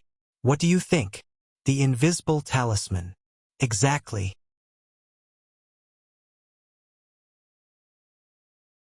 I've been thinking of ways to increase my strength, and the best method is to absorb some of the 12 ancestral talismans.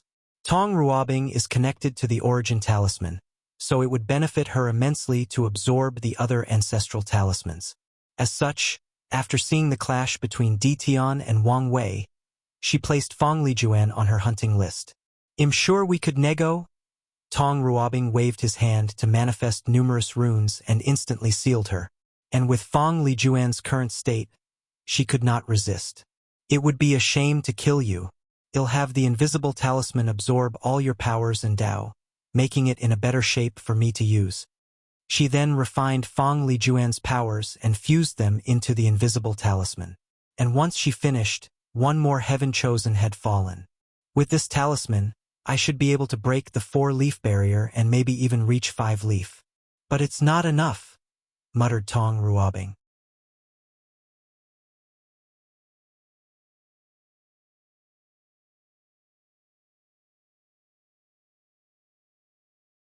Love. Wrath floated above the sky, looking down at Tong Ruobing in the forest. She knew she was late and someone had killed the defector. The air around her twisted as she tried to rein in her anger. It was one thing to have no hope, but the despair or disappointment is even worse once it's crushed right before her. She landed on the floor, calling out her sword. Her actions immediately alerted Tong Ruobing, and she became on guard. Feeling a sense of dread, Tong Ruobing immediately activated her Proving Dao artifact, creating a pink crystal on her forehead. "Who are you?" asked Tong Ruobing. However, she received no answer. Heaven eradicating stab, a dark red sword energy flew from Wrath's sword to swallow Tong Ruobing. So she used defensive talismans and redirecting talisman to deflect the attack to its enemy. Her tactic failed miserably as the redirecting talisman broke apart under the sheer power of the sword. Meanwhile, her defensive talismans barely blocked the attack by forcing her dozens of steps behind. "You're a devil." Tong Ruobing's surprise came from Wrath, having no physical traits of any devil subspecies. Even her bloodline did not give away her identity. She only discovered it because of the innate maliciousness devil contained deep in their souls due to their ability to absorb negative karma. "No, you're more like a human with a devil bloodline," commented Tong Ruobing. "Does that matter?" Heaven killing the surroundings turned dark red with a swing of Wrath's swords. Cries of agony could be heard as if the heavens roared in pain because of that sword. Tong Ruobing acted swiftly to use teleportation talisman for short-distance space travel to evade the sword. She discovered kings could teleport short distances when they engaged in battle. Regrettably, her attempt failed. A sword that kills the heaven must be mighty and encompassing. "So, how could you evade?" said Wrath with a sneer. After being hit by that slash, Tong Ruobing felt every atom of her body was about to sever. Her defensive capabilities were like a mortal child fighting a body-refining stage cultivator. Immediately, she activated her trump card, one of her best talismans, the Reality Illusion Conversion Talisman. She converted many of the attack's potency and injuries into an illusion to save herself. "Who are you? And what do you want?" asked Tong Ruobing, lying on the ground missing her left arm, the right side of her brain, and many holes in her body. She knew she would have perished if the opponent did not control their strength. The myriad emperor world is truly experiencing a resurgence, sighed Wrath after detecting Tong Rubing's immortal veneral 3-leaf strength. What's more, the latter still had more potential.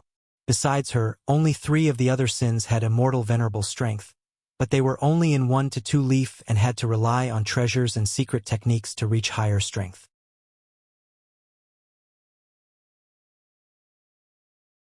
However, this number should have been much higher, given who and how they were trained. Wrath looked at Tong Ruobing. You should thank your luck. She then flew away. She controlled herself despite her emotions. She knew she could not start killing these heaven-chosens, otherwise, the plan would be ruined.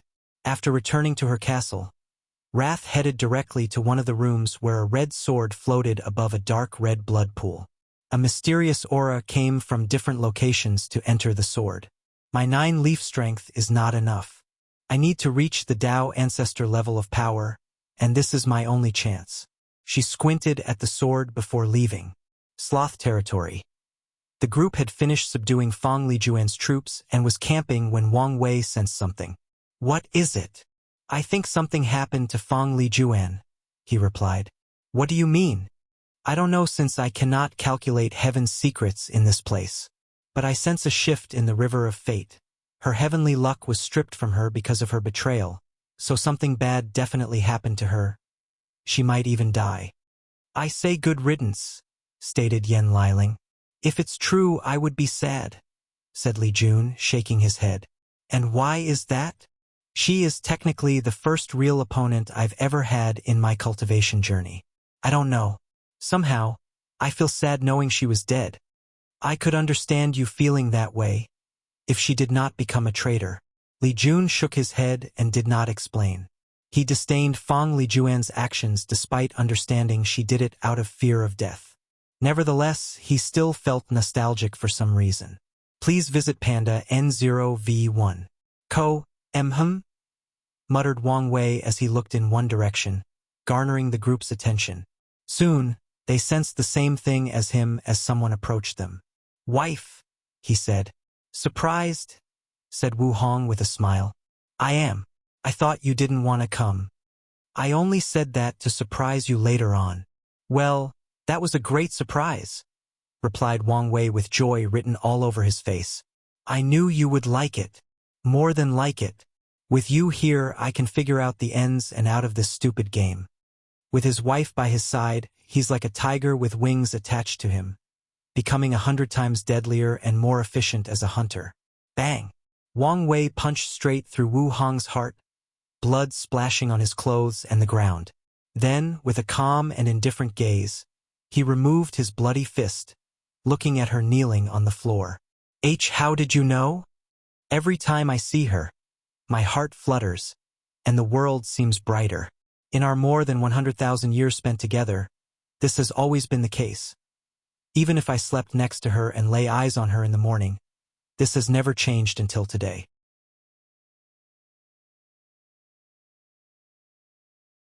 There are a few other reasons Wang Wei knew she was fake. He did not sense their fake connection. Wu Hong would not have easily changed her mind after saying she would not interfere, and if she wanted to surprise him with her personality, she would have appeared out of nowhere to see his flustered reaction. However, the sensation he felt after laying eyes on her was the first thing he noticed that made him think something was wrong. Only because of this? Lust could not believe her plan failed because of such a stupid reason. Yes. What if you were wrong? Then I would be wrong, replied Wang Wei. If he were wrong, Wu Hong would only ask him why he attacked her before beating him until his mother could not recognize him. Why, you're a ruthless man. You did not hesitate in the slightest, said Lust, with blood dripping from her mouth. If the role were reversed, I guarantee you she would also not hesitate. This is not over, Wang Wei. I will have the last laugh, said Lust before disappearing, still with Wu Hong's visage. Wang Wei was not surprised as he detected she was a clone or projection after attacking her. He sneered as he followed the karma connection he had just made to a place far in the distance. The real Lust opened her eyes 1,000 meters away and coughed a big mouthful of blood. Immediately, She sensed her aura drastically decreasing. Damn it, the attack traced back to my main body. She was careful and used a clone. She even used this secret technique that allowed the clone to hide its existence. Intending to make it more difficult to detect it was an imitation and trace it back to her. Unfortunately, she underestimated Wang Wei's capabilities. To be precise, even if she overestimated his ability for this plan, it was not nearly enough. I don't have much time left, she concluded after analyzing her condition. She hurriedly activated her alliance authority to return to Sloth Castle before teleporting to her territory. After returning home, she immediately took out a chaos treasure. After passing the trial, each of the 7 deadly sins received one. She did not hesitate to sacrifice and ruin the treasure to heal her injury. However, Wang Wei's 9-stage Dewey realm was a nightmare, so she could barely stabilize her injury. Damn it! Do I have to ask Wrath for help? Lust pondered with gritted teeth. No, there is another way, Dition. She is a lust devil. After passing the trial, she also inherited the Lust Dao. Her bloodline with the Dao granted her immense power and 2 special abilities. The first one is to turn into a perfect physical replica of what a person loved the most. It could be their friends, family, lovers, or child. Although this technique was not flawless, she used other methods to enhance its capabilities. The second ability is she could inherit a person's strength or power after sleeping with them. So, she planned to steal Wang Wei's power once she fulfilled this condition.